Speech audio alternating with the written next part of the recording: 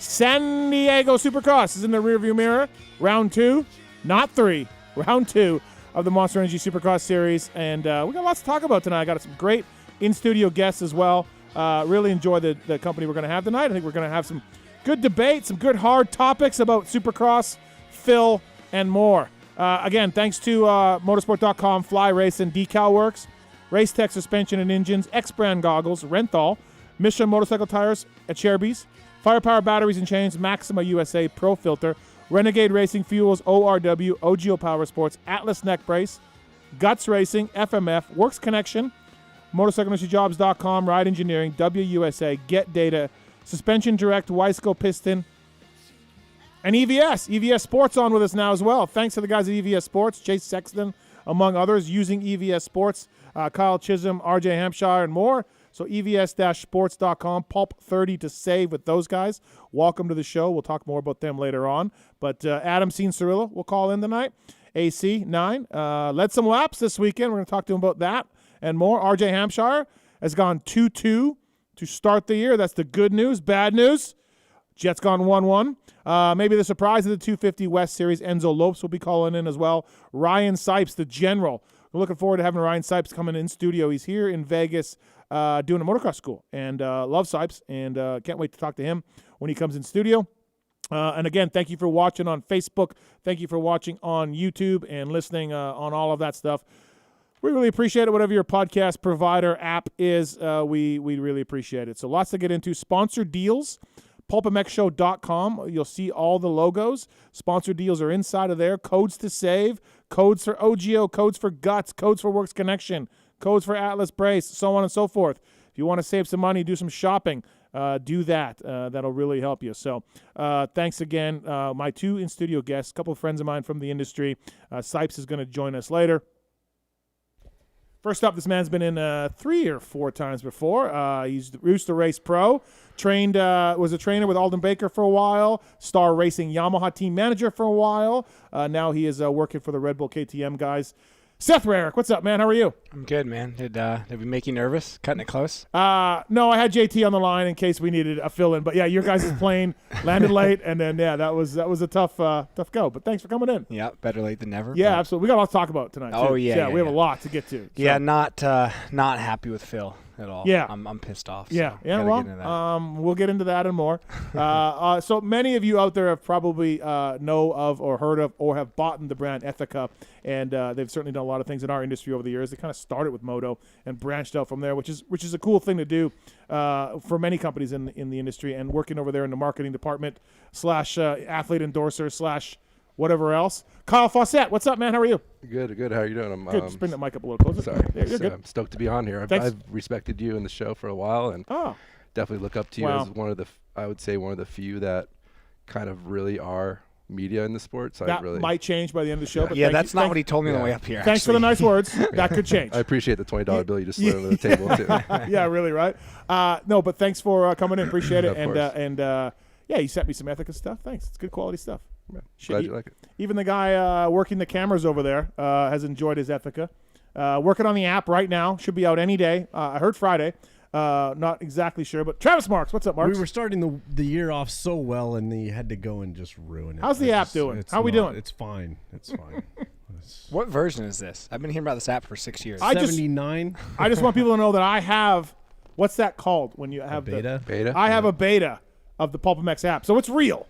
It's out there. It's real. It's a real thing. It's a real thing. Yeah. So I have the beta of it. How's it going, Marks? It's okay. Yeah, it was. I got to go to the race this weekend. Yeah, you were in San Diego. Had a good time. Right. But yeah, I'm excited to be here. All right. Also in San Diego this past weekend, taking your calls over there. Tits Legendary. What's up, Tits? Hey, Steve. So what's your number one takeaway from San Diego Supercross? Definitely a discount stadium. Clean, because obviously it was brand new, but not as fancy as I was expecting. Marks, your takeaway? I was just happy to be there. Okay. That's all I care about. I'm just here so I don't get fined? Yeah, I'm just here so I don't get fined. Good racing. Love Heat Race Mookie also. Yes. Those are my other things. Unbelievable. Yes. Unbelievable heat race for Mookie. I tweeted that he's the fastest rider who's 15th in the points in Supercross history. Yeah, I would have after to 2 agree rounds. With He's phenomenal right now. Yeah, he's ripping. So we'll get into that and more. You guys had a good view of the Barsha Anderson discussion? I saw it. Yep. Yes, I did. I was watching. So Anderson tweeted out that Barsha was in his face. Barsha said, I didn't say anything.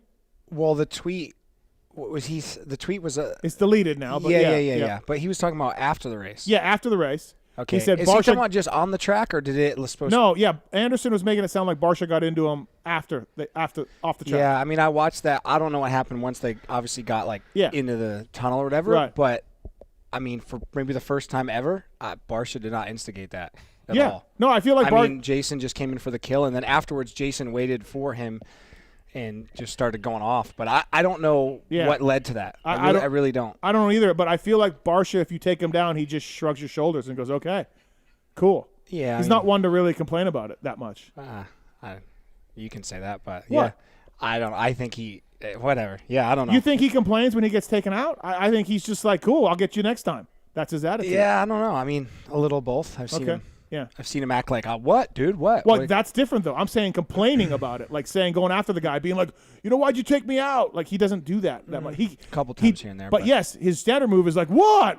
Yeah, that's his standard move. Yeah. But no, for the first time ever that I've seen, he didn't instigate that. Yeah. Just came in for, was it second or third in a heat race, right? Second. It was second in the heat, last lap. I mean. I don't really know why you do that. Well, I don't want to.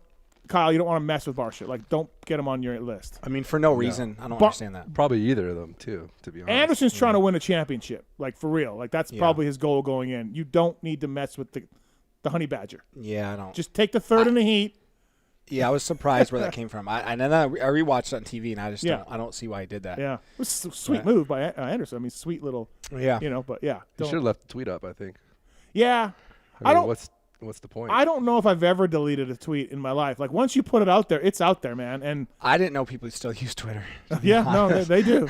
They do. Well, we'll talk about that more later because Barsha had a run-in with Sexton, and I want to get your guys' thoughts on that.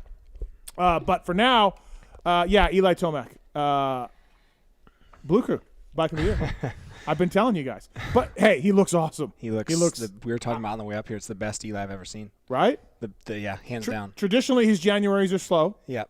And he gets rolling, and he get East Coast, and he gets gnarlier. Yeah. And he is. To me, he's improved on last year. I mean, he's better than last year. He's incredible right now. You're buddies with Coop. Yep. He looks great.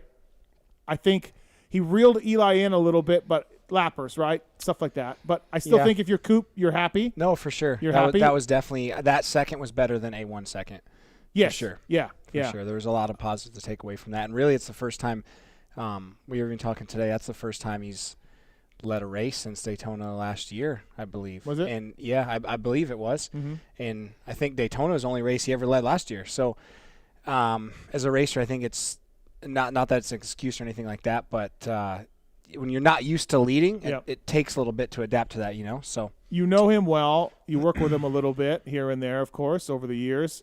Is he back? Do you just think this is what we're seeing all year? I believe so. Yeah, he may not win the title because whatever. That's not. But he's in the. Yeah, I fully believe that. Yeah. What do you think, Kyle? I think he's back. Yeah. I think this second was a better second than the first race. Yeah. Right, Seth? Mm-hmm. Yeah. I think he should be really, really stoked on that. I wonder, just still the whoops. We need to see him.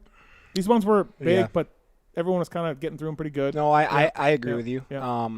Obviously, I've seen him ride a bunch of different tracks. The whoops do look better to me. I mean, even in practice, second practice there, Mookie was P1 by jumping, which is surprising. Yes.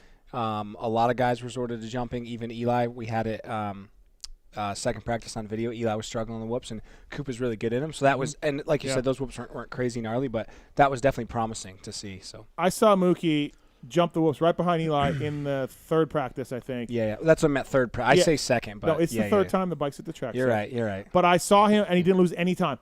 He lost nothing. He was faster. He was maybe even faster. I was faster. To me, I saw him, and I'm just like, wow. He's not going to say, but that's pretty gnarly for sure. AC's calling in, also led some laps. Talk to him about that. That's good to see. I think he did what he needed to do. Yeah, really. Yeah, he needs to do all 31 rounds, however many rounds. Yeah, I think so. I think if you're Roczen or Sexton, I mean Sexton's third in the points. It's not that big of a deal. Although he's 13 down already. Yeah.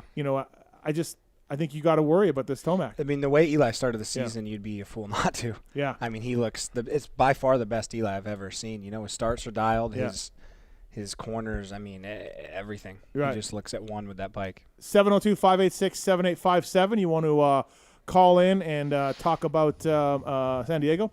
Petco or Snapdragon? Where are we at, Kyle? Petco by a mile. Way better, scenery, location, hotels, restaurants. Pits, though? Pit's way better at Snapdragon. Right. I still don't know what Snapdragon is. It's a line of processors from Qualcomm. So it'll probably be a different name in 2 years. When the crash comes. Yeah. What about you? Petco or Snapdragon? I'd say Petco just because it's right there downtown. But to be honest, I've heard you go on about this a lot. I don't really care as long as it's good racing. Yeah. I don't really care where the race is held. Well, as long as it's not Oakland, just get Oakland off the schedule. I know they get the stadium for free, but dirt's good.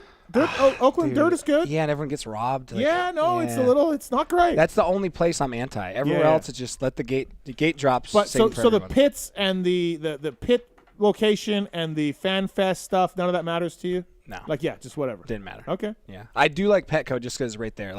That the location's badass. Yeah. But other than that, I think the stadium's beautiful too. You know what I mean? It's cool with the warehouse there and everything else. When does Jett Lawrence, the new Jett, that's ridiculous. The Verb guys did this week. That's actually a source of one of my rants this weekend. When do we start thinking perfect season, Kyle? We're not doing it now. We're not doing it now. I was going to ask you about Eli when we start talking about Eli. Stop it. But seriously, I mean, we knew Jett. He's awesome, right? He's a champion, multi-time champion. One more win, and we start thinking he could sweep this thing. Yeah, I would say so for sure. I mean, I don't see why not. I don't want to jump the. Yeah, I don't want to jinx it. But I'd say halfway through the last main of the year. Come on. There's so much stuff that can happen. Right. No, I don't buy into the perfect season. Okay, I think the odds are still against him doing it, but it starts he's led every lap, gets the start. He hasn't won one of the heats, but Well, that's the biggest thing between both Jett and Eli. Both. I mean, they're obviously riding really good, but their starts have been on point every single time. Heat, main event. So Eli wasn't great coming to the first turn, but then he just made it happen. Yeah. Those first rhythm lanes, you're just yeah, that is true. You're right. The second rhythm lane, he was already third. So, It was pretty good. Coop led for a lap, AC led, and then it was it. It was over. Tomac was gone. So 2 for 2 to start for him, and it looks great. I think I'm surprised that he's notoriously finicky with his bike setup, right? And if things are off, he'll come back and be like, we weren't where we were with the bike. Lots of work going on with bikes for him all the time. And this is a brand new bike, and I've got one, and I rode the 22, and they're different. They're a lot different. And he got a late jump on the 23 because he was racing the 22 in Cardiff and in Paris, right? Yeah. And he wasn't even on the 23. And I would have bet so much money that he would have had bike setup stuff going on the first few races. I agree. And he's just nailed it. Yeah, no, I fully agree. I think props to the Star guys and to Gilmore and everybody for getting this bike exactly where he needs it. What were you saying? Well, a few people were saying it about there's some 22 parts on the 23. No. I wasn't saying that, but somebody I was with was thinking that because Yamaha was being weird at the opener with not taking photos. Yeah. Yamaha was like, hey, no photos. Yeah, I'm not even really talking about that specifically. I heard it from you were talking about the frame. Yes. Right? Yeah. No, I don't mean that. I just heard a bunch of people saying just 22 parts made their way in the 23, and I don't know what that could be. I don't think there is. After Anaheim, I went by and I just started staring at the bike because that was the talk of the day. Yeah. And I'm just staring at it. I'm like, I don't see anything. I don't see. I know the bike pretty well. I own them, right? And I'm like, I don't see it. And then Yamaha was like, well, we were just being weird because of some graphics because they unveiled the graphics in San Diego this weekend. Okay, yeah, I didn't even. I'm like, why don't you guys just say? Yeah. Why don't you guys just say? Because when you literally kick people out of the pits and be like, hey, don't take photos. Can you not take photos? Yeah, you think it's something major. We think it's something major. Exactly. So that's where I think that all that stuff came from. But okay. No, he's on a 23 as far as I know. So bike of the year. Don't get Kyle Steve is started. Fit in here perfectly. Yeah, don't get him started. Do you guys know Sypes at all? Sypes is coming in. Do you know him at all? Yeah. I know Sypes. Not really. Ryan Sypes coming in. That should be great to talk about too. Hey, don't forget Houston Supercross. We got a live show Friday night. Live show at Indy as well, Friday night. You can go buy tickets on PulpMX.com. Fly Racing, live podcast shows, me, Weege, JT, and some special guests. So looking forward to that. Check it out if you want to see us in person, and we can just argue in person if you want in front of you.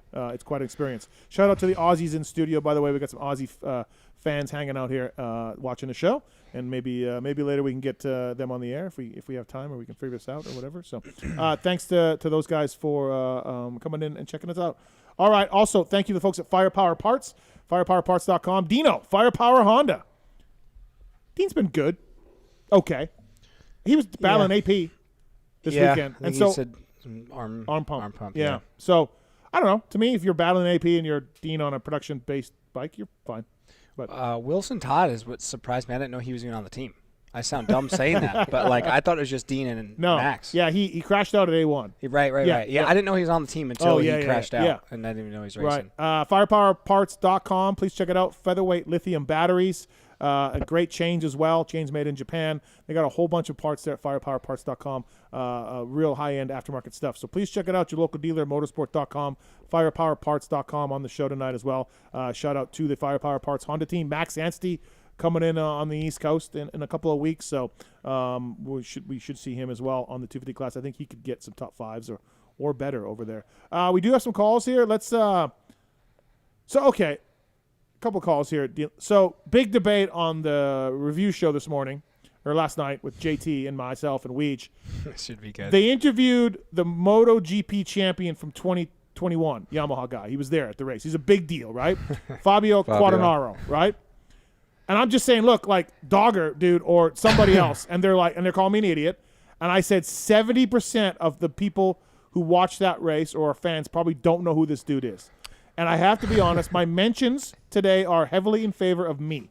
People are like, huh? Like some do, of course. Look, he's an all-timer. I'm sure he's great. Like he's great street bike racer. These guys are gnarly. street bike racer. And he makes a ton of money. So he's legit. I'm just saying our fans are rednecky dirtball motocross supercross fans, and I've been around it my whole life. I'm one of them. Don't really follow MotoGP. So where are you at with this, Rarick? I'm on your side. I didn't even know he was a champion. I've heard the guy's name before. Oh, but you had heard of him. No, I've heard his name before. Okay. Yes, but I feel like I'm more than just an average fan. Like I live this stuff, and I've just heard his name. I couldn't tell you he rode for Yamaha. I couldn't tell you he's won a title. I don't know what department do I put Rarick in? Like which department do I put him in? He's heard of him. That's all you asked. Okay. Yeah, if you're just gonna do generic, I've heard of him. I'm with you, but I have heard of him. But I'm on your side about the 70%. But the stadium doesn't know who he is. Fair enough. Yeah, if you're watching on TV, I'd say 90% don't know. I was told they had to get him in the show. They have to get him in. It's a crossover. He's a monster guy. That's what I said, but they said that it wasn't that. It's he's a monster. Right. I do think it's cool because he's a champion in another high level, higher level really form of two-wheel racing. So I get it. Like yes, he should be interviewed. But no, 90% of people watching have no idea who that guy is. Well, the argument wasn't whether he should be interviewed or not. The argument was that everybody knows who he is. And I'm like, wait. No, it's not true. I'm like 70. I used the word 70. Mm-hmm. So we're gonna do a little poll tonight on the show. Nelson, do you know who Fabio Quartararo is? Absolutely. Okay, I'll put you down in that category. Thank you for taking my call. First-time caller. And I've never felt so compelled to call until I heard the review pod last night. Okay. My response is a little debunked because it doesn't necessarily attack your opinion about whether they know him or not. My knee-jerk reaction was more to the Ron Machine versus Quartararo, where you wanted Ron Machine. I'm a younger generation guy. The only history I know is of what you tell the the re-raceables, that kind of stuff. Ron Machine, no idea, to be completely honest. Okay. No idea. I get it, but that wasn't the argument, but I understand what you're saying. Yep. No, I know, and I get where that's coming from. But my knee-jerk reaction was from let's get Ron. Quartararo, whatever. To Rarick's point, these guys are the pinnacle of two-wheel racing, the absolute pinnacle. And it kind of goes back to the Can I chime in for a second, though? Can I chime in for a second? It's not the pinnacle in the sense of Jean-Michel Bale jumped in and made the podium in 500 GP back in the day. And these guys couldn't jump in and make a podium in a Supercross. So the pinnacle to me means, the most talented to me. But I would argue that street motorcycle racers would be better dirt bikers than the dirt bikers would be better street racers. That's neither here nor there. But we literally can prove you wrong by saying JMB jumped on a Moto 500 bike and got on the podium. Oh, I'm sorry. Okay, got it. When you said 500s, I was thinking 500 off-road. No. I was this too. Like Rainey, Lawson, and those dudes, when they were two strokes, JMB jumped in and made the podium, qualified fastest. Did he really? Yeah. I didn't even know that. Yeah. I don't follow MotoGP. So the same as MotoGP, JMB did this. That's badass. And that's before my time. I can't speak to that, but I would say nowadays it's more in the reverse order. So I think back to, again, and this kind of stems back to the TV argument he had with the TV guy. Mm-hmm. I would say from a standpoint of trying to progress the sport and go forward, maybe folks don't know Quartararo, but that is the face of, at this time, the most pinnacled two-wheeled racing. Okay. Well, I would tell you that we were on Jay Leno, and we were on the X Games, and we were on Jimmy Fallon with McGrath and Carmichael, and we were on ESPN Weekly, and nothing happened. That's what I would come back at you. So having MotoGP guy interviewed isn't going to elevate shit. Maybe it's still just wanting to be optimistic and just still trying. Okay. Fair enough. Good points. Thanks for the call, man. Hey, just side note, Rarick and you, thank you guys for posting the Strava. It's so cool to see what you guys do on there. It's just a cool little way to connect with you guys. Not my stuff, but not Rarick. not mine lately either. Too. No, did you follow Brandis? Did you follow Brandis? No, I don't. You got it. Unfollow both of us. Follow Brandis. Unfollow us, follow Brandis, and then that is a real man. Yeah. Yeah, Michael Brandis is unreal. I'm sorry. I thought you said Fur Randy. Oh, sorry. No. Yeah. Brandis. Michael Brandis He is he's next level. And I've had to bring him back from the dead because no one else was talking about what this guy was doing. So, you know what? And I was honestly, look back at my Strava during COVID. I was doing 100 miles a week. I was much. No, that's awesome. I was much happier. Awesome. Thanks, man. Hey, thanks. Thank you. Appreciate it. Craig, do you know who Fabio Quartararo is? Craig. Hey, what are you doing? Do you know this Fabio Quartararo? So JT is probably going to lose all respect for me. I've been in the industry my entire life, still can be considered in the industry. I wake up motorcycles, I go to sleep motorcycles, and the only reason that I know who Fabio Quartararo is because we sell Scorpion, and he races with Scorpions, and we have a Fabio Quartararo Scorpion R1 Air replica helmet that we sell. And I had to learn who Fabio Quartararo was so I could go sell this helmet. And that's the only reason I know anything about this guy. Still putting you down in the heard of category, though, Craig.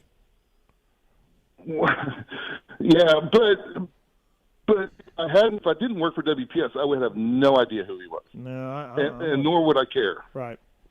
All right. And by the way, Ethica britches are the best out there. There's nothing like an Ethica pair of underwear. Oh, there we go. Look at that. Yeah. Jules. An organic plug. Yeah. All right, Craig. Thanks, man. Thanks for the call. All right, man. Thank you. Bye. I just found out that there's a Scorpion helmets.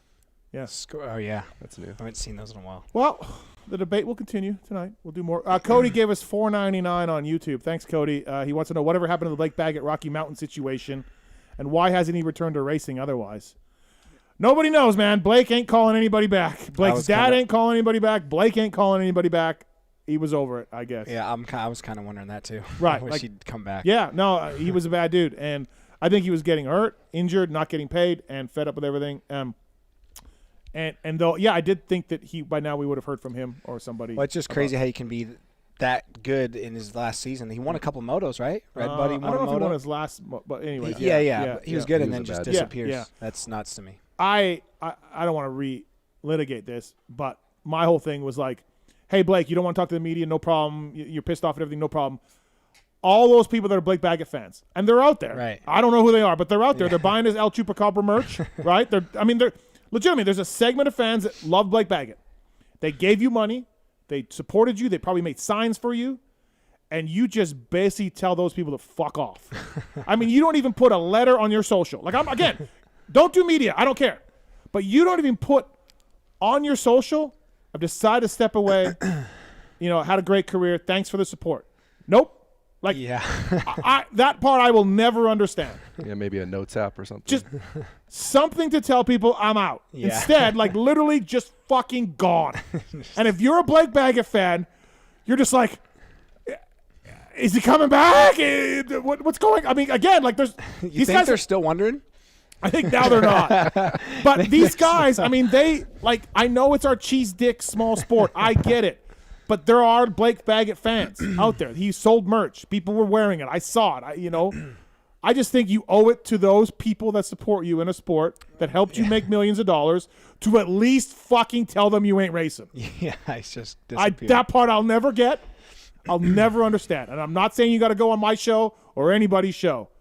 Just let the people know. Maybe he'll be back, dude. Yeah. He's not done. No, maybe that's it. But thanks, Cody, for the cash anyways. Yeah, we appreciate it. Fuck you, you're fired. Lots to talk about tonight when it comes to the race. San Diego, we talked about Jett. We talked about Eli. Coop also. We're going to get to Phil. We got a lot to talk about with Phil. Yeah, we got a lot to unload we're there. We're going to get into that. He might be there's no stats for this, but is he the slowest guy to get 2 top 10s ever? No, I think he's the fastest guy to not jump to any triples. Okay. In rhythms. Obviously jumps Supercross triple. Yeah, he jumps the big triples. But yeah, we'll get into that and more tonight on the show. I want to thank the folks at Decal Works for bringing you Seth Rarick. You used Decal ever? Did you ever use Decal in your racing career? Yeah. Probably. Yeah. Up there in Illinois? As a kid, yeah. Illinois? What do you mean Illinois? That's where Decal is. Oh, I thought you said where I'm from. Oh, yeah. I used Decal Works as a kid. Yeah. From beginners to seasoned vets, race teams, project builds, and magazine tests, Decal Works' mission is to cater to those who love to ride, upholding the true definition of quality, service, and knowledge. DecalMX.com. PulpMX23 is the code to save. Get 20% off your custom graphics. Decal Works. #1 for many reasons. DecalMX.com. Bringing you Seth Rarick tonight, former X-Brand athlete. We have the X-Brand goggle tear-offs tonight. We have the motorsport.com tweet at tits segment, and we have the Race Tech rant as well. I gave you a little preview of the Race Tech rant earlier. Also, thank you to the folks at Wiseco Pistons, whether it's Factory Honda, Club MX, the Wiseco Piston guys, 2-stroke, 4-strokes, they've got it all, a variety of pistons from reliable forged replacements to the performance-focused Racer Elite series. They've expanded that line as well with USA-made Racer Elite connecting rods, developed through the work with the Supercross and Motocross teams. Go to your local dealer, Wiseco.com. There's a code to save on PulpMXShow.com as well. Great pistons. Everybody ran those giant Wiseco stickers on their fork cards. You probably did it before my day. Yeah. You've seen the photos. Oh, yeah. Ryan Terlecki, dude. Oh, dude. Big Wiseco guy. Oh, we all did. We all ran the Wiseco ones. Wiseco's pleased and proud to bring you our first guest of the night. Speaking of Club MX, I would say this gentleman is the surprise of the early season 250 Supercross West Series. Enzo Lopes. What's up, Enzo? How are you, man? Good. What's up, boys? We're good, man. Thanks for calling in. You're staying west this week, staying on the West Coast? Yeah, I'm staying in California. I've been kind of showing my girlfriend around her first time here, and just enjoy myself. Are we doing Disneyland? Are we doing the Hollywood sign? What are we doing? I don't know. I'm thinking Six Flags. Six Flags. Okay. All right. Fair enough. Did Uncle Phil stay out here or what? He go home?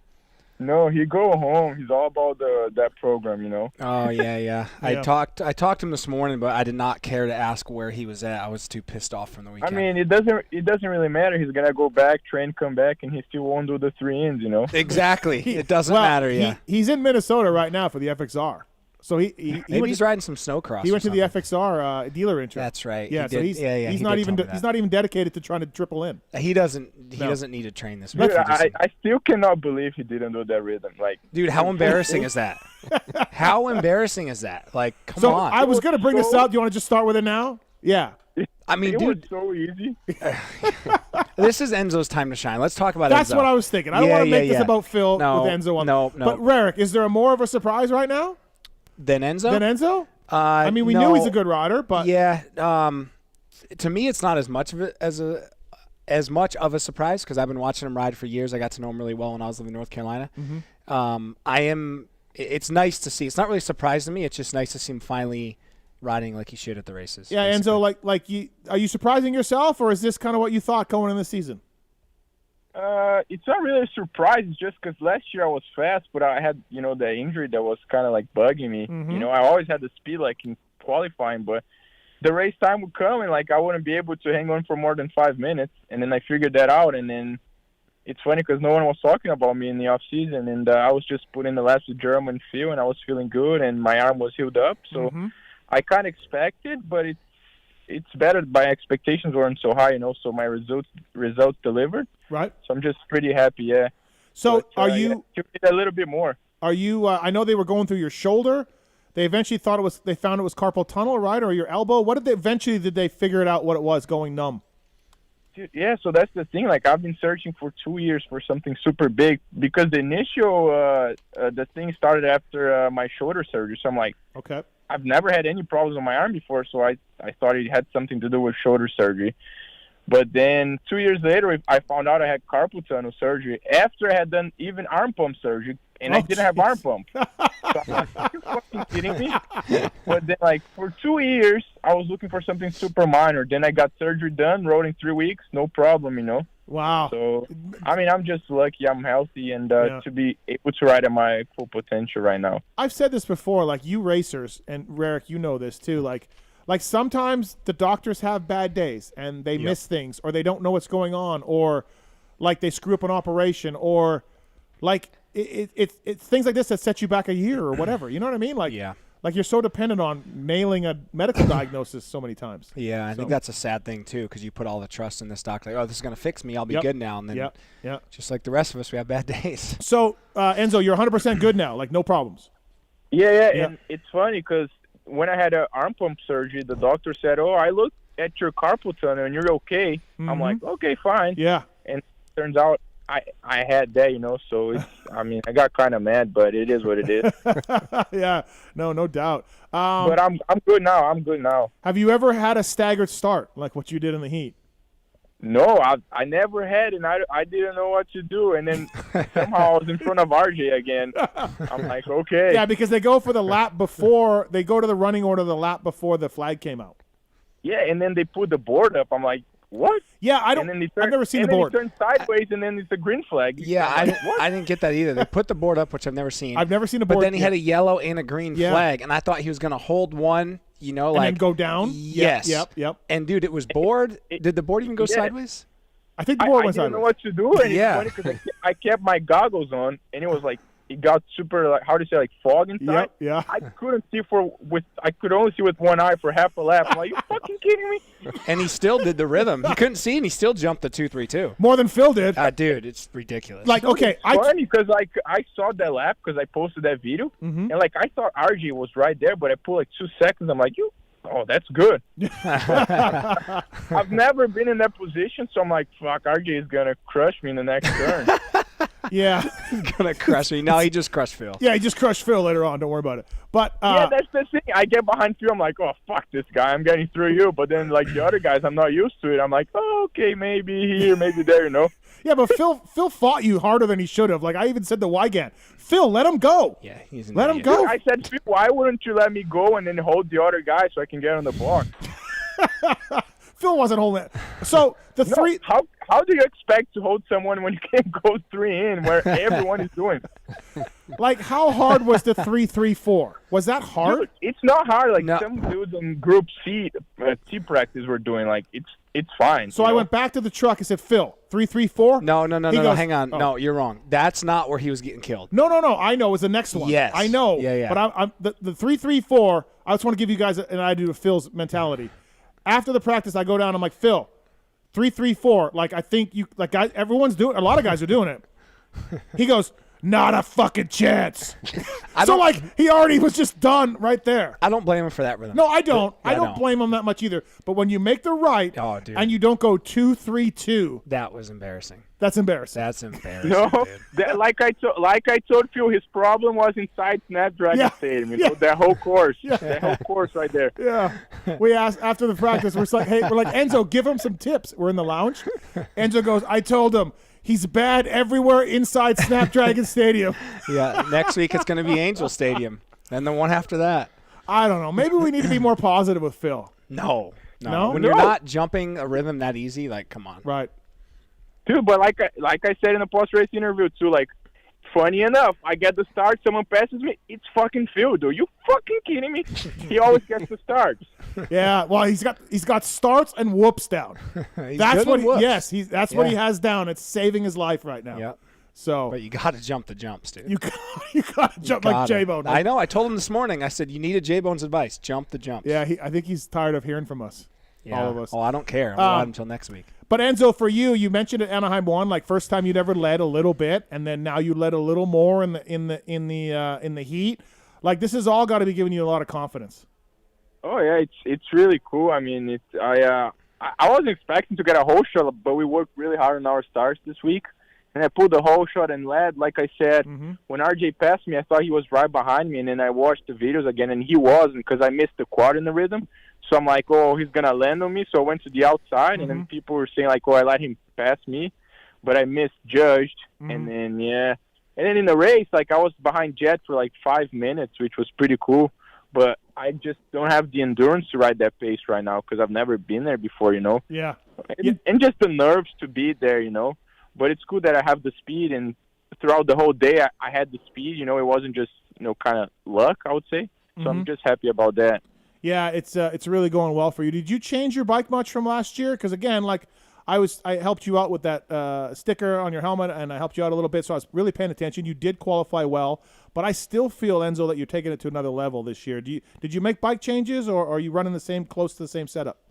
No, not at all. It's basically the same. The first day I went riding Supercross, I said I want the same settings as Salt Lake because I went P1 there in qualifying.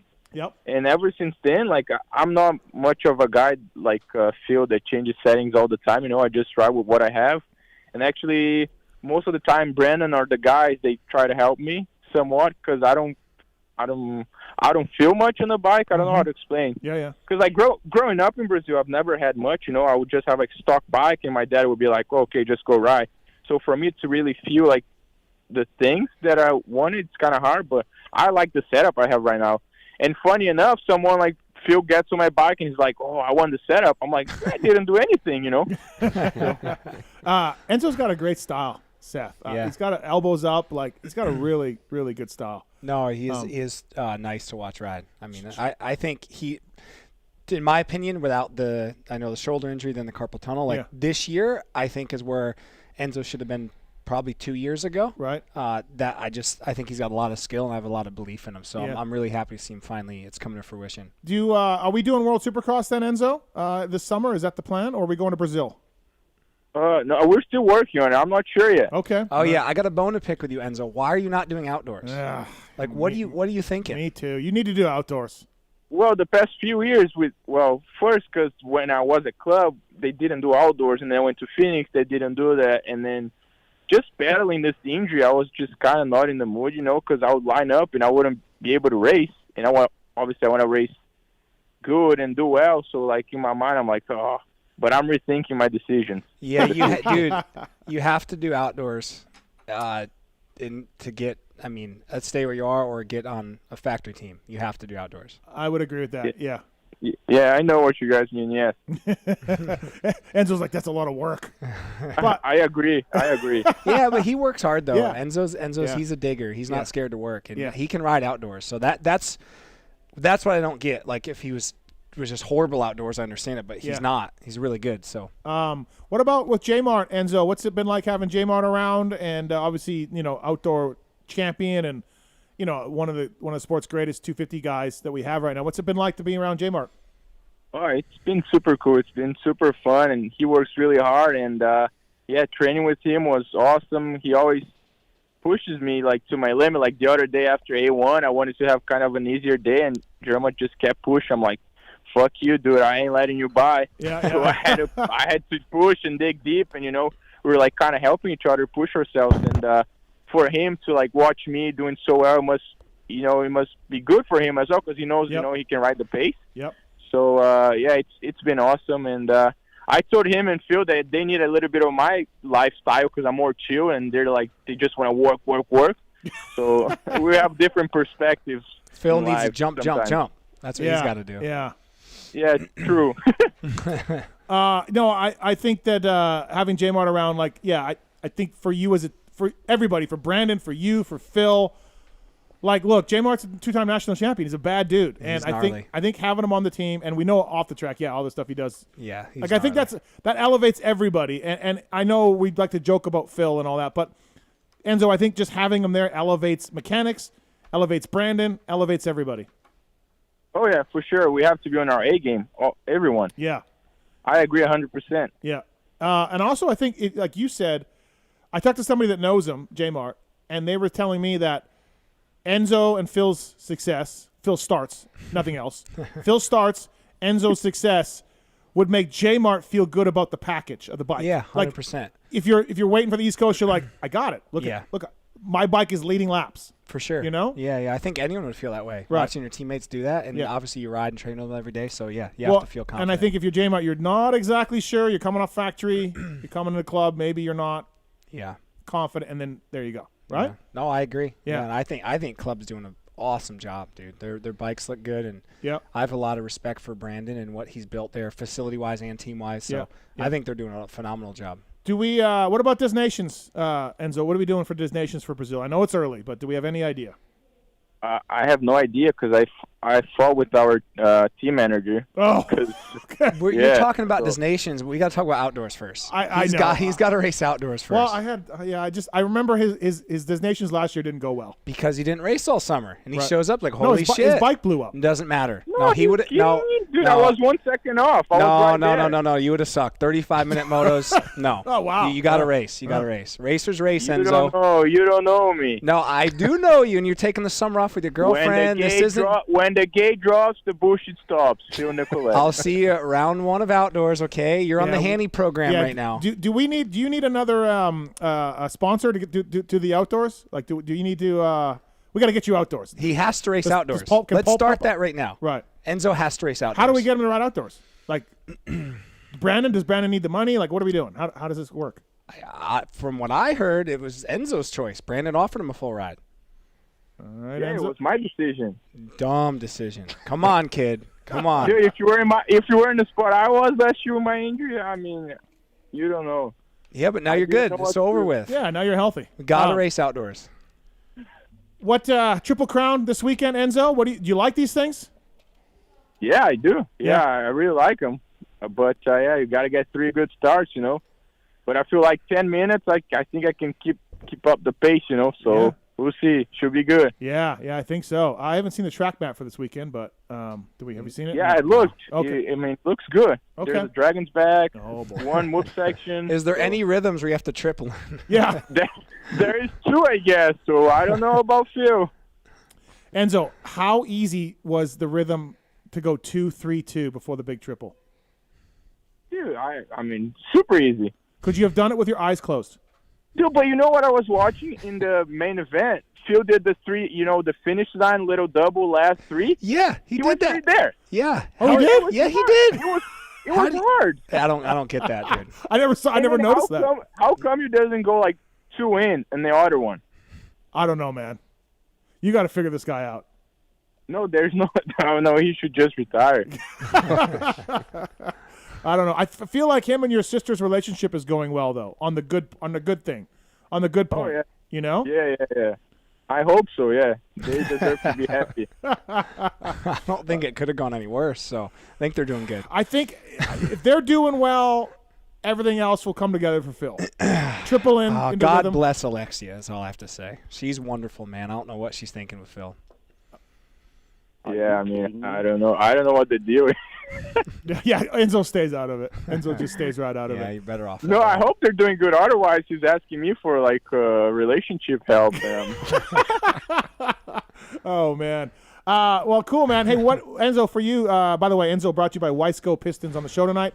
Wiseco.com, 2-stroke and 4-stroke pistons, of course, available. So you mentioned, Enzo, for you, being a bit better shape to run the race leading pace is what you're looking at. But when you follow Jett or like RJ battles you, what are those guys doing a little bit better than you, if anything? Have you noticed? Are you like, oh, like that? This is where he's getting me, or this is what I need to do better at? I think just the mentality. I mean, I know I have the fitness is just the nerves got to me, like my mentality. I wasn't mentally strong to be in that position, and they're used to it, you know. Mm-hmm. Whereas I've never been. I mean, before I would be there for like 1-2 laps, whereas now like I'm there for like, you know, 5-10 minutes. So just being in that position, I gotta get used to that and put in my head that I'm one of the guys now.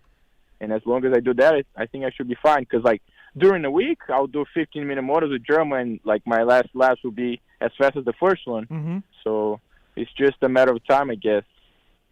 It's a big step for these guys to do that, you know, For sure. to get to that level to be like, I belong with Jett Lawrence and RJ Hamshshire and all that, you know. So. It is. I just think he needs some more laps at the basically what you just said. Right, just right. more reps up there. And outdoors.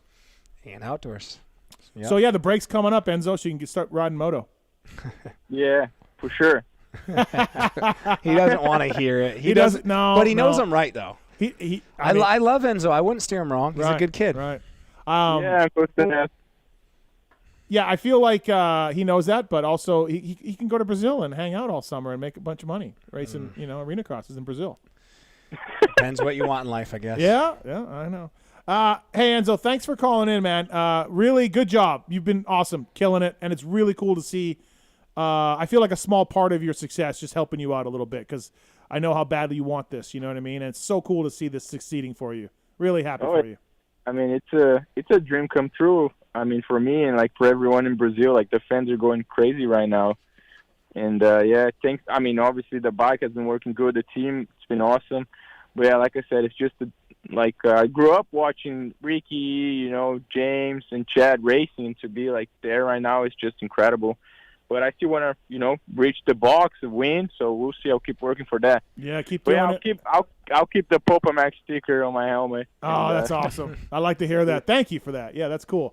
And just tell Phil, get behind me. Let's go. Like, watch this. Can we do that?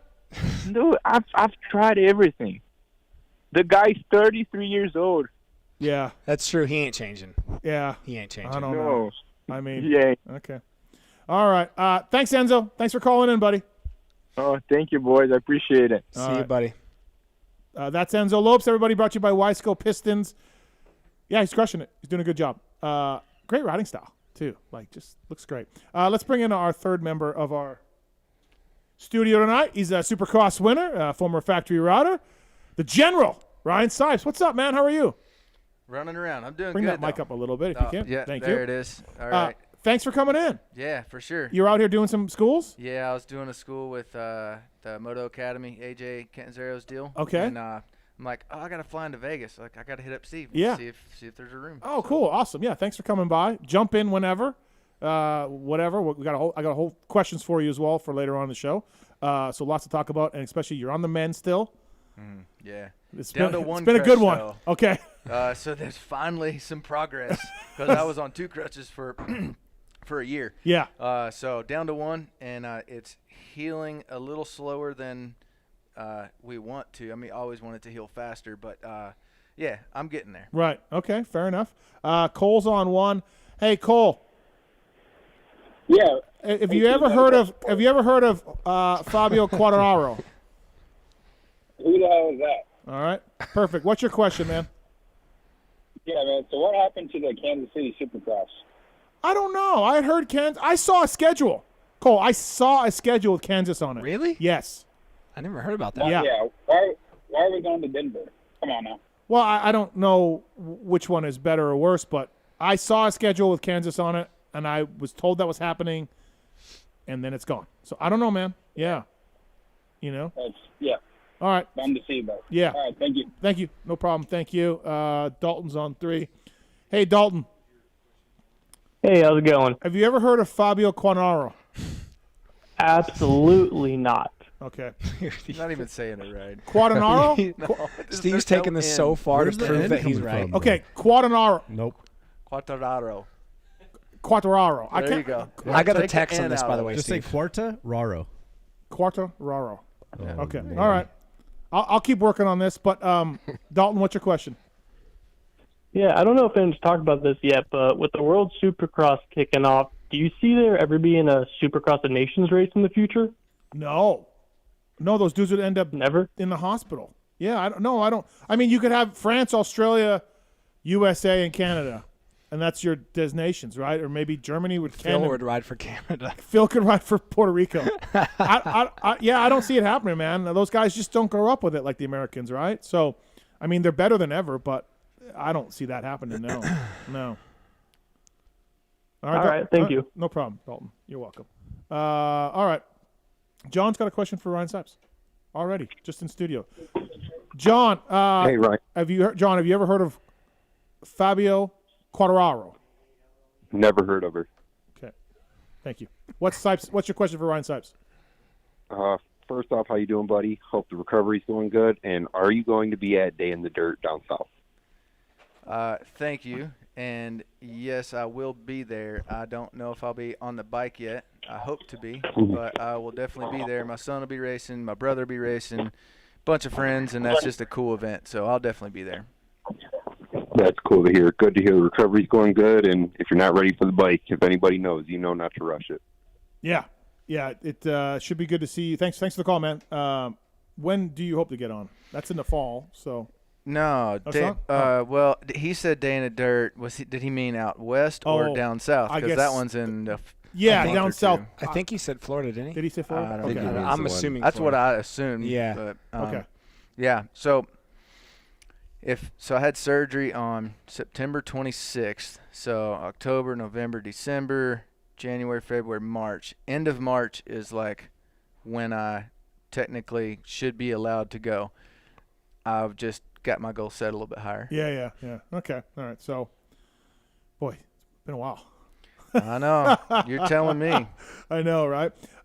Let's talk about Adam Cianciarulo, I should say, is coming up here shortly as well. DJ's on 3. DJ, what's going on? Oh, hey, guys. Hey, just wanted to weigh in on the whole MotoGP guy thing. I listened to the show. I've heard the name, but I agree with you, Steve. Supercross, motocross fans don't care. All right. I'm going to put you in the heard of category, though. I have to do that. Yeah, I have heard of his name, but again, I don't think motocross fans really care about MotoGP. No, they don't. And again, those guys are gnarly. I understand. I got a text on this. I need to read to you. All right. Go ahead. So, buddy of mine texted me. Tell Mathis that hopefully the plan would be to have the MotoGP guy share on his social or do a Supercross plug on his end on his end to his audience to hopefully pull some of his audience over to Supercross because there's a crossover. That's the whole point of getting those big name guys on the coverage. I hope my money tree comes in. I know, I get that. I mean, yeah, I get what you're saying, though. Yeah, I get it too. For sure. I get it too. I understand that. Yeah. Good luck with that. But no, just thought I'd read it because he has a good point. Yeah, no, I get what. I mean, that's why we have NASCAR interviews, and that's why if an actor shows up, that's what they're doing. Like, we had Ben Stiller in Anaheim years ago, right? And really? Yeah. Wow. With Ben Stiller, we had Cameron Diaz. I know Mike McCready went to Seattle one year. Yeah. So that's to me that's big. But yeah, no, that I met. I thought Matt Cameron. I met Matt Cameron. He was at Seattle one year. Who was the guy from Friends? That's a moto. Oh, Matt LeBlanc. Yeah, he's been there a bunch. Yeah. So that's the hope. That's the dream. I get it. But yeah. All right. Thanks for the call, man. Appreciate it. Thank you. Cheers. All right. Yeah. Lots of talk about that on the phone lines. What's that? The MotoGP? Yeah, the MotoGP guy. Yeah, I just think it's been taken too far. At this point, I'm over it. Oh, you are? Okay. Yeah. Well, Kyle's on my side, so. Yeah. No, I'm on your side too. No, but Kyle's not over it. Oh. I can see. Yeah, I want to hear some more. Yeah, see? There you go. What is the whole deal? I didn't. Okay, so just you just walked into this Tempest thing. They interviewed him on TV, and I was telling Wygant and Thomas JT that interview Dogger, interview like a legend of motocross. Nobody cares. Our sport does not care about that guy. He's gnarly, and I'm not taking anything away from him, but our sport doesn't know who that dude is. And they said I'm crazy. Everyone in our sport knows who that guy is. And I'm like, I bet you 70% of our listeners, watchers don't know anything about that guy. They may know Nicky Hayden and they might know Rossi and, maybe Wayne Rainey or whatever. Marquez, yeah. And they disagree with me heavily. So I just said for my show tonight and my show on Thursday, I'm going to just ask the callers and we're going to find out if anybody's ever heard of this guy. My social media mentions are very heavily in favor of me. People are like, I don't know who that dude was watching the show. You know why they did it, though? He was there. I mean, that's why. Yeah. But World Supercross. He's world. He's not America. Yeah, I mean, maybe. The world, No, the people in the rest of the world know him a lot more than we do. Right. So right. Yeah, made sense from that. It makes sense for what Seth read the text off. Like, hopefully he shares it that I was at San Diego watching this dirt cycle race, right? Like, hopefully that's the idea. No, I think he should have. It was the right thing to do to have him on for sure. I just, I never knew you. I don't really follow MotoGP, so I get it. I want to talk about Barsha's passes. We don't have enough time though. Have you ever been the victim? Have you been Barsha? Dude, Bam Bam? I was OG victim of Barsha. Oh, you were? Back when he was young. Oh. Yeah. Really? Oh, yeah. We almost had a good one. I figured you would have. I told Mike LaRocco, if he ever does that again, I'm going to hurt him. And I told LaRocco, and then he looked at me, and I was kind of like, oh, sorry, dude. Like, I didn't mean that. But, I don't think I really meant it, but I was mad. Right. I was so mad. He got taken down by Anderson, right? And then he took Chase down. And, like, honestly, I'm fine with both those moves. To me, I don't like T-bones, and I don't like aiming for a front tire at the exit of a turn. That's greasy and dirty and does not – but I feel Supercross is a contact sport, and that stuff, and you have to know that with Barsha. Like, you can see at times guys are like, I don't know what to do with this guy. Yeah, and that's part of what helps him out on a racetrack, right? And there's other guys like, like Weimer. Weimer got bullied around for a couple years, or not couple races 1 year in the 450 class because I think guys are like, it's Jake Weimer, I can just hit him. And I think that's all part of your aura, personality of a Supercross racer. So Barsha's got, like, don't fuck with me vibes. And he kind of owns it. Not always. So, I don't know. Like, I think I would hate racing him. Right? Yeah. We would all hate racing him. It's not that fun. Yeah. No, you literally have. Yeah. Did you grow up with him or no? He was way before you. No, we're the same age. Oh. We're a month apart. Yeah, I grew up with racing with him? Yeah. Yeah. Did you ever get Bam Bam? No, I mean, dude, so much better than me. No. Well, maybe you got to start on him. And he was a lap down. I mean, he moved to Georgia. He moved to Georgia when we were young. He moved to Georgia in like 05. Right. I spoke to Alex Martin this weekend, and the troll training thing is going really well. It's an online training program of riders for riders of all skill and fitness levels looking to get fit and get fast. You can learn all about the shortcuts that Alex learned throughout his career. Him and John Westling share similar passions for health, fitness, and created trolltraining.com with the goal of providing the resources you need to prepare for your next race. All aboard the Troll Train, whether it's a pro race, whether it's an off-road racer racing a 3-hour one or whatever. Check out trolltraining.com for subscription services. And these guys are doing really well with this, by the way. The John and Alex are doing a good job. It? Yeah, they're I doing like a good both job. Those guys. Yeah, they're doing a really good job. So trolltraining.com. Let's bring in our next guest tonight on the show as well. Maybe you've heard of this gentleman, Races Factory, Monster Energy Kawasaki, but brought to you by the folks at Renegade Racing Fuels. Like you, they'll never forget where the late nights in the one-car garage where it all began, all for pursuing the top step of the podium. What's their secret? They don't control you, and they don't enforce government fuel mandates because that sucks, and they're racers. They also they are looking for distributors and customers at RenegadeRacingFuels.com. Will Hahn won a championship with them, as well as the Firepower Honda team using Renegade Racing Fuels as well. So please check those guys out if you can. RenegadeRacingFuels.com. Renegade offers real octane and not overhyped marketing octane bullcrap.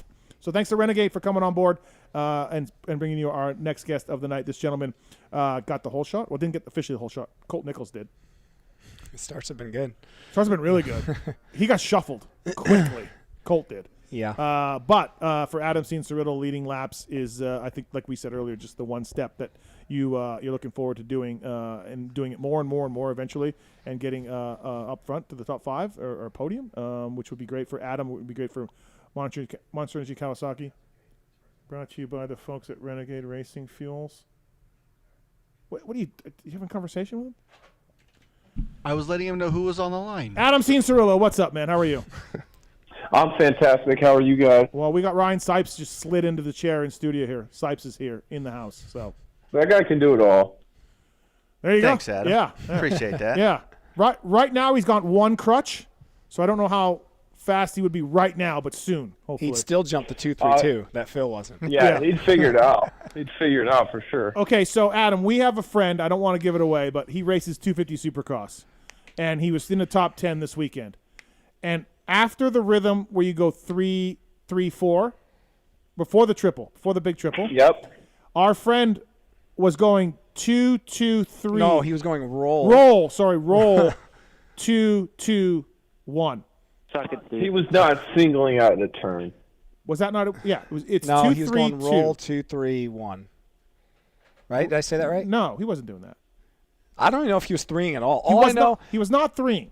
Okay, so roll 2 to however many jumps are in there. You should go 2, 3, 2. Yes. Correct? Well, everyone was doing it. Right? Yeah. Everyone was doing that. Yeah.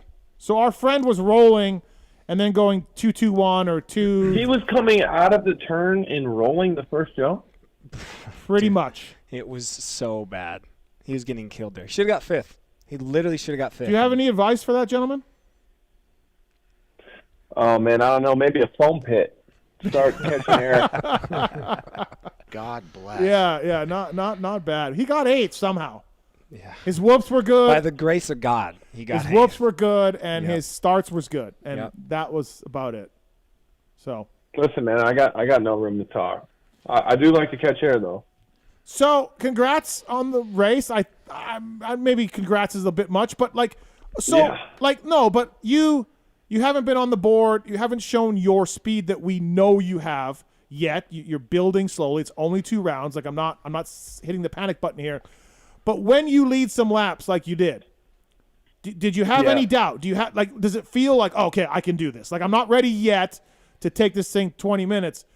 But if there's any doubt, well, did you have any doubt, and does it ease your mind a little bit? Yeah, this weekend was huge. Okay. I would much rather. It's tough because you kind of get exposed when you start up front like that and you go backwards, but it's much more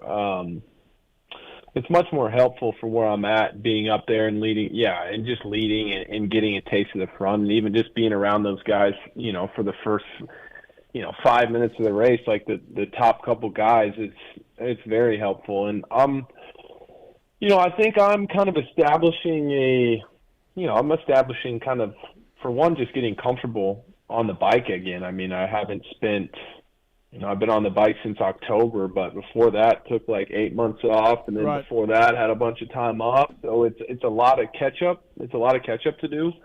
But no, I was proud of the ride. I was kind of proud of where I'm at and where I've come from. I mean, even I said in an interview after, but even a couple months ago, or like November time when we really start kind of ramping it up, I was really far off the pace then, like pretty bad, where I was a bit nervous about it, and I've kind of stuck with it and got to a spot where I can at least be competitive. Obviously, I'm a bit off that front group right now, but as far as the things I've done, and I'm super happy with what I've stuck to so far, and I'm encouraged by the whole deal. Good. I think it's funny, we from the outside look at you guys and just well, you're Adam Cianciarulo, you've led a ton of laps, you've won races, the drill. But then, in the back of my mind, it's been a long time since you led a race. Yeah, totally. Right. And I was thinking about this earlier.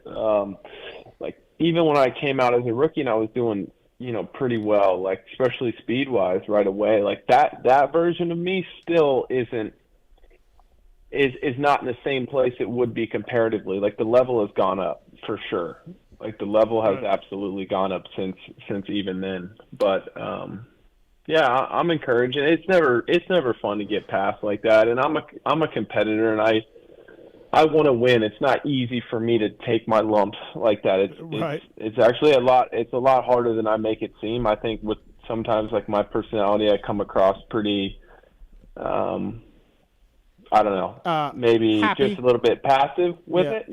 Just a little bit passive with it. But that's conscious. That's a conscious effort to be mindful of my emotions for a greater purpose for me. Well, so let me ask Sypes this question first, and then Adam, I'm interested in your answer too. Obviously, when you're leading a race, I imagine your career, Ryan, you've led some races where you're like, I don't have this. I don't have this. Whatever reason, not training, injured, just not feeling good, but you're in the lead. How hard is it to be and Seth, hopefully you don't think I'm talking shit on you not leading laps. Oh, no. No, you're being realistic. Right. So how hard is it, Ryan, to be I don't have this, and I could push it because I'm in front, but that could lead to a bad thing, and I'm just going to let guys go. how hard is that as a racer? Because, Adam, that's kind of what you had to do, I imagine, too. How hard is that as a racer, Ryan, to be like, it's okay, it's okay, it's okay? So I'm the wrong one to ask because my mindset at that point is like, stay up here as long as I can. Okay. And if I have to block, I'll just block, and I'm going to fake it till I make it or I go backwards. But, yeah, because once you start getting past, it's like, oh, man, the world's just coming down Well, around that's me. what you have to control your emotions. I right? know, but that's tough to do. That's tough to do. Yeah. So, yeah. So, Adam, tough to do when these guys are going by you? Yeah, I think I'm pretty committed to. I felt a lot of pain these last couple of years, physical and emotional pain. And man, you feel that stuff enough, it'll make you change anything about yourself and make you change, just how you do things and how you look at things. And it kind of sticks with me to the point of listen, right now I know that I can't ride on the edge. I don't want to be there yet. I do not want to ride on the edge. Right. And so when these guys are passing me, I'm doing everything I can within my limit of where I want to be, and that's it. It's non-negotiable. It's not negotiable. No matter if somebody runs into me or whatever. It's like I'm going to do my best to my extent that I'm doing it right now, and that's what it is. Because you know what to do, Adam. You know where to push it to stay up with those guys. It's not like you don't know. Right. Oh, I could throw it on the edge for a while. Right. Sure. Right. So I think it takes a skill to be mindful, like you said, non-negotiable. I'm letting it happen. I'm doing my 20 minutes plus a lap. And we're going back to the truck. Yeah. Yeah. I think he's done exactly what he needs to do for these first 2 rounds, especially like you said, it's been a long, long time. And, the longer you're out, every time you're out, those other guys are getting better. So I think, Adam, I think you've done exactly what you need to do the first 2 rounds and can just, building blocks each week. And I think you're going to continue to improve and get better. Thank you. I will say, Adam, I'm surprised we haven't seen a qualifying heater. It's been tough, man. It's been tough. But I know you're probably listen, I could do a lap. Watch this. Yeah. But I'm saying this in the nicest way possible. Besides leading the first few laps this weekend, to me, you've been a little bit invisible, but I mean that in a good way. Honestly, no, totally. I mean that in a good way. I think you've just been steady, solid. I haven't even really paid attention to qualifying. Where have you been qualifying wise? You've been top 10 though, yeah? Yeah, I think around the same places I've been finishing. Yeah. And 7th, 8th, 9th. Yeah, and I think after missing an entire year, I think that's honestly a really good start to the season because these guys are gnarly. Yeah. And there's a lot more racing left to go. Yeah, and they really are. And to think it's almost a compliment. It's a compliment to me when people are why isn't he up front more? Because they expect me to beat these guys already that are really fucking good.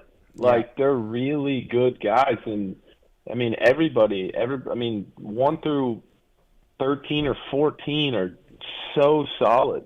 So, I just haven't been patient with myself in the past, ever. And I'm just not going to do that now. I'm going to be patient with myself. Sure. And of course, I have no interest in just cruising around in 10th place for the rest of my career. I think just how my career has gone so far and kind of how it started, I want to win. And I feel like that's a realistic goal for me to have. And I think, just like Seth said, I think I have to, this is what I have to do right now. Yeah. Yeah. No, it's commendable, I think, for you to just keep your emotions within check and get through these things and everything else. How do you physically feel? Physically, I feel really good. Fittest I've felt in a long time.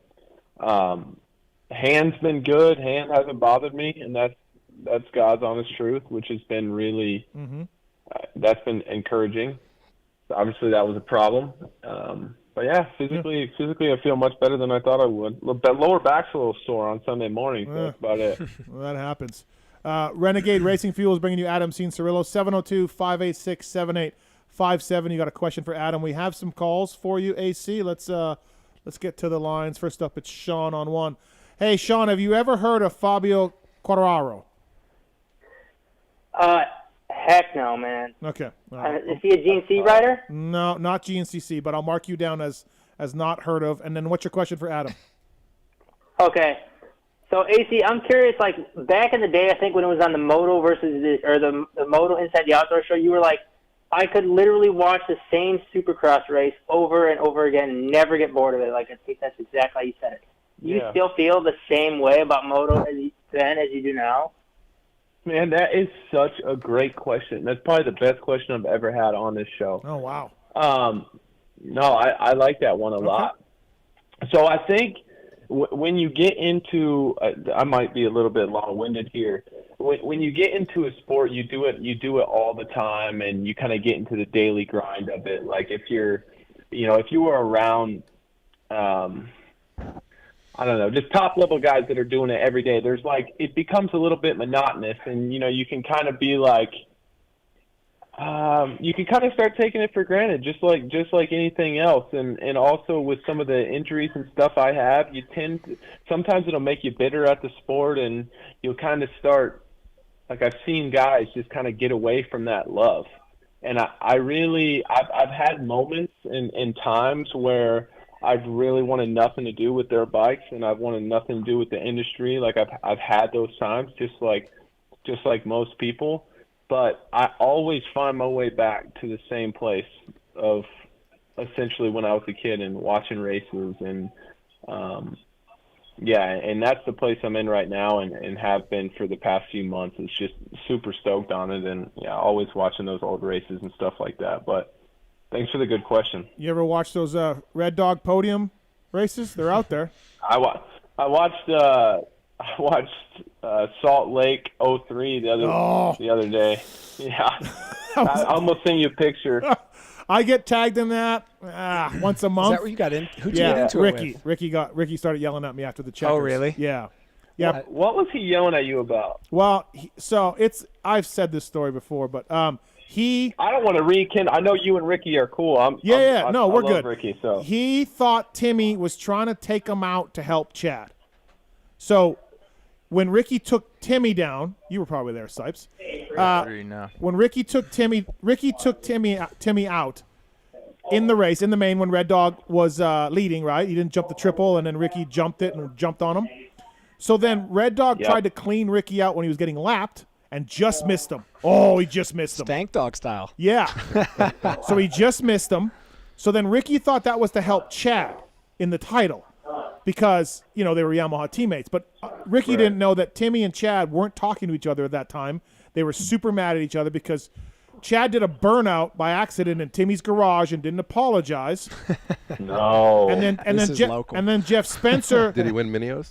Yeah. Is that what? And then Jeff Spencer was wearing a Reed hat when Timmy was paying him, and Timmy got mad at that. And that's tough. So Ricky knew me, so he was letting me know that Timmy's move was bullshit. And I'm like, you could see me saying, "Hey man, I just hold the pit board." Like, go tell Tim Ferry. You planned it. Yeah, the pit board said clean him out. One time Timmy took out John Dowd, and Muffin wanted to fight me in the mechanics area in Binghamton. I'm like, Muffin, go fight Tim Ferry. Like, don't fight me. Well, I just turned the bolts. Come on, man. You got to go to bat for your guy. Dude, I'm not getting beat down by Muffin. Like, do you remember Brian Barry? Oh, I didn't know that's who you're talking about. Yeah, you remember Brian Barry? Yeah, I remember Brian Barry. Dude, he was Activate. Right. Yep. Just be a monster out there. He would have ripped me in two. Awesome. Anyway, so yeah, I get tagged in that all the time. Ricky and I. Figured. But that night, Ricky came and, like, in front of me, apologized to me. Like, he did say some things that were probably not that cool. And he apologized, and I accepted it, and I moved on. Like, it was heat of the moment stuff. How about Bud's Creek 03 when one DNF because you screwed his bike up second moto? No, not true. So that weekend, Chad and Timmy got into it after practice, and I thought they were going to throw down in the truck. Really? Yes, because Chad waited for Timmy, cut him off on a fast lap. This is Timmy's version. I didn't see it. I was in the mechanics area. And then as they crossed the finish at Bud's, there was a big kind of single, and Chad waited and roosted the shit out of Timmy after the checkers, and then that was it. It was on back in the truck. I didn't know they didn't like each other. Yeah, there was. Oh, they were. It was rough for a while. The same day was Rhino and Brownie going at it. Yeah, Bud's Creek 03. Yeah, Same day. So thanks for the call, by the way, Sean. Thank you. So AC, like you and Jason, just hating each other. That's what it was like back then. No, I'm kidding. I'm joking. Jason and I are cool, man. No, I know. I'm kidding. But yeah. Anyways, all right. Gordon's on 2. Is this Gordon? Yes, it is. Have you ever heard of Fabio Quartararo? Most definitely not. Who is that man? He's too far. He won't stop. I feel like you're mispronouncing the last name. See? I'm trying, guys. I'm not. No disrespect. I don't quite. American media, man. Yeah, I know. All right, Gordon. What's your question for AC? So, Adam, I believe it was Oakland last year, but you were the World 999 butt patch. What does that mean to you? And what you listen to like before races to get you in the mood, or are you and Jason in the truck jamming out? Like, what's going on with music? Oh, okay. So set the whole vibe up. Yeah, the 999 butt patch. I mean, I just went through a Juice WRLD phase. I'm so outwardly like opportunistic and happy and stoked on things, but I got this emo part of me that just loves to just sad boy out to some Juice WRLD.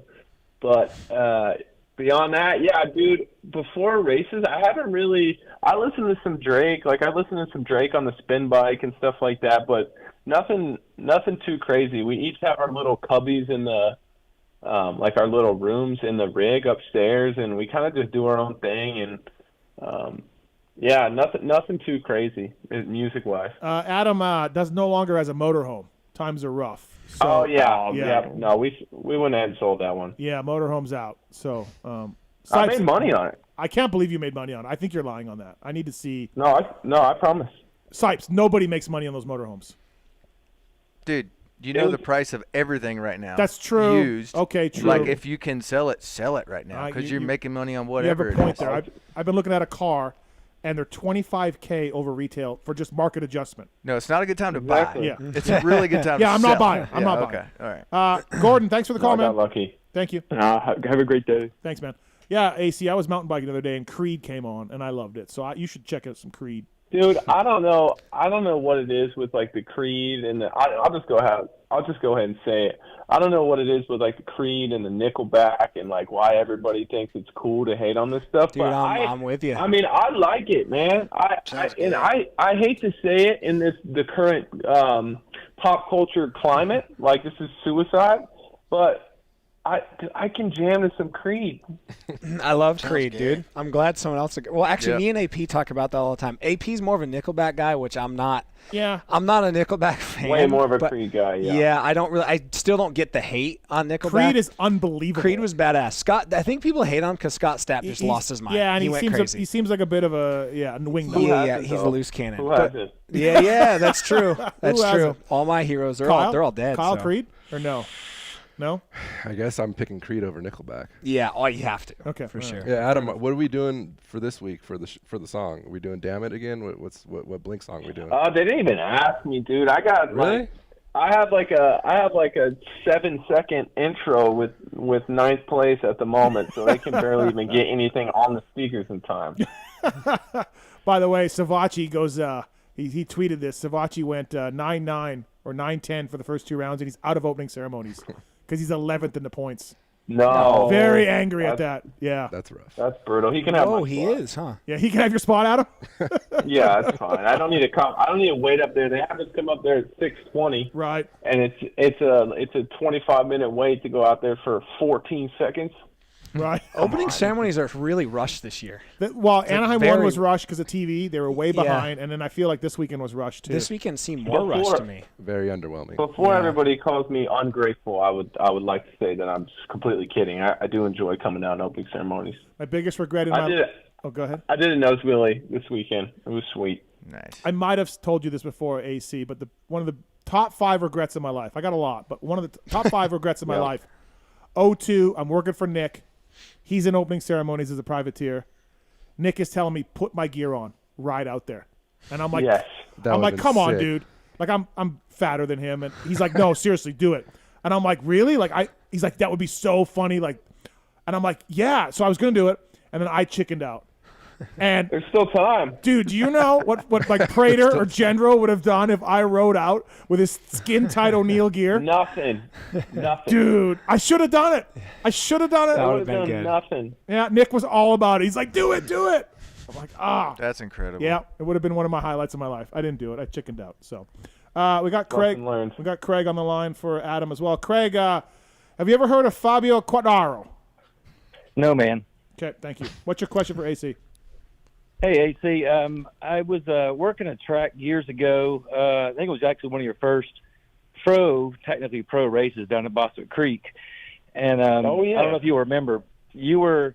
Oh, I remember. I got beat by Jeremy Medaglia. I got my. Oh yeah, J-Dags. Yes, nice. Well, I'll give you a little. You kind of watched the front end there in one little turn that got you, but that kind of leads to my question.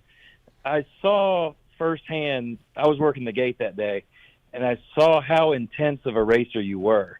You were so mad. You like rode off to the back by the kids' track, and like just a race that didn't really mean anything. Like it was just a race. So how hard is it, knowing how intense of a racer you are, to basically kind of check that and just do what I think is the smart thing right now, just getting laps, getting finish lines, and just kind of trying to dial that back a little bit to get just to get these things going again, because we all want to see you on the racetrack and just continue to be racing and stay out of the hospital. I mean, how hard is it to dial that back a little bit right now?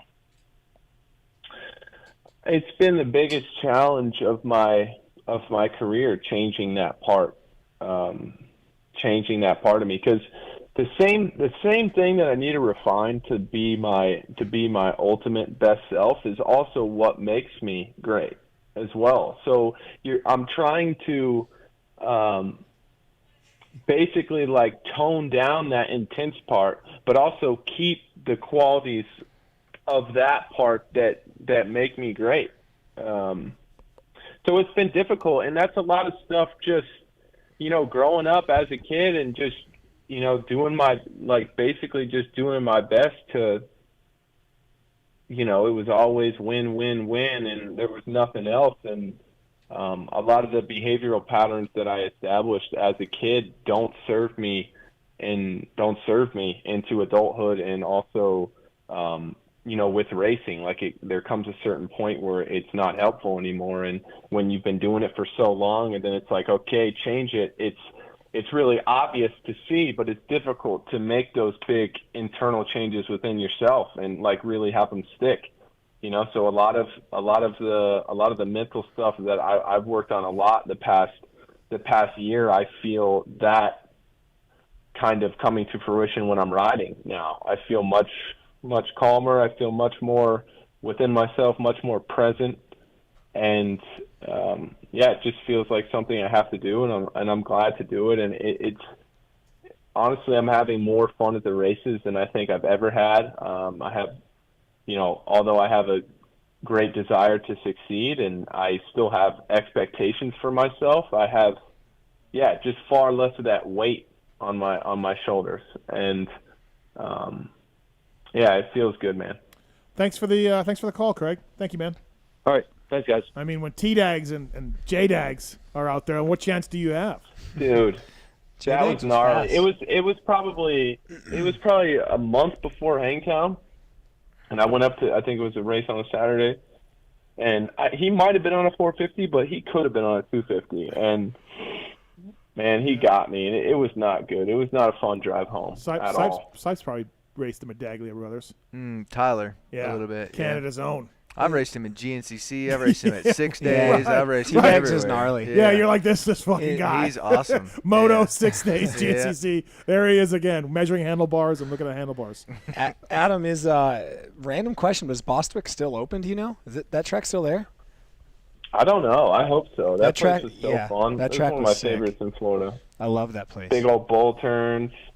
I remember in like 05, 06, the tabletop in the back. I thought that was like the biggest jump in the world. Oh, yeah. Wide open on the stock 80, man. Yep. I'm a PAX track guy. I like PAX. Yeah, I thought that I love was pretty PAX. fun. Right. Yeah. I was never PAX was the closest track to my house growing up. Yep. Because I was over there by Daytona. It was like 25 minutes away, and I was never allowed to ride there because it was like too easy. It was just tabletop after tabletop. Too easy. All right. We got. Hey, did I hear you sign a new contract with Cowie? You want to confirm or deny this? Yeah.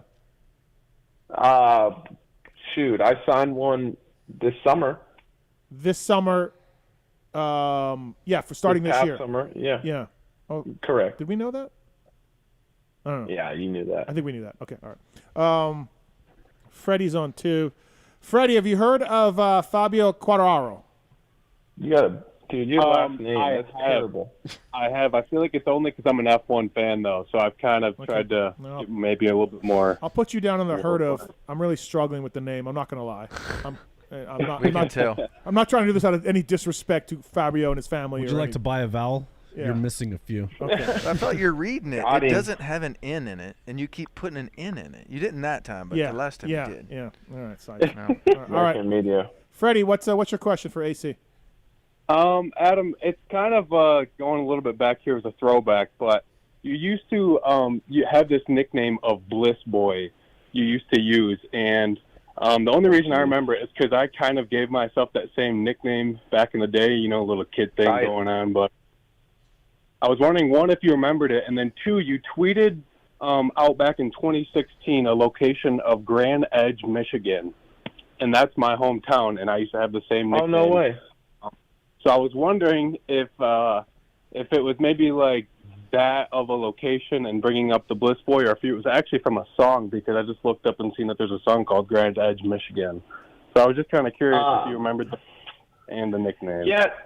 So, interesting question here. But, yeah, man, I think every one of us, for the most part, every child that's been on social media, we all go through these phases where it's like you look back and you're like, what was I doing?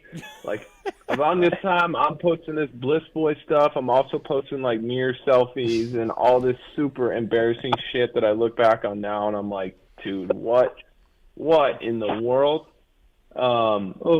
So, I don't know. I actually got the Bliss Boy thing from my cousin, and I just figured Bliss, like, I'm pretty stoked. Sure. So, why not?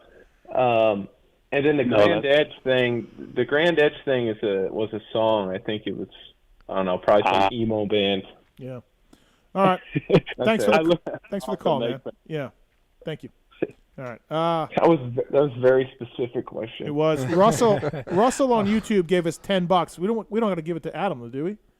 No, that goes to me. I would love $10. No, we're not giving you $10. You're loaded. But the question is, AC, do you still have your bear trophies from Mammoth?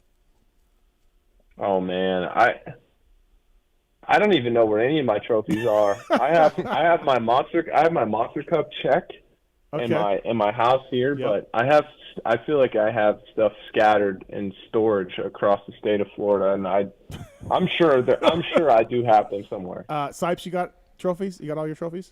Yeah, but they're all in a closet. Like, okay. I was like, Yep, same. Yeah, my wife's always like, "Well, you gonna put these up?" I'm like, "Yeah, I'm gonna build a shelf one of these days," and I just never do. So Build a shelf. They just stay in the closet. Be a big shelf. Yeah. Yeah. Kyle. My deal. Go ahead. No, I was gonna say Kyle. AC's athlete. Yeah. We're partners here. On this? He's been around since way before I was there. I think he was like one of the first.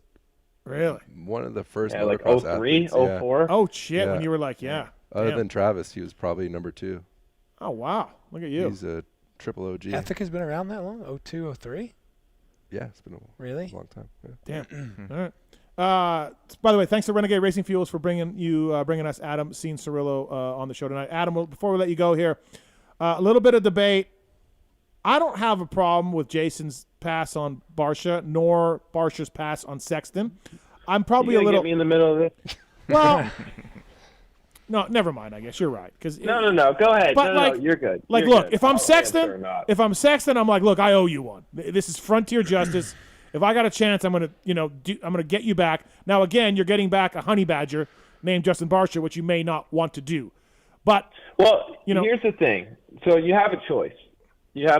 Like, you can either be kind of a little bitch and you can not retaliate, and that's your play to get the most points as possible out of the season. Mm-hmm. But in turn, he's going to push you around, which 99% chance he'll do that anyway. Like, the only person he doesn't really do that with is Malcolm, because Malcolm would kill you dead. That's the play. It's like you just have to avoid it. Mm-hmm. Like, you have to avoid it, and you got to smile and wave, and avoid it, man. I was stoked on Justin because when he passed me, he slammed me, but he didn't like head on me in a bull turn. And I was like, dude, I saw him on the way walking to my rental car, and I'm like, that was clean. Like, I'm good with that. I'm good with that. He always tells me, I'm trying to be a better person, man. I'm trying to be a better person. He's been saying that for 10 years. Yeah. I'm like, okay, dude. See you next week. Like, AMA didn't find him, didn't do anything. Like, AMA looked at both of those passes, and they're all fine, and I'm fine with that. I feel like Supercross is a bit of a contact sport, but if you dish it out, you should expect to receive it. Anything outside of a T-bone or like aiming for your front tire at an exit of a turn, I'm pretty good with. I think we all in dirt bike racing, like, unrelated to this incident, I think everybody that rides a dirt bike that's like hardcore, everybody respects the guy that whether he dishes it out, takes whatever, he doesn't talk about it. He doesn't talk about it. He doesn't complain about it. He just goes about his business. Like, those are the guys that have the most respect within the sport, and that's all I'll say. Yeah, Shorty was that way. I feel like Shorty was like pretty hard on dudes, and he was like, yeah, it's good, just the way I race, it's great. And he would just go on with life, right? And so, I don't know, I feel like, I wish Justin would own more of his takeouts. Not in this instance. I don't have a problem with what he did Saturday. But the real dirty ones, he's just like, what? And you're like, stop it, bro, stop it. Just well, in his defense, though, he has always been that way. Yeah. So we're like freaking out, but he's like, what? You knew I was gonna do it. Like, what's new? Yeah. I love how Adam said the only guy doesn't do that too is Malcolm, but Salt Lake last year. Yeah. Yeah, there was. Oh yeah, you're so right. You're right. Damn. I didn't want to correct the guest on air, Seth. Yeah, That's just rude. You should. That's That all was I could brutal. think of. Same. Wow, and then I was calling that race too. Yeah. oh wow, jeez. Space Cadet. Yeah. Thanks for the time, man. Appreciate it. It was cool to see you lead laps, and yeah, man, just keep building, keep putting it together, and it's awesome to see you at the races, and I think the fans are digging you, and all of that. So yeah, really, really appreciate the time on the show tonight. Hey, likewise. Question before you go. This might be a dumb question because maybe I'm out to lunch with Love this. dumb But questions. are you? Do you go back to Florida at all? Or are you full-time Cali? I've been full-time California for like 2 years now. Yeah. No, I knew that. I just didn't know if like the summer or anything like that. Dude, he's Cali. Yeah. I know training with Nick. I feel like he'd have to be Cali. Yeah, exactly. So that's basically the play. But So I may find my way back to Florida for a couple months in the summer because obviously the tracks get pretty burnt out here around June. Well, I was happy to say a couple times at Glen Helen I was riding with him last summer. So bring it in. Let's do some 30s. Yeah, there we go. All right, man. Thanks for the time again. Really appreciate it, and good luck. We'll see you at Triple Crown this weekend, by the way, in case you weren't aware. Triple Crown. Love it. Short motos tomorrow. Sweet. Thanks, buddy. Later, guys. See ya. Later. Adam Cianciarulo, everybody, brought to you by Renegade Racing Fuels. Always a good interview. AC, absolutely. So thanks for him for coming on board. And it's funny, I didn't quite know where to go with my question as far as how hard is it to hold back, because he knows how to go as fast as anybody. I'm willing to bet it's harder for him to do what he's done these 2 rounds than it is just to let loose. Sure, because that's kind of DNA, What race did he crash in the whoops at a Triple Crown? Was that Arizona or I feel Minneapolis or okay? Nobody knows. I don't remember that. Okay, 2 years ago, not last year, but 2 years ago, he told me that I was getting passed in this race, Triple Crown. It was pretty sure it's Triple Crown, and he was leading and he was getting passed, and he's like, I just decided to be like, fuck it, I'm gonna send it here, and then he ended up hurting his shoulder, eating shit in the whoops. That was Orlando, I think. Was it Orlando? Yeah, that wasn't. Yeah, that's the one I remember. That wasn't a Triple Crown. Maybe there was one in Orlando for sure. Okay, no, this was not Orlando because this was an indoor stadium, I think. Yeah. Anyways, he was like, I got to learn from that. Like, hey man, take the third or whatever was coming to him. You know what I mean? And that's where we're at now. I think maybe he's like, I'll take the 8th. I'll take the 3rd. It worked for him for a long time though. I mean, it works for a lot of guys. Yeah. Like sometimes, like, nope, I'm taking it back. Like, yeah. But it is a great way to get hurt. So I'm glad he's figured it out. Yeah, absolutely right. All right, we're going to commercial break here on the show, and we'll come back with Jason Thomas, RJ Hamshshire still, Ryan Sypes, Kyle Fauscette, Seth Rarick in studio. We got a lot of questions for those guys. There was an AMA rule about chest protectors that came out. We'll talk about that. There was the LA Coliseum SMX race that was moved. We're going to talk about that. We got more talk about San Diego, more talk about Triple Crowns and all of that. So stick around, everybody. We'll be right back after this commercial break. Fuck you, you're fired.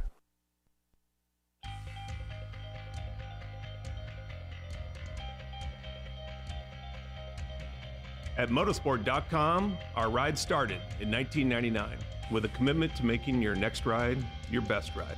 We take pride in having a huge selection of gear, accessories, and OEM parts for moto, street, off-road, ATV, and UTV. Riding is what connects us and makes us a family. From the track to the trail, tarmac to open roads, we're all connected because we ride. And that's what motorsport.com is all about. We've got your back. Our unrivaled and dedicated team of gearheads are willing to go that extra mile. No gimmicks, just high-quality parts, the best customer service in the industry, and free shipping on all orders over $79. Our passion at motorsport.com is to ensure your next ride is your best ride. This is our invitation to you, from riders for riders. Visit us at motorsport.com.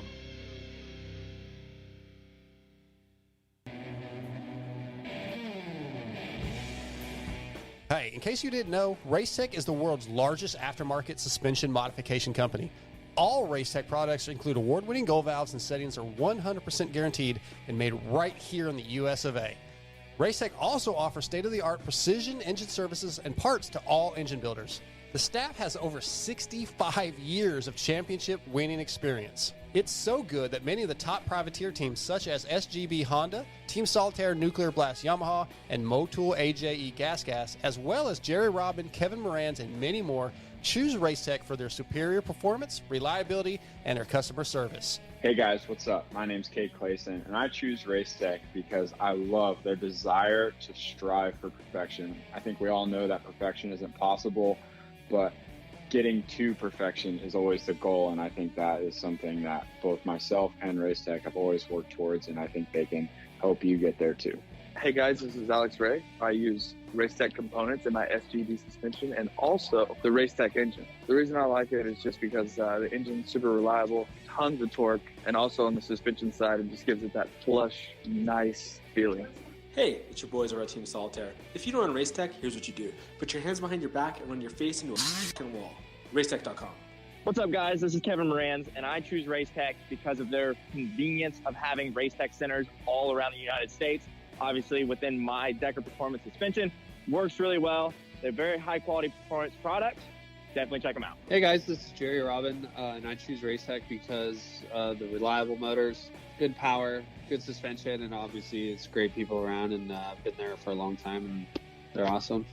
Visit racetech.com and use code PULP22 to save.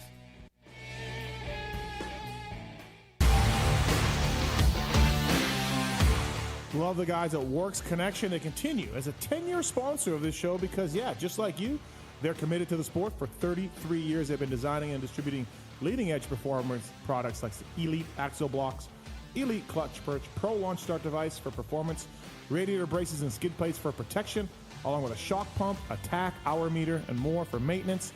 Works Connection, great guys up there in NorCal, and super cool company. We're stoked to be associated with them. When you take a look around the AMA pitch, you'll see Works Connection proving ground for products under the canopies of Team Honda, HRC, Star Racing, and other top teams. And the best part of this whole deal is if you use the code PulpMX20, you get 20% off your order. Visit your local dealer, check out motorsport.com, and ask them to see the Works Connection product line for 2022. Great company, great products. Check it out. Thanks to Works Connection for coming on the show. PulpMX20, the code to save. With 80 years of experience manufacturing power sports pistons right here in the USA, Wiseco has evolved into a full range of performance components for dirt bikes and other power sports machines. Whether you ride a 2-stroke or a 4-stroke, Wiseco has a variety of pistons, from reliable forged replacements to the performance-focused Racer Elite series. Wiseco has recently expanded our Racer Elite line with SX and MX proven USA-made connecting rods. Now adding to the Garage Buddy rebuild kits, clutch and valve train components, and our CV4 thermal protection line, this makes Wiseco your single-stop performance name. Visit your favorite online or local dealer or wiseco.com to find products for your machine. Maxima Racing Oils was created for world-class racers who challenge the limits of possibility. Their demands on equipment drive us to look beyond conventional ideas and to exceed industry standards. It's in our DNA to identify problems, formulate solutions, and execute at the highest levels of competition. Case in point, the championship-winning factory Kawasaki race team, longtime Maxima partners who extensively use Maxima throughout the bike. Maxima's USA-made products exceed JSO requirements and can be used in all motorcycle brands: Kawasaki, Honda, Yamaha, Suzuki, KTM, Husqvarna, and more. Maxima Racing Oils. Experience the difference. Visit MaximaUSA.com for more information.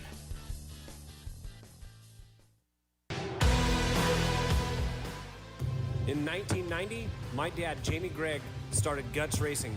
Guts stands for Greg's Ultra Trick Seats, because I was just a little kid that wanted a trick seat. And if you're out there looking for a trick seat, go to gutsracing.com, your local dealer, or Motosport, and place your order. Support the people that support PulpMX. You can use Pulp 2022 for 20% off at gutsracing.com.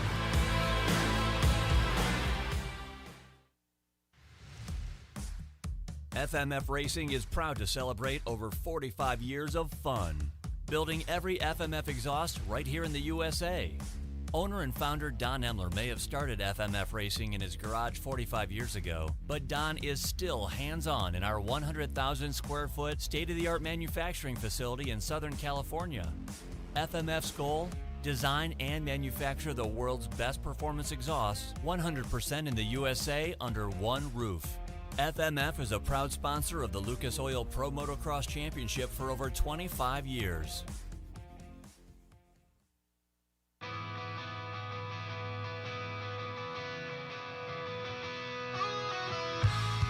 Hi, it's Tomac superfan Dylan here. The only thing I love more than seeing Eli win... Whoa, wait, Dylan. Sorry to cut you off like Steve does his callers and guests, but a lot has changed. Similar to your favorite rider being on a new team, the new Michelin Starcross 6 tire range provides significantly improved performance and durability. Designed to win. The new Michelin Starcross 6 tire range offers up to 16% more traction when new and up to 19% more traction when worn in comparison to the previous generation. This means consumers will not only benefit from improved performance on their first few rides, but that this performance increase will continue throughout the extended life of the tire. Michelin is a legendary innovator in motorcycle tire technology, and thanks to Michelin silica technology, the Michelin Starcross 6 tire range provides up to 11% more durability than the previous generation. This means consumers will enjoy the significantly improved performance throughout the increased life of the tire. Take it from me, as I too have to buy my own tires, this added value is great news. The new Michelin Starcross 6 tire range is available in 6 versions, specifically sand, mud, medium soft, medium hard, and hard versions, with the naming designation corresponding to the type of terrains and conditions where the tires were designed to win. Another innovation is the Michelin adaptive design, with specific positioning of the tread blocks in 3 zones: central, intermediate, and lateral zones, with the single goal to offer exceptional grip for the front tire and exceptional grip, traction, and longevity for the rear. To learn more about the new Michelin Starcross 6 tire line and all the quality products that Michelin offers for motorcycle segments that Steve cares nothing about, visit michelinman.com/motorcycle, and then visit your local dealer or online retailer to choose Michelin product to maximize your riding experiences. Also, make sure to follow at Michelin Motorcycle on Instagram and Facebook.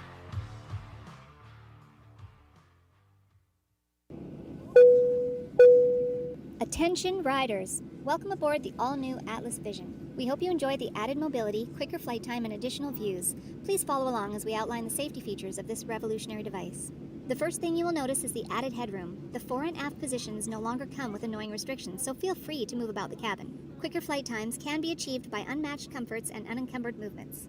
Yes, we're built for speed and comfort. And now available to all customers is a 360 panoramic view. Go ahead and look around the cabin. These new angles are available at no additional charge. Located on the underside of the frame is the gold standard of impact absorption, D3O. In the event we accidentally take a trip to Indonesia, we suggest that you remain with your neck in the underextended position and allow this proven material to do its job by reducing the forces over 50% better than ever before. Although the Atlas Vision will not be noticeable, it will be there when you need it. If you are riding with a child or someone who requires assistance, secure your vision first, and then assist the other person with a Prodigy, Tyke, or Brole. We ask that you keep your brace on until your moto is finished. We remind you that Atlas makes flexible neck protection.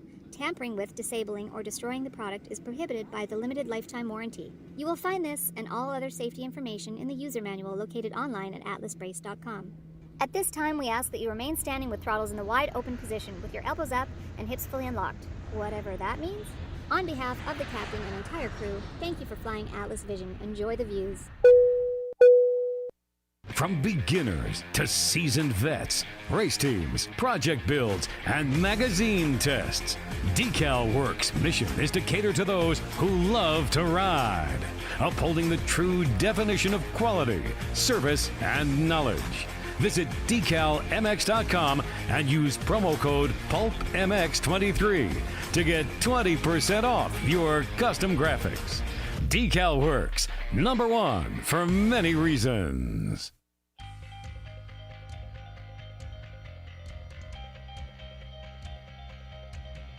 At motorsport.com, our ride started in 1999 with a commitment to making your next ride your best ride.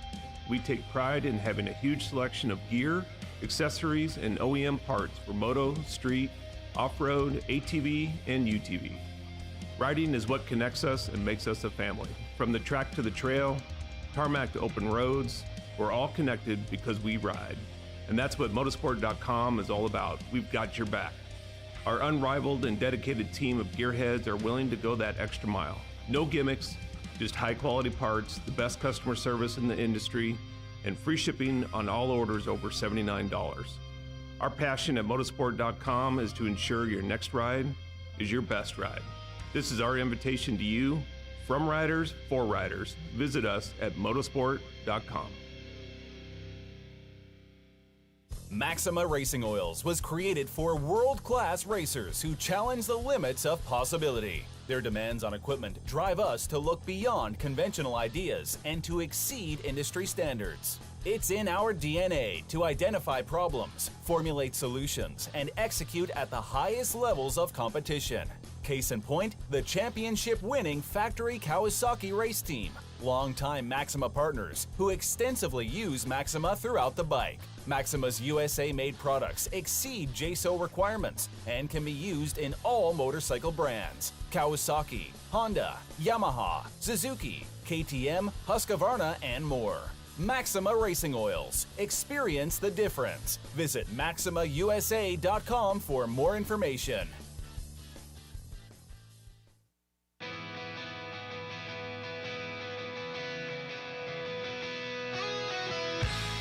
Hi, it's Tomac superfan Dylan here. The only thing I love more than seeing Eli win... Whoa, wait, Dylan. Sorry to cut you off like Steve does his callers and guests, but a lot has changed. Similar to your favorite rider being on a new team, the new Michelin Starcross 6 tire range provides significantly improved performance and durability. Designed to win.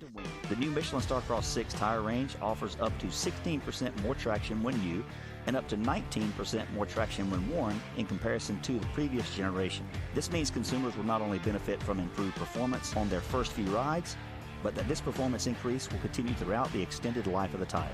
Michelin is a legendary innovator in motorcycle tire technology, and thanks to Michelin silica technology, the Michelin Starcross 6 tire range provides up to 11% more durability than the previous generation. This means consumers will enjoy the significantly improved performance throughout the increased life of the tire.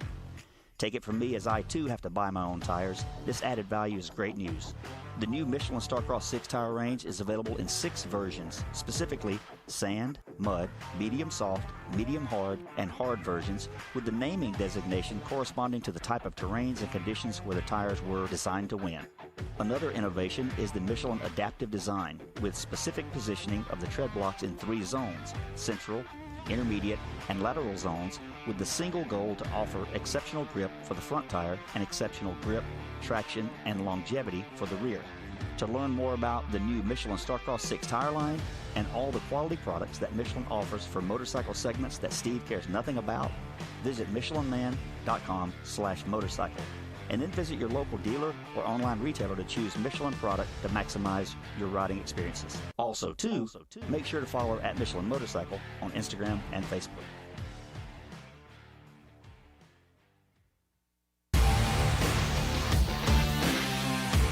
Love the guys at Works Connection. They continue as a 10-year sponsor of this show because, just like you, they're committed to the sport. For 33 years, they've been designing and distributing leading-edge performance products like Elite Axle Blocks, Elite Clutch Perch, Pro Launch Start Device for performance, radiator braces and skid plates for protection, along with a shock pump, a tack, hour meter, and more for maintenance. Works Connection, great guys up there in NorCal, and super cool company. We're stoked to be associated with them. When you take a look around the AMA pitch, you'll see Works Connection proving ground for products under the canopies of Team Honda, HRC, Star Racing, and other top teams. And the best part of this whole deal is if you use the code PulpMX20, you get 20% off your order. Visit your local dealer, check out motorsport.com, and ask them to see the Works Connection product line for 2022. Great company, great products. Check it out. Thanks to Works Connection for coming on the show. PulpMX20, the code to save.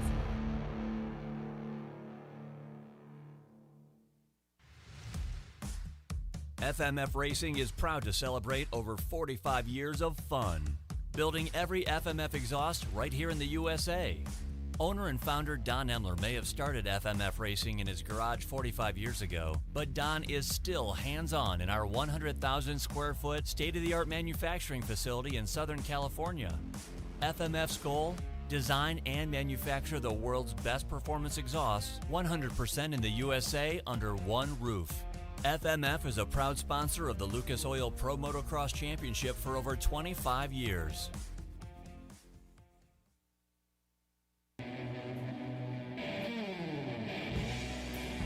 Hey, in case you didn't know, Racetech is the world's largest aftermarket suspension modification company. All Racetech products include award-winning gold valves and settings are 100% guaranteed and made right here in the US of A. Racetech also offers state-of-the-art precision engine services and parts to all engine builders. The staff has over 65 years of championship winning experience. It's so good that many of the top privateer teams such as SGB Honda, Team Solitaire Nuclear Blast Yamaha, and Motul AJE Gas, as well as Jerry Robin, Kevin Moran's, and many more, choose Racetech for their superior performance, reliability, and their customer service. Hey guys, what's up? My name's Kate Clayson, and I choose Racetech because I love their desire to strive for perfection. I think we all know that perfection isn't possible, but getting to perfection is always the goal, and I think that is something that both myself and Racetech have always worked towards, and I think they can help you get there too. Hey guys, this is Alex Ray. I use Racetech components in my SGD suspension and also the Racetech engine. The reason I like it is just because the engine's super reliable, tons of torque, and also on the suspension side, it just gives it that plush, nice feeling. Hey, it's your boys over at Team Solitaire. If you don't run Racetech, here's what you do. Put your hands behind your back and run your face into a f***ing wall. Racetech.com. What's up, guys? This is Kevin Moran's, and I choose Racetech because of their convenience of having Racetech centers all around the United States. Obviously, within my Decker Performance suspension, works really well. They're very high-quality performance products.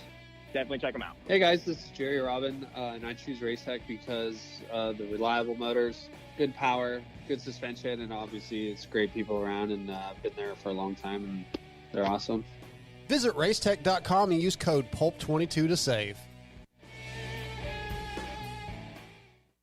With 80 years of experience manufacturing power sports pistons right here in the USA, Wiseco has evolved into a full range of performance components for dirt bikes and other power sports machines. Whether you ride a 2-stroke or a 4-stroke, Wiseco has a variety of pistons, from reliable forged replacements to the performance-focused Racer Elite series. Wiseco has recently expanded our Racer Elite line with SX and MX proven USA-made connecting rods. Now adding to the Garage Buddy rebuild kits, clutch and valve train components, and our CV4 thermal protection line, this makes Wiseco your single-stop performance name. Visit your favorite online or local dealer or wiseco.com to find products for your machine. From beginners to seasoned vets, race teams, project builds, and magazine tests, Decal Works' mission is to cater to those who love to ride, upholding the true definition of quality, service, and knowledge. Visit decalmx.com and use promo code PulpMX23 to get 20% off your custom graphics. Decal Works, #1 for many reasons. In 1990, my dad, Jamie Gregg, started Guts Racing. Guts stands for Gregg's Ultra Trick Seats, because I was just a little kid that wanted a trick seat. And if you're out there looking for a trick seat, go to gutsracing.com, your local dealer, or Motosport and place your order. Support the people that support PulpMX. You can use Pulp 2022 for 20% off at gutsracing.com.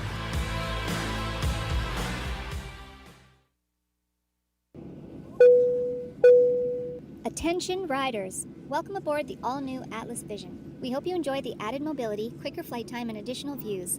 Please follow along as we outline the safety features of this revolutionary device. The first thing you will notice is the added headroom. The fore and aft positions no longer come with annoying restrictions, so feel free to move about the cabin. Quicker flight times can be achieved by unmatched comforts and unencumbered movements. Yes, we're built for speed and comfort. And now available to all customers is a 360 panoramic view. Go ahead and look around the cabin. These new angles are available at no additional charge. Located on the underside of the frame is the gold standard of impact absorption, D3O. In the event we accidentally take a trip to Indonesia, we suggest that you remain with your neck in the underextended position and allow this proven material to do its job by reducing the forces over 50% better than ever before. Although the Atlas Vision will not be noticeable, it will be there when you need it. If you are riding with a child or someone who requires assistance, secure your vision first, and then assist the other person with a prodigy, tyke, or brole. We ask that you keep your brace on until your moto is finished. We remind you that Atlas makes flexible neck protection. Tampering with, disabling, or destroying the product is prohibited by the limited lifetime warranty. You will find this and all other safety information in the user manual located online at atlasbrace.com.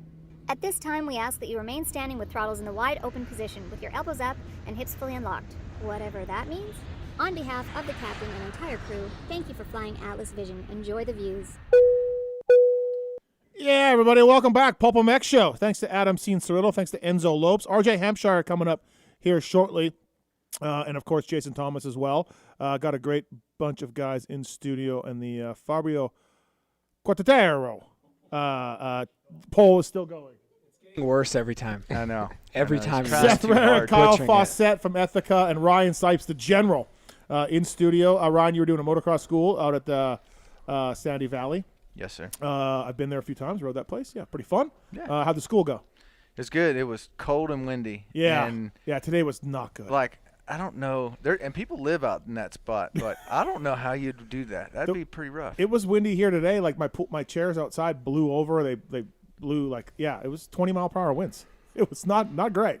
Not fun. So, anyway, school went well, though? Yeah, it was cool. Doing things with the cat? This is the cat's So, motocross AJ academy? wasn't there today. He's got a guy. AJ's pretty big time now, and he's training for East Coast. Right. But he had his fill-in guy, and then they brought me in. So, it's been a ton of fun doing that. And do you like that? Do you enjoy that teaching stuff? Yeah, I do. Yeah. I like coaching. Yeah.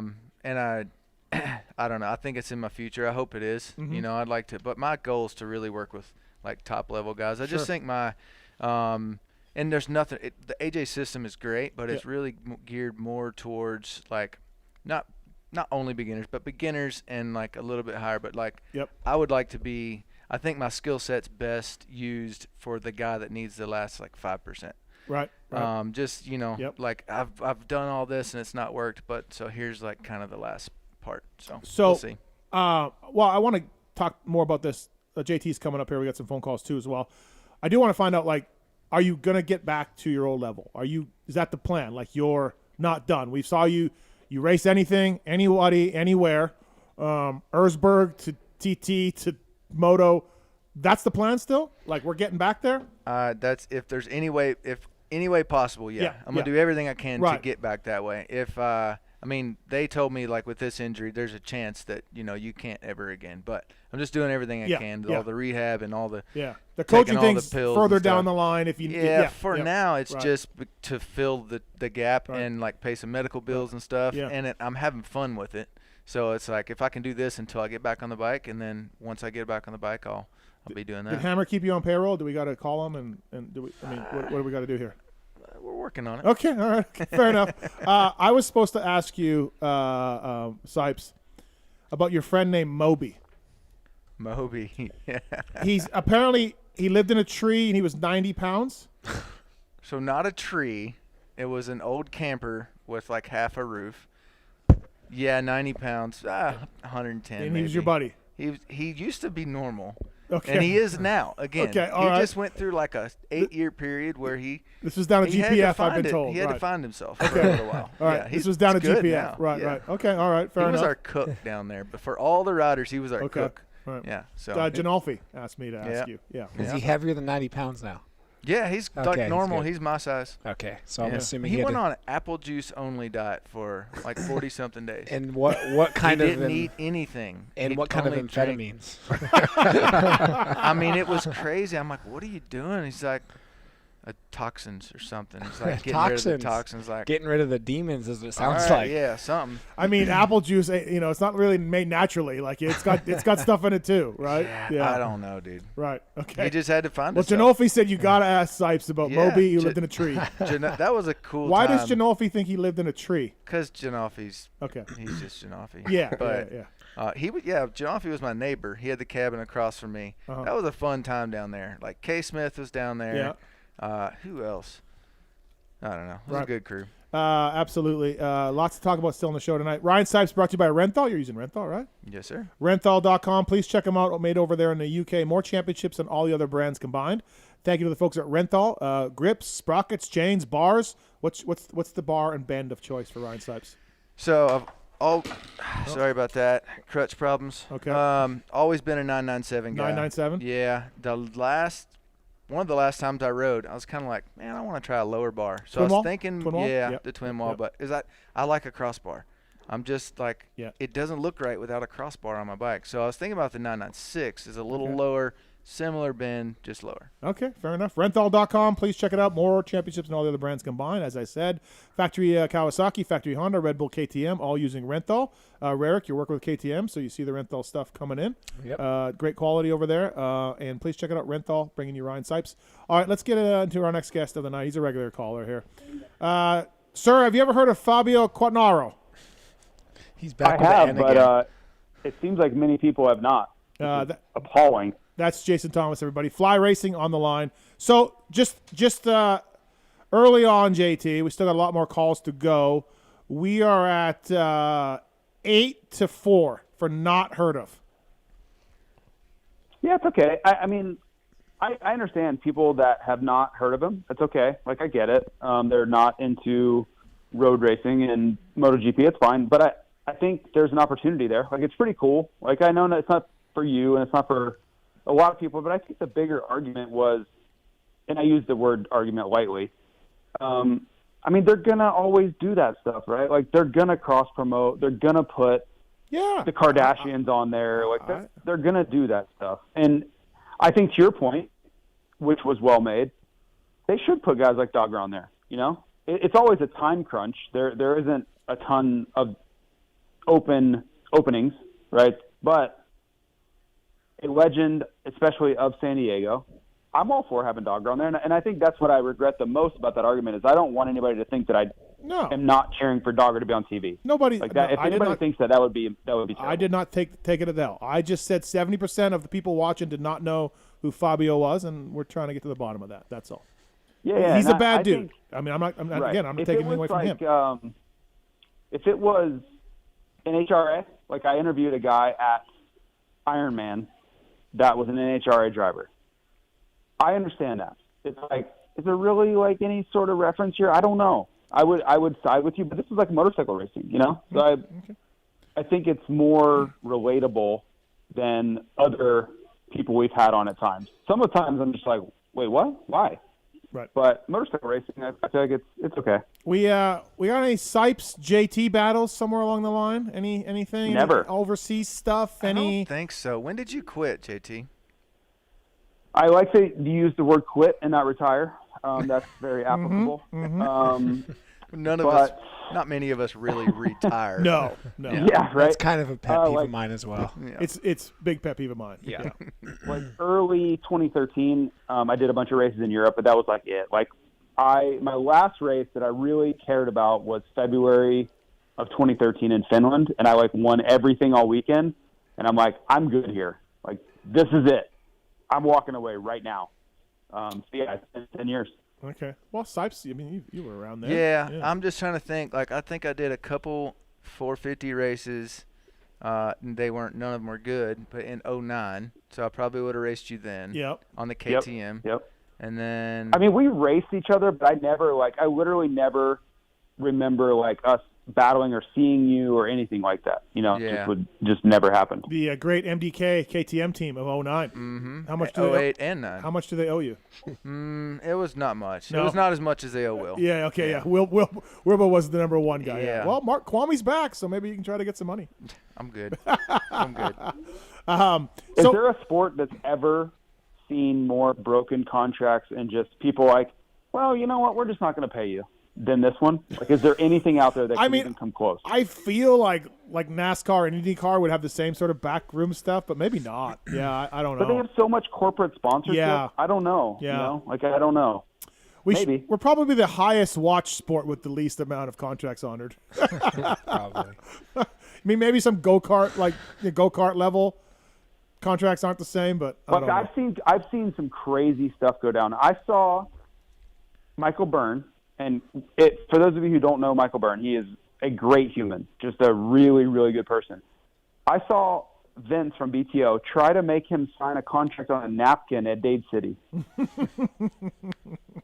Wow. Yep. It said, I, Vince, agree to pay you $100K, and then he signed it, and he wanted Burner to sign it. 100K. Sypes, have you? That's it. How many contracts have you had broken on you?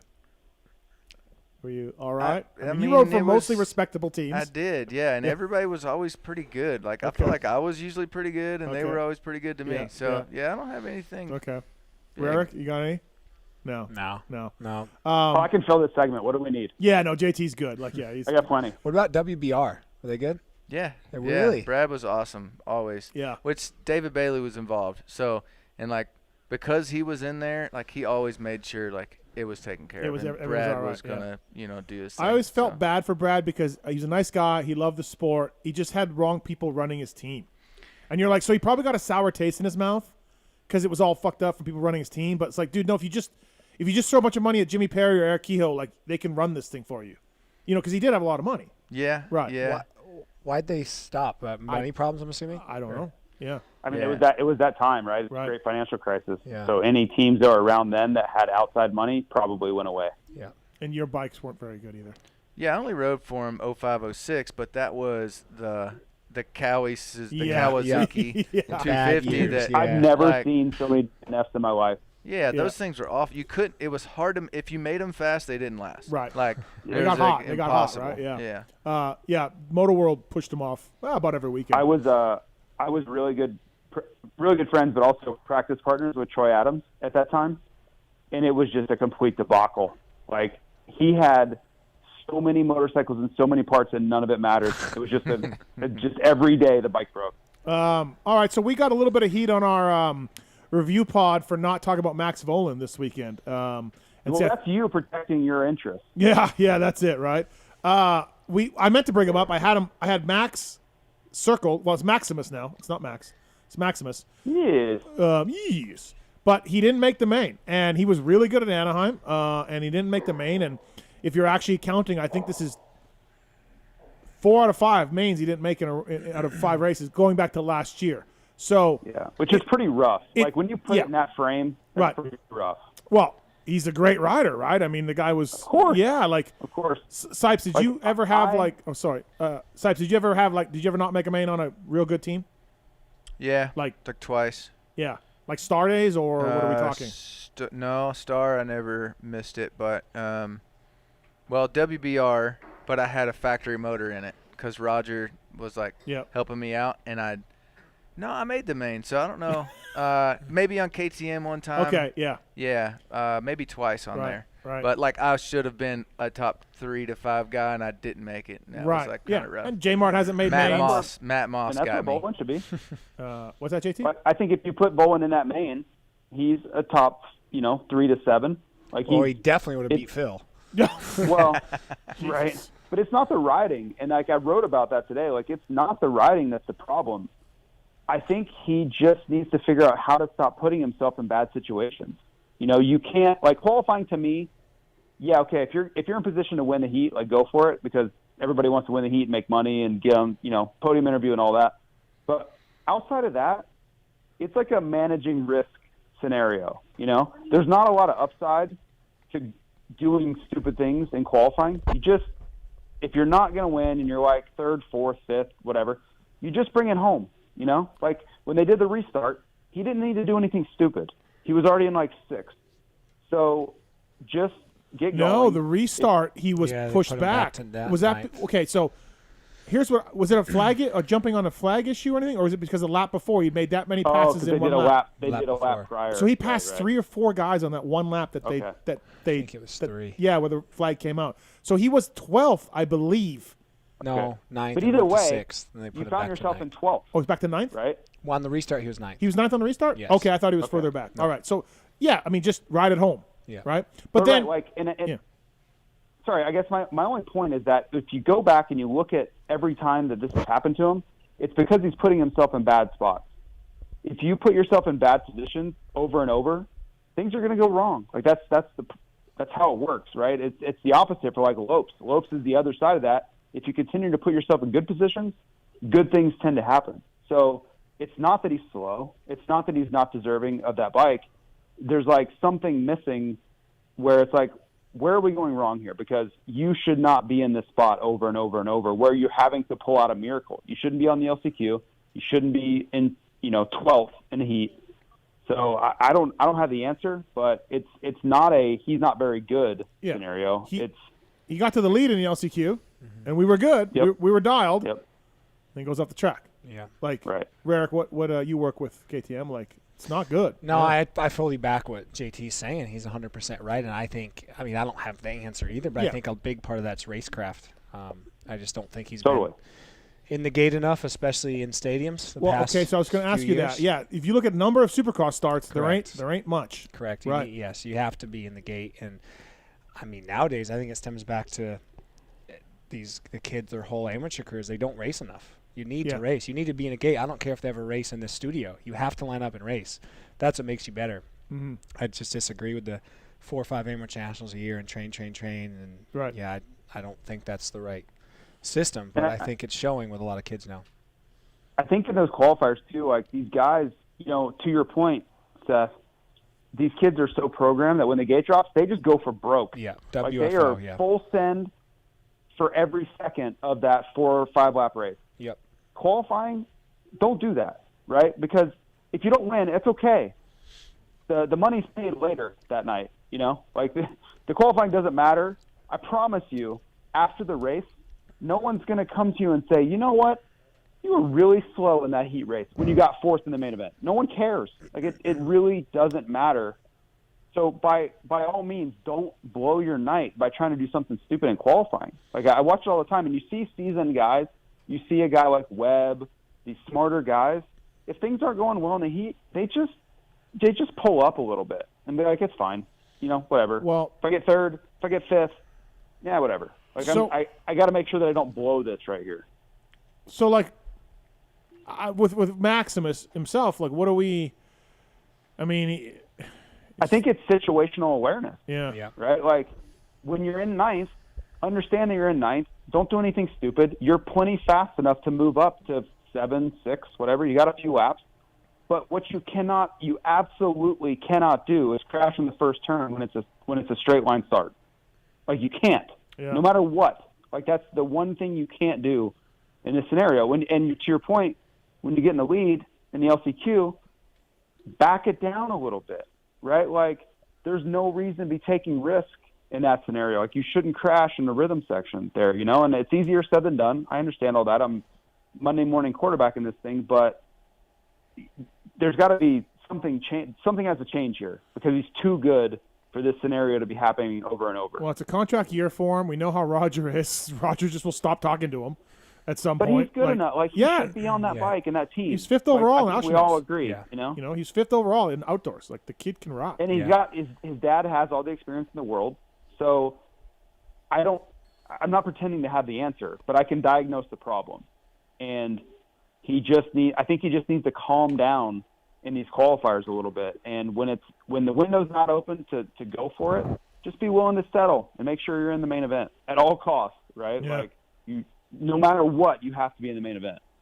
It does seem, though, like there's a little bit of people on social, and maybe this is just social media, that and then I got called out because I didn't bring him up on the review show, which I meant to and I forgot. But at the end, he didn't make the main. Thought you did bring him up. No, I didn't. Not on the review. At the end, he didn't make the main, so there's not much to talk about. But my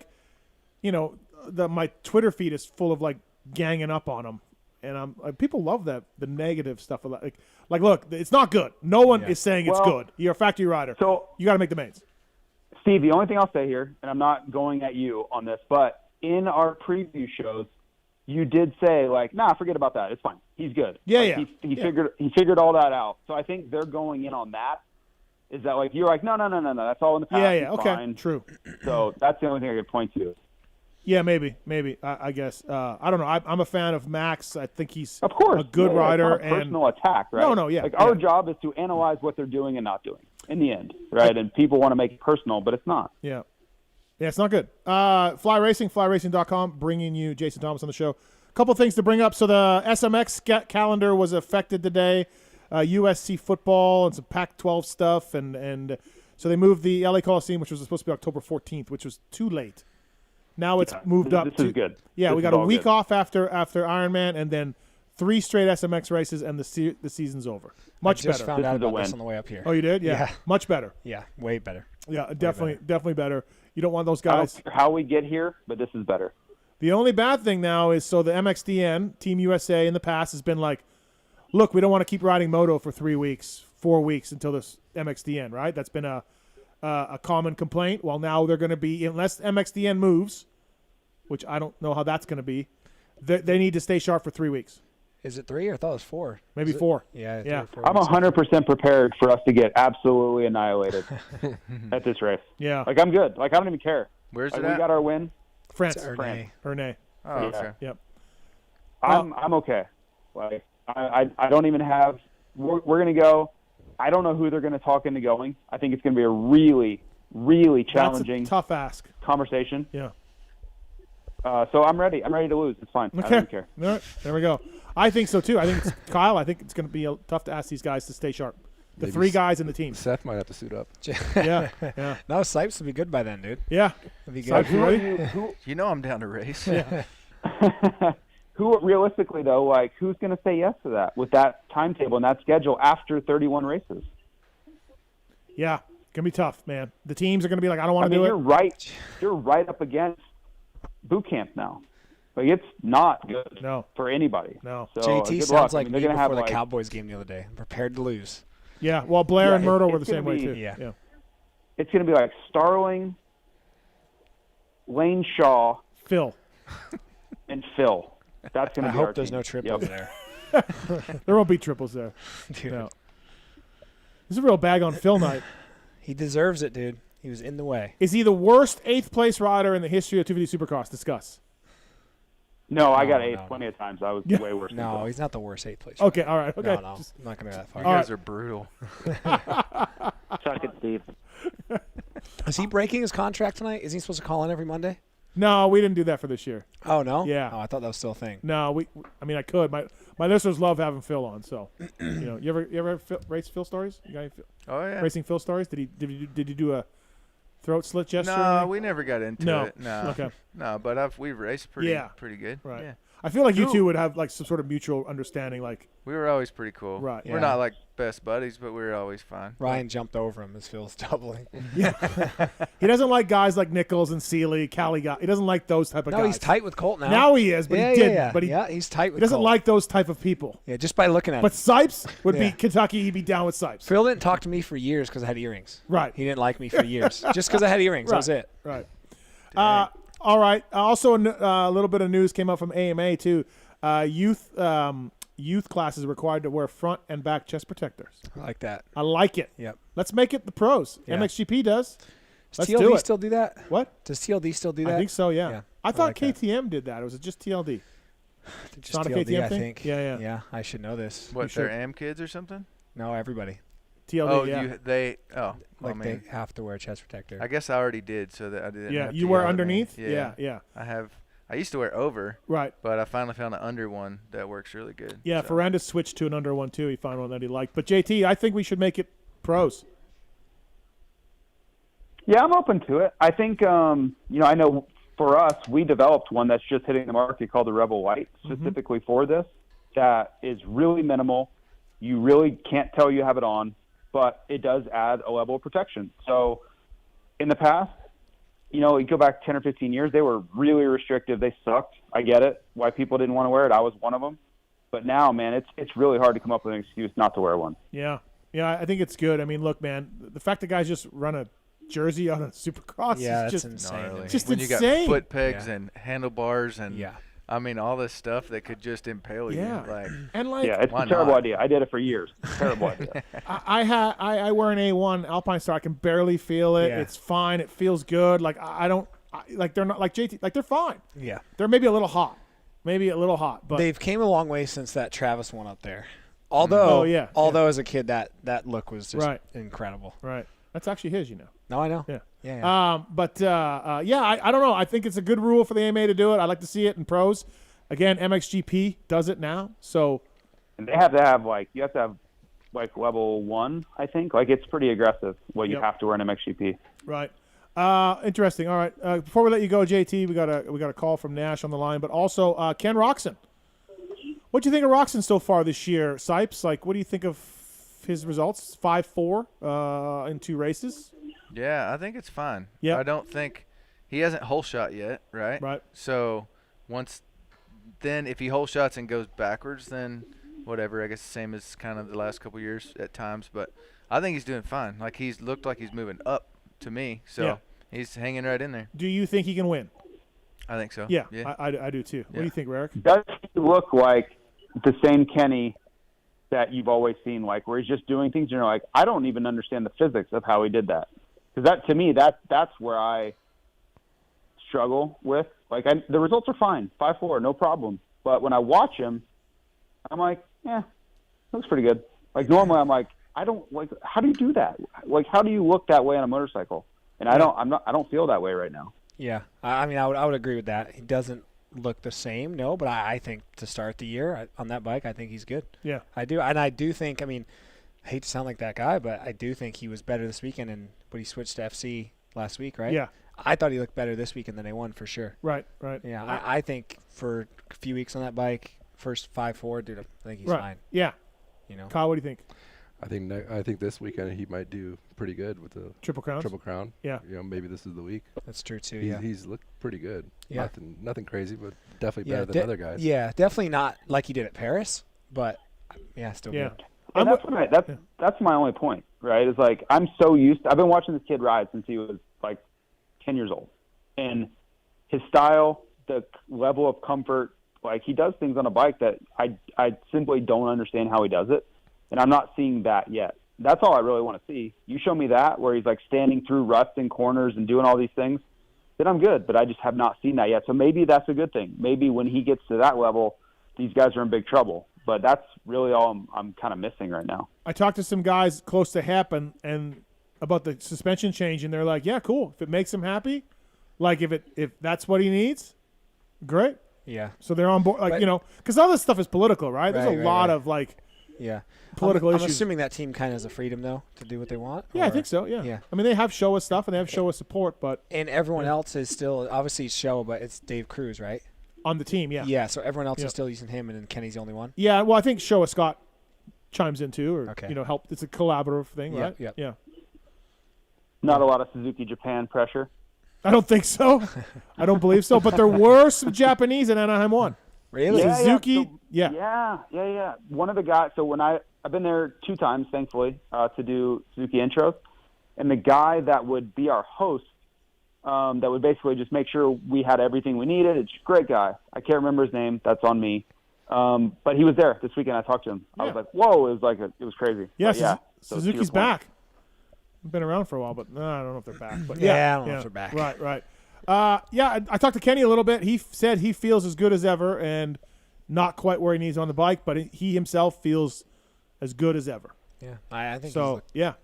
I think he can win. Do you really believe that? Like, he feels as good as ever? Well, I think you're talking physically, or what are you? Yeah, talking? physically. I think he means physically. Yeah. He looks fine. I don't mean that. I just don't think he looks very comfortable. Right. I mean, he just, as I said I think he looks like a regular fast guy and not a special elite guy that we've seen. So where you're go ahead. But think about the last couple of years. There's been less of like consistent that flashy guy and more like just every once in a while. Like round 1 he won and he was fast at some rounds, but we had a lot of like not good finishes. Yeah. Where he went backwards. He's not done that yet. Right. So that's a positive. Yeah. I just want to see some of the crazy stuff I'm used to seeing him do, where he's leaning over in corners, he's standing up, leaning over, angles. Right. Yeah, like I that's what I want to see. And then scrubbing out of the turn, and then he's like jumping straight. You know what I mean? It just doesn't look like him. I will say the jumping straight's weird to see. Right. Like, you know what I mean? Like I know what JT's saying. Yeah. Like very just rigid.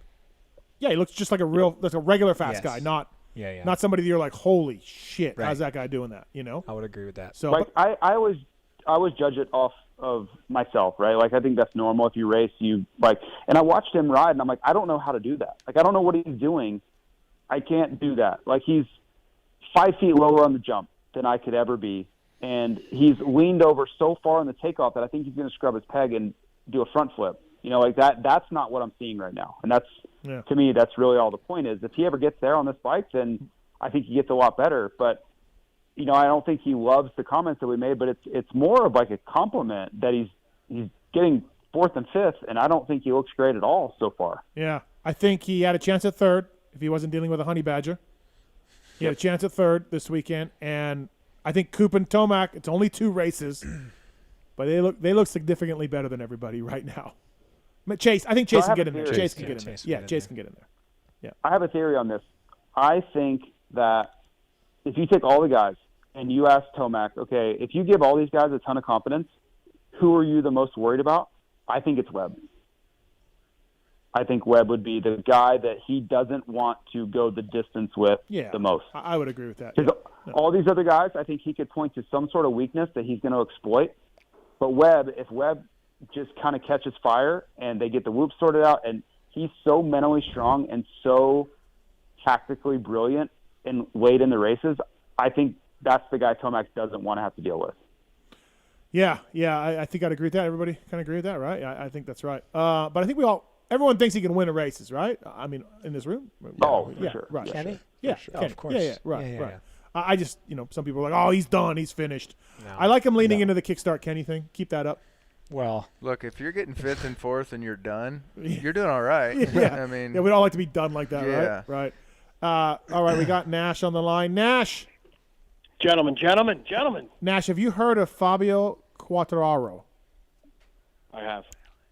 Okay. I have.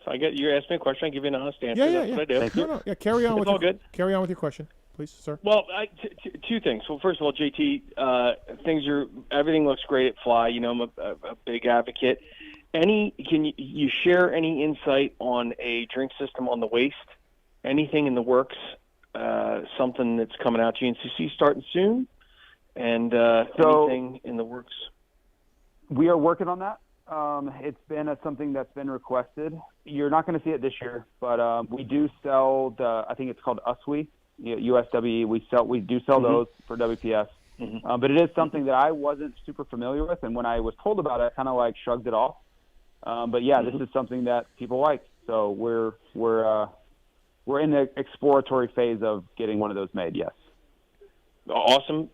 Great news, because I want to purchase from you guys. I mean, my girls ride with an USWE, but would rather be a fly component. And then I had a revelation. You got some strong individuals here, JT. Obviously, Rarick, the main man, the myth, the legend, Kyle, and, of course, Sypes. I think I got an idea for Phil. I think the fact that J-Bone is on site, we could do almost like an intervention and almost like a jump the jumps. You know, get J-Bone in there. Like, listen, you got to jump the jumps.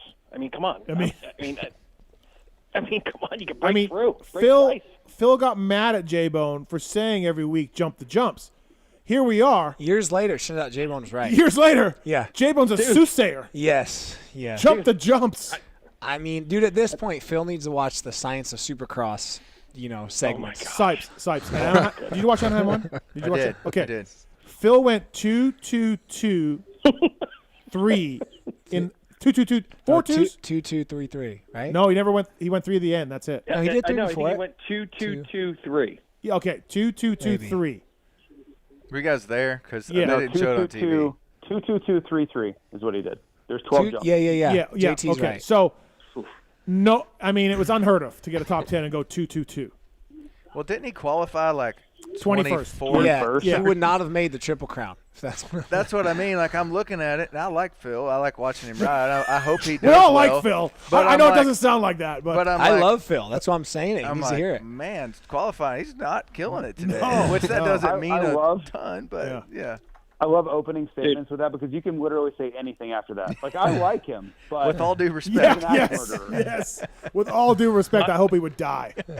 I'm envisioning if you've got J-Bone in a room like maybe an AMA trailer and be like, Phil, come on in, sit down. Yeah, we got some insight for you. Yeah, and J-Bone spins around in a chair and he's like, hey, listen, you heard this one before. You got to jump the jump. Yeah. Can you imagine how much Phil hates dartfish?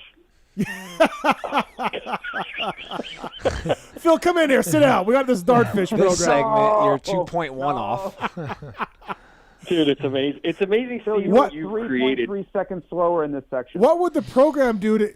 Because you overlay it, right? Yeah. But if the guy is 4 seconds ahead of Phil at the end of the rhythm, how do you overlay that? He doesn't need dartfish, dude. He needs to talk to God. I'm telling you, that was. I did not way too many times that day. All right. System just glitches out. Yeah. Hey, Kyle, my daughters love your product. I'm sure that everybody is, complimentary to it. But I'll tell you what, man, they go ape for your guys' stuff. So thanks for making great products for undergarments. Appreciate it, man. Riders comfortable. We're working on Ethica Pulp collab. Oh, Phil's mad at you. I forgot to tell you. Really? Yeah, because you don't hook him up anymore. He knows my number. Yeah, well. Try telling him that. You're supposed to reach out to him. Yeah, exactly. I should have known better. Yeah, exactly. you should have known better. After that race this weekend, he deserves all kinds of shit. Yeah. I literally beat the shit out of him. All right, Nash. Thanks for calling, buddy. Hey, Thank you. Gents, have a great show. Cheers, guys. Thank you. Appreciate it. Thank you. All right, JT, thanks for calling in. Fly Racing, flyracing.com. Please check it out at your local dealer, motorsport.com as well. Triple Crown this weekend. Triple Crown. Can't wait. I love the Triple Crown. You know that. Are you back on TV, or is it one and done? I am. Oh, wow, you're back again. Okay. I think I'm doing, as of right now, it's 8, but there could be more. Oh, wow, you're doing that many. Yeah. All right, well. And then all the outdoors, and then Super Motocross, or the playoffs as well. Well, be funny. Bring the funny. I'm trying. I did make one joke. I don't know if you watched it, but I did make one. I did watch it, but I honestly just watched the mains. Yeah. So. Yeah, I was talking about what Sexton was going to tweet at Barsha if he took him out. Yeah. No, I like that. That's good. Yep, keep that up. Yeah. All right. Thanks, man. See you guys. See ya. All right. We got lots more to come up here. Craig is on 2, and Kyle, you knew this was coming. Craig, go ahead. What's your comment to Kyle here? Yeah. Can you hear me good? Yeah. All right. So about 2 months ago, I moved in with my brother, and I had about 5 or 6 pairs of, Ethica underwear. I loved it. I ride in it, great stuff. But I also found out that my dog actually might love the underwear even more because now I do not own any pairs of Ethica. But what's very weird is that they only attack the Ethica underwear, nothing else. And I just wanted to tell Kyle it's a great product. Here's the part where Craig wants some Ethicas. Yeah. Kyle, he wants Ethicas. They've used the code Seth Rarick 672. Was that your number? For 20% off. Yeah. 20% off. That's 20% over retail. Yeah. Yeah. So Seth has every discount code. He actually texts me once a month. Literally every it's month. funny. That's how we keep up. That's how. Yeah, that's how it works. That's all you need. Just those codes. So are the ones that they don't eat, are they clean, or what's the deal with these? Like, You know what? That was are they soiled? super weird. What's the deal? Well, I thought it was just that, but I had them folded up, ate those ones too. Mm. You know, because there you go. I just have no idea, man. It was horrible. Great loss in my life. You spreading peanut butter in there? Or what's going on? Yeah. I didn't go that far. Thought about it, but Yeah, I thought that was going the opposite way. I thought you were going to ask for like Ethicas for dogs. We've gotten that a lot. With, no, really? I think Craig hole just through the wants tail. Ethicas for himself. Okay, so, gotcha. okay. Yeah, just talk to Seth after the show. He'll get you Yeah, dialed DM. Yeah, I'll just DM him. DM him. Be He's like, got hey. you. Craig, have you ever heard of Fabio Quartararo? After listening to this show, I feel like I 45 should probably, Google him and find out everything I can. I'm gonna put you in the not heard of. Okay. Thanks. 100% never. Thanks, buddy. Appreciate it. You're Thank actually you. helping him out more than the broadcast. I was going to did. say, he's That's going to true. be famous now. I just like he wasn't before. Yeah, well, he's going to be famous with the wrong last name because you can't pronounce it. Matt's on one with a story for Sypes. Matt, thanks for calling. Have you ever heard of Fabio Quartararo? Quartararo. No, absolutely not. Not till Saturday. Okay, perfect. Thank you. All right, what's your story for Sypes? Hey, Sypes, I was just wondering if you remember 2005 FCA camp in Indiana. One day after riding, myself, your brother, and a buddy of mine were riding the track and you came over a hill backwards and straight up T-boned your brother right in front of all of us.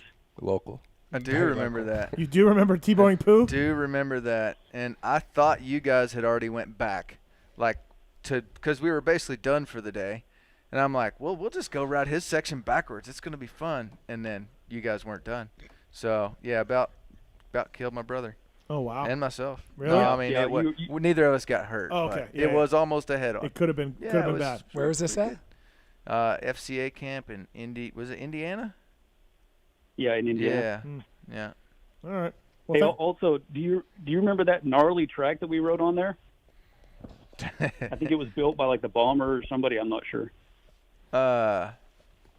No. Well, it was I didn't think. inside of an old dirt track. Oh, you're talking about Podium 1. Yeah, that track maybe, that track was cool. That track was my stomping grounds growing up.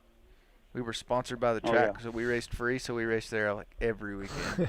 Even though we won we never lost there. But yeah, it was a cool track, super cool track. It was on the inside of an old car, like late model dirt track or whatever. But then, so they had like probably seating for a couple, 10,000 at a local track. That's like cool. these huge bleachers, and then it went off into the woods, and it was super cool.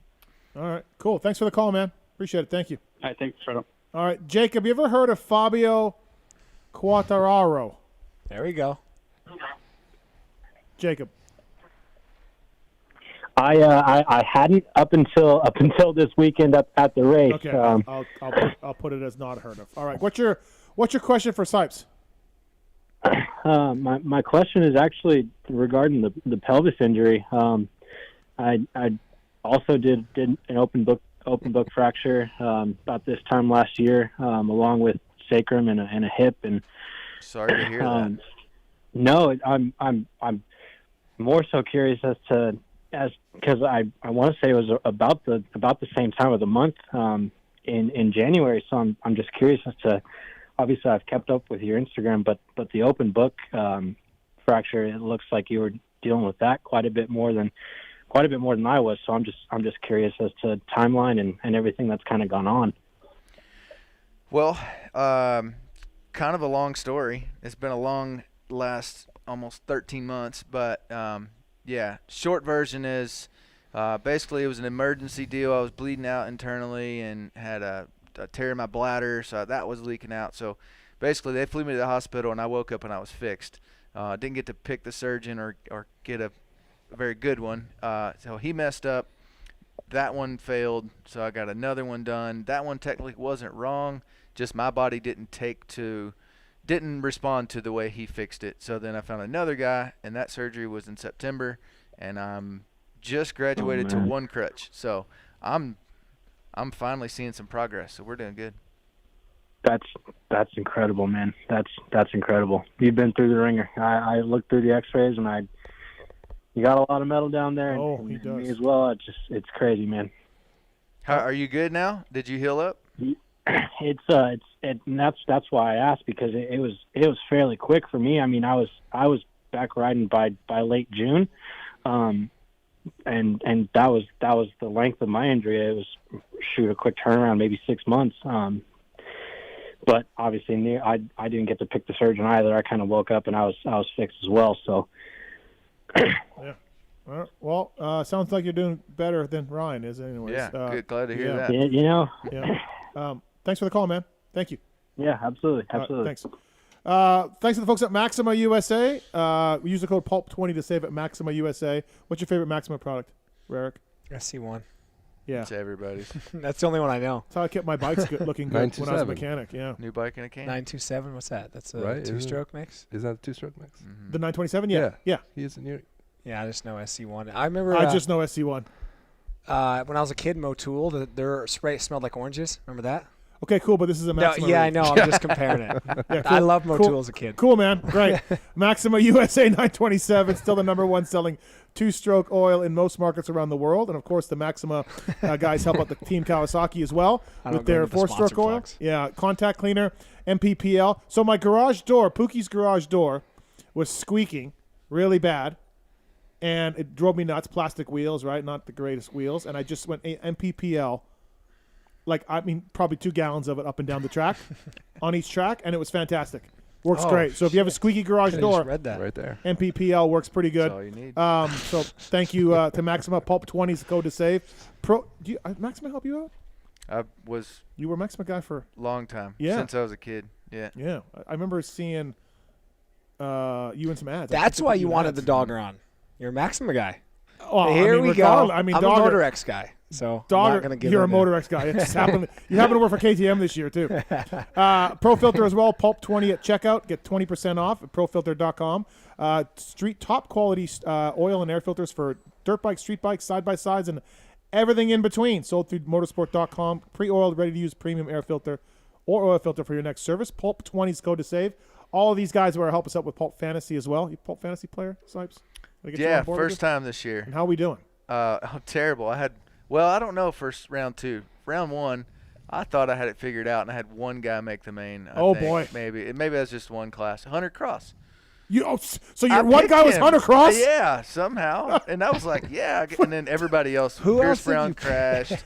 Hunter Cross. Master Pool crashed. Like, I don't know. I'm not good at stuff. But okay.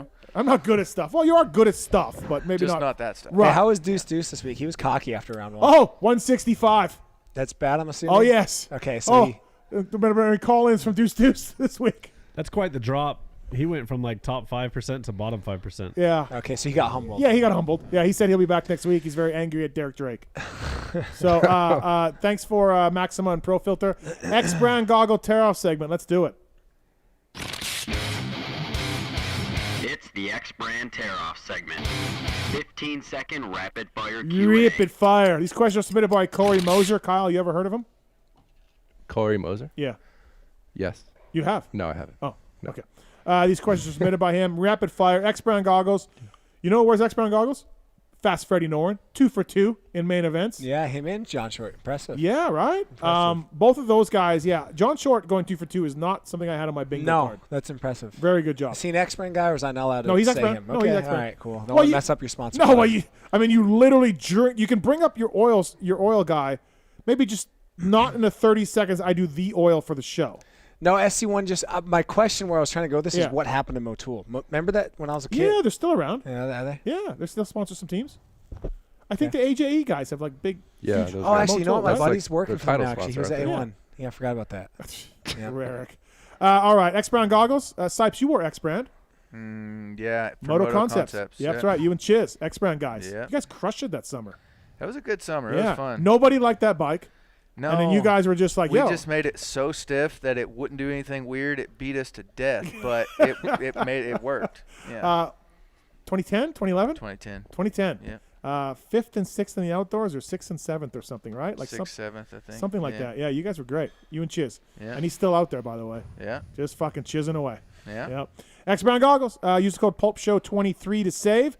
EKSbrand.com. That Lucid goggle is next level, and thank you to those guys. And Enzo Lopes and Phil, their goggles, an FXR factory ride goggle, but take a look at it closely. Take a good look at it. Just saying. All right, 30 seconds on the clock. Sypes, this includes you. Let's do this. Seth, out of all the different industry jobs you've done, which one did you learn the most from? Star. 2.1. Good job. Ryan, out of all the different motorcycle disciplines you've raced, which is the sketchiest? Sketchiest. Big flat tracks, miles and half miles. I thought you'd go with, well, I don't know what discipline Erzberg would be, but whatever discipline Erzberg is. It's just so low speed that it's Yeah, not okay, super yeah, sketchy. right. It at times it is. Looks damn scary. Yeah. All right. Kyle, how often do people hit you up for free product? Yeah, 10 times a day, 7 days a week. Kyle, can I get some stuff after this? Make it 11. Talk to Seth. Yeah. Seth, you didn't cave in on that guy. I thought you'd cave in. I thought so too. Yeah. You held good strong, job. dude. Good job. Yeah. Yeah, it wasn't that good of a sell. I mean, Okay, your right. dog's he could be lying too. You know what I mean? Yeah, Oh, yeah. yeah. You should It's make like up a the better dog sob ate your story than homework, that. right. Yeah. Got it. Yeah. Dog ate my underwear. I It's think kinda something. weird. Yeah. Okay. Fair enough. Seth, are whole shot devices causing first turn crashes, and should we ban them from pro racing? No, they're not. I don't think they're causing first turn crashes. I would like to see racing without whole shot devices. Personally, I think it'd be Same. cool. Works Connection, everybody. Official pro launch start device at PulpMX show. No, I'm kidding. I said it too, and Eric at Works Connection gets all mad at me. But yeah, ban them. We don't need them at pro level. More technique. Dude, we got grates, we got front lockdowns, we got rear lockdowns, we got start maps. I mean, you can just let your clutch out. Like, where's the talent in this? Where's the skill in this? And I do believe that you don't see the separation like you used to in old races because everybody's getting great jumps and everything. Yeah, I mean, and the bikes are so much better Yeah, too. But yeah. Ryan, Steve's a big supporter of riders moving up to the 450 class sooner. Do you think you should have? So I'll have the same argument as Marty would have and all these people. It's either move up and be on a subpar bike or stay down and make a bunch of money on a factory bike. Every person takes option number 2. So I think I did what I had to do. 17 seconds. I would love to debate you on this, Mr. Okay. Sypes. Bring it on. Kyle? So okay. Are you going to do it right now? No. We got RJ coming up, but Okay. Kyle, what's the best way to wash out skid marks? Throw them away. Buy a new pair on and then hit Kyle up for free stuff. Oh, I noticed your Instagram is private, and that's probably for a reason. Yeah. Yeah. Yeah. Keep it tight. Seth, what's a 90s or 2000s Supercross track you'd like to see rebuilt? Is it Pontiac that went in the stands? Yeah. Pontiac. Yeah. Yeah. Seattle did too a little bit, but Pontiac mostly. Any of the Pontiacs really went to the stands. I knew you'd be a Pontiac guy. Preferably not the one McGrath broke his wrist at. So the guys used to tell me, like, you probably did it. You're old enough. What? In the Dude, stands do you in think Pontiac? he's 57? I was No. going to say, what are you talking about, dude? He thought you were Hold racing on. Salt Lake 03. I know. No, wait a minute. When did you turn pro? First Supercross season's 05. Right around then, we were in Pontiac. Like, okay, maybe not 05, Not into but the stands, no. No. Yeah, In- that was okay. 90s, right? Yeah. No, It was like, No, it was no. 2000 was the last year I No. remember. No. I was a mechanic, and they went in the stands. Yeah, you were a mechanic in 96. True, but I was a later mechanic. 2000 is the last I can actually remember. What was the one Ramsey won? Was that Pontiac? Pontiac 02. So what did 02? Did they go Nope. in the stands? They didn't go in the stands. Okay. No. Now I was working for Nick Way that year. And they didn't go after that. That leaves 0-1. I might be a year off. Okay. Anyways, coming down the stands, soft dirt. It would run out so bad, I guess. Everyone's like, dude, I think I'm going to die there. Like, I'm just going to drug pegs. Because they always made a double coming down, right? Yeah. And everyone's like, it was so scary. I thought that race was sick. So, okay. You ever do the Coliseum? Nope. Okay. Moving on. I mean, he seems old. I'm not that old. Holy smokes. All right. You know what? Maybe what it is, too, is honestly, you were a really good amateur Team Green kid, and I remember hearing about you for a long time. I think you were in my general knowledge of motorcycle racing for a long time, but maybe you were still just a kid. I was amateur for a long time too. Yeah, so like I just pro till 19. Like I remember you being on the cover of Team Green News, and I remember like hearing about Ryan Sypes coming. Like, you know what I mean? Like you were just in the general like, oh, here comes Ryan Sypes type deal. So yeah, I don't know. All right, moving on. Let's see, Ryan. Out of all the 250 bikes you raced, which was the fastest and/or your favorite? That's two different answers, but this Moser guy. I just read the questions, Ryan. Don't yell at me. The Star bike was super fast. And your favorite? And that was before Star was Star. Yeah. That was Cosworth, right? The 2011 bike's probably my favorite. What was the worst? Yamaha, Suzuki Cowie. Yeah, Probably. man, I don't know. I was so young back then. I was like, I'm a pro. This is great. Like I didn't care. I'm getting a paycheck. I didn't even know it was slow. Right. Like, right. Yeah. So what was your favorite then? The question was 2011 Star bike. Yeah. Did Bobby yell at you a lot It's that the year? best results I had too, so it probably has something to do with it. Did Bobby yell at you a lot? No, he tried one time, and I don't know what I gave him the right look, and he never did it again. He was always super respectful to me. Right. I don't know. He yelled at everybody else. Oh yeah, no. Everybody else, but he was Coop, always told Coop when Coop was leading the points, he wasn't going to let him race the night show. One time, it's like what? Like, do you think Yamaha would really let you? Like, hey, I benched him. He's leading the points. Do you remember that? Yeah. Coop ever tell you that? Yeah, but that works for Coop though. Coop likes that. Yeah. But like, can you I think he was, like, hey, you're star 250 rider. Yeah, I just didn't let him ride. Yeah. Just benched him. Yeah, Bobby knew what he was doing there though. Right. All right. Kyle, who's the biggest celeb you've had in Ethica? I mean, Lil Wayne probably. Yeah. All right. Taro. Have you met any of these dudes? Not Lil Wayne No. personally, but Okay. I've met some Yeah. big musicians. You put the T in there too, little. Yeah, Lil Wayne. Sorry, Lil Wayne. Right. I don't know, man. I would have said Lil Wayne, so just don't worry about it. Young Tunchi. I can't even say Fabio. His name right. Fabio. You can't even get the first name right. What is going Fabio. on with you? He thinks it's the model Fabio. Well, no, that's Fabio. Yeah, right? Yeah. Fabio. You're getting those two mixed up. No, the model name was Fabio too, right? Yeah. Or it wasn't Fabio. Whatever I just said.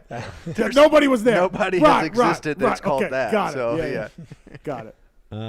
We have one bonus question for Kyle. Oh, great. Has Ethica considered an S&M line like crotchless for women or balls out for men? Yeah, Seth's wearing a prototype right now. No. All right, X-Brand Goggle Terrace, everybody. Pulp Show 23, the Lucid Goggle, next level. Supercross main event, privateer proven with those guys. So thank you to X-Brand for coming on and doing the X-Brand questions, and no thanks to Moser for those things. Also, Yamaha LCQ Challenge, we're doing it again. It's at Denver. We're going to stream it on the web as well. So looking forward to that. All the money goes to privateers. You can win a 2023 Yamaha YZ450F Bike of the Year, or one of other 19 prizes as well. On there, tickets are $30. All the money goes to privateers. We raised $143,000 last year for privateers, so that's what we paid out in one race. So pretty cool. Yeah, pretty cool to do. And Chiz is not allowed, everybody. So just don't worry about that. Chiz is not going to ruin my race. But tickets available on my website as well. Race Tech rant of the night. I only got 5 minutes. It's really easy. Pulp 23 is the code to save with Race Tech. Great guys, motor work, suspension work. Team Solitaire is using Race Tech motors as well. My rant is just, it's simple. The Verb thing. The Verb just going for clickbait this week, saying who's the better J-Law. Jett I Lawrence. missed that entirely. I didn't see that. Yeah, it was on their Instagram. Hey, J-Law or Jett Lawrence or Jason Lawrence. And it's like, what? Like, I get it. You want clickbaits. You want to yell. Like, I get it. You want to, have the online debates. But, like, those two guys aren't even in the same zip code. One guy is a 4-time champion. One guy is a 1-time champion and never won an outdoors. Like, J-Law was talented. Don't get me wrong. He was really good, as you raced him many times. But Jett Lawrence is next level. So just stop it, Verb. Just stop it. That's like saying, hey, James Stewart and James Eichel, who was better?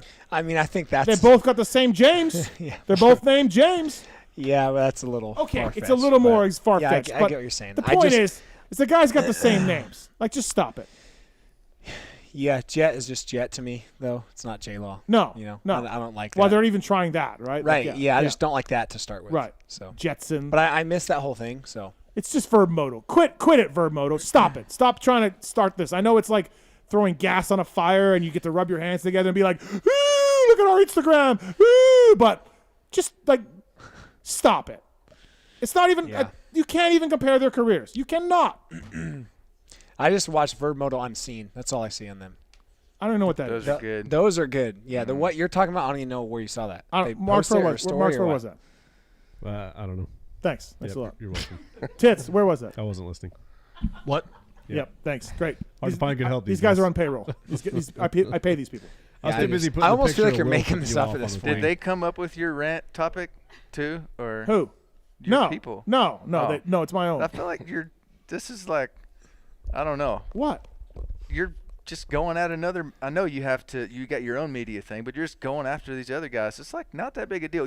You've asked every person that's called in. You've asked them if they know of a guy that doesn't even exist because you can't pronounce his name, and you say they're ridiculous. Yeah. Come on, man. Yeah. The Verb guys are actually teaming up with me to live stream my LCQ race. I love the Verb guys. Awesome. They're great. But I'm interested in debate. I love debate, right? We're debating on this imaginary guy's name, and so I'm down. I'm down for a good debate. I'm down. But you can't throw a fun thing. Jason Lawrence and Jett Lawrence and say. I probably think they're But just joking. in terms of That's being what I'm saying, polarizing, like, it probably was kind I of don't a think joke. they're. Yeah, Steve's the only one that took that lead. I guess maybe I felt like their post was like, "Hey, who was the better guy?" But they could be talking about who's more polarizing. I'd say I don't know. 338 is more polarizing than Jett, right? I don't recall polarizing being in the post. Listen, they're fine to post whatever. I love those guys. Those are great. But stop it. I'll debate you on Shea Bentley versus J-Law. I'll debate you on Ryan Sypes versus J-Law. I'll go down some roads if you want. We'll break down guys' careers. And who wins in any of those? Nobody. Nobody. There's no right answer. But I'm down for the there's debate. not. I'm down for the debate. Yeah. all right. It's like politics. Like, you're not changing anybody's mind. Yeah. But again, J-Law, Jason Lawrence, and Jett Lawrence are like in the different universe of riders, in my opinion. Agreed. That's all. Raw talent. J-Law had some talent. Oh yeah, you got a battle there. He had some talent. I'm stuck on the name thing. I can't look past the name thing. Yeah. I'm stuck on that. What do you mean you're stuck on that? It's not J-Law. It's Jett and J-Law. Yeah. You know what I mean? If people are calling Jett J-Law, then I get it. But right. Acerbis. Love the guys at Acerbis. You use Acerbis probably. Oh yeah, for years. Speaking of Voland, Acerbis, handguards, disc guards, frame guards, and more. A Red Bull KTM guys, Monster Kawasaki guys, using Acerbis plastics, industry leader in aftermarket dirt bike plastics and accessories. This is why a guy told me I wouldn't bring up Max Voland because Acerbis is a sponsor. And he said I wouldn't bring it up because of Acerbis. And I'm like, huh? Like, what do I care? Acerbis is a great plastic. Dogger on the air, and we got Maximus sitting here. That's all I'm going to say. That guy might have a point. I've built a lot of project bikes in my time, my old beat-up bikes that I build, and there's nothing aftermarket that fits like Acerbis plastic. There isn't. You got to drill holes, you got to file, all the other shit with the other plastics. Acerbis, boom, bolted on. All your spacers fit, all your washers fit. It's great stuff. At Acerbis USA on social media. Speaking of Acerbis, this gentleman rides for the Rockstar Energy Husqvarna team. He has gone 2-2 to start the year, and we're happy to have him on the show. RJ Hamshshire, what's up, man? How are you? Doing good, man. How are you guys? We're good. Thanks for calling in. We got Sypes here in studio on the comeback. You already screwed it up. I didn't ask him the first question. Yeah, ask him. No, he doesn't. He doesn't count because he's a racer. I'm not asking. No. Watch this. Ask him. Okay, all right. RJ, have you ever heard of Fabio Quartararo? No, have not. See, RJ doesn't know who McGrath is, though. That's why I told you to ask him.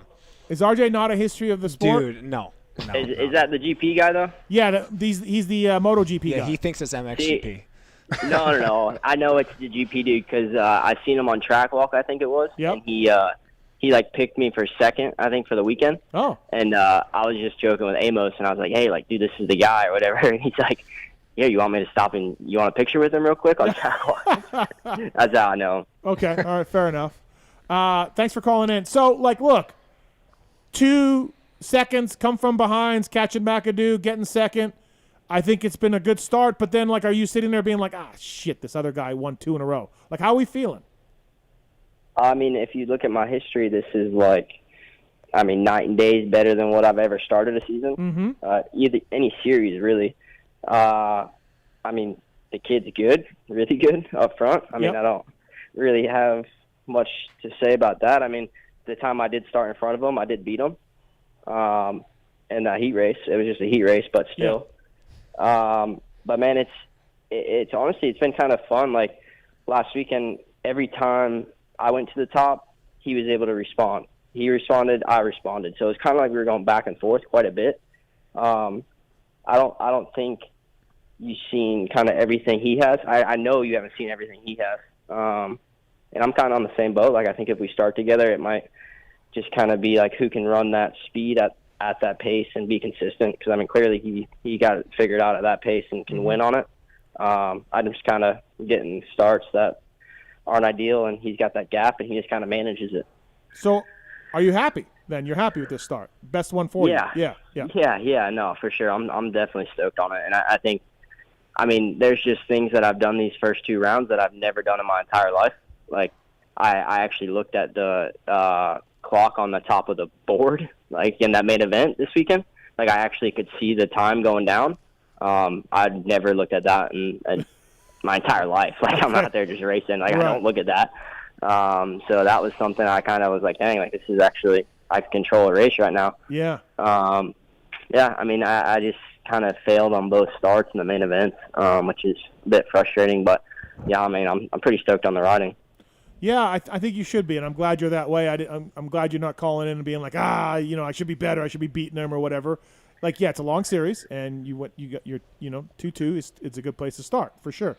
I was talking about you in the review show, and I'm like, dude, okay, like, let's be honest, RJ, you can be a bit loose, right? Oh yeah. Okay. Oh yeah. So I was saying on our show, I'm like, I don't really see that from him. I see a guy in control. I see a guy able to ride where he wants to, put the front wheel where he wants to. I see a guy, slowly getting McAdoo and not like getting a bunch of time, then screwing up and then getting it back or whatever. And then we just like, oh no, RJ told me I had a huge one this week, a huge crash. And I was like, oh shit, there goes my theory on RJ. Like, I was thinking you were better off staying off the ground.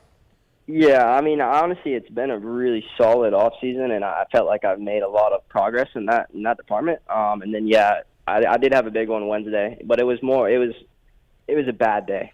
I was not. Okay. Yeah, I mean, dude, my attitude was terrible all day. Like, the track was not ideal for what we were dealing with. Like, we started late. Like, it was literally just one of those days. Like, Alden and I were arguing before I went out for the second session. So, like, it was like, and then I go out there and just do something so dumb. And, yeah, I ate it in the whoops and smacked my head pretty good.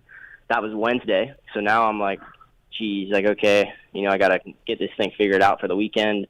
And then I got sick Friday night leading into Saturday. But dang, I mean, I feel like you wouldn't even have known anything was going on there Saturday. Like, I felt like I was dang in control. And, I mean, I did have a couple moments that I felt like I shouldn't have done. Like, for instance, with Phil. Like, I mean, I did something so dumb in that main event to him, and No, he was in the way. No, he's not jumping the jumps, RJ. It's fine. Yeah. No, but it was just the point of it. Like, I shouldn't have done it, and I did think he was actually going to. You shouldn't have jumped the jumps as well. Yeah, I was coming in too fast. Like, I just feel like Phil has like a very angry side, and I haven't seen it, but I was like, Dude, as soon as I hit him and then I go off the face, I'm like, oh, I'm done. He's going to kill me. But how easy was it to go 2-3 for you? Yeah, but I was surprised because he went 3-3-4 in the rhythm before. No, he didn't. He's never done that. He didn't do that once. No, You're thinking Enzo. Yeah, you're mistaken. All right, then he went 3-3 on off. No, he went 2-3 on off, and then whatever. All right, it well was. he did something that was decent, and I was like, dang, all right, he's for sure gonna get the next one. So I go outside and I like kind of push through 2-3, and dude, before I knew it, like I was going off the last two way too fast, and he was singling. Landed in his pocket. Dude, you can't be like he cannot be mad at you. He wasn't doing the jumps that he was in the main event and not doubling into that. Like what? No, yeah, I mean I get it, but still, just things like that. Like I've had a couple in both weekends. Like yeah, those couple probably would have been 10 to 15 in years past, but still, like I'm just trying to be better at things like that and not try to rush into it. And I probably I would have passed him 2 corners later down the whoops perfectly fine, but just things like that. But I mean, yeah, for the most part, I'm stoked on how it's been going. Yeah, like, okay, I wish I hadn't heard of the big crash on Wednesday because, yeah, you look confident, in control, all of that. Now, you at times have been a little, can we say a little unhappy with your bike? We can say a little unhappy. Yeah. How are we feeling on that now? How are we doing? Yeah, I mean, it's not, I mean, it's so hard to talk about because, like, when, you have the normal people out here that are buying and purchasing bikes, like, dude, this bike is awesome for them. Like, it is. Of course, yeah. It's perfect. Like, it is sick for them. We didn't have the parts to get to the other level that these bikes were at, these factory bikes, and just didn't really have the resources last year. I mean, yeah, I probably said some things that I should have left out.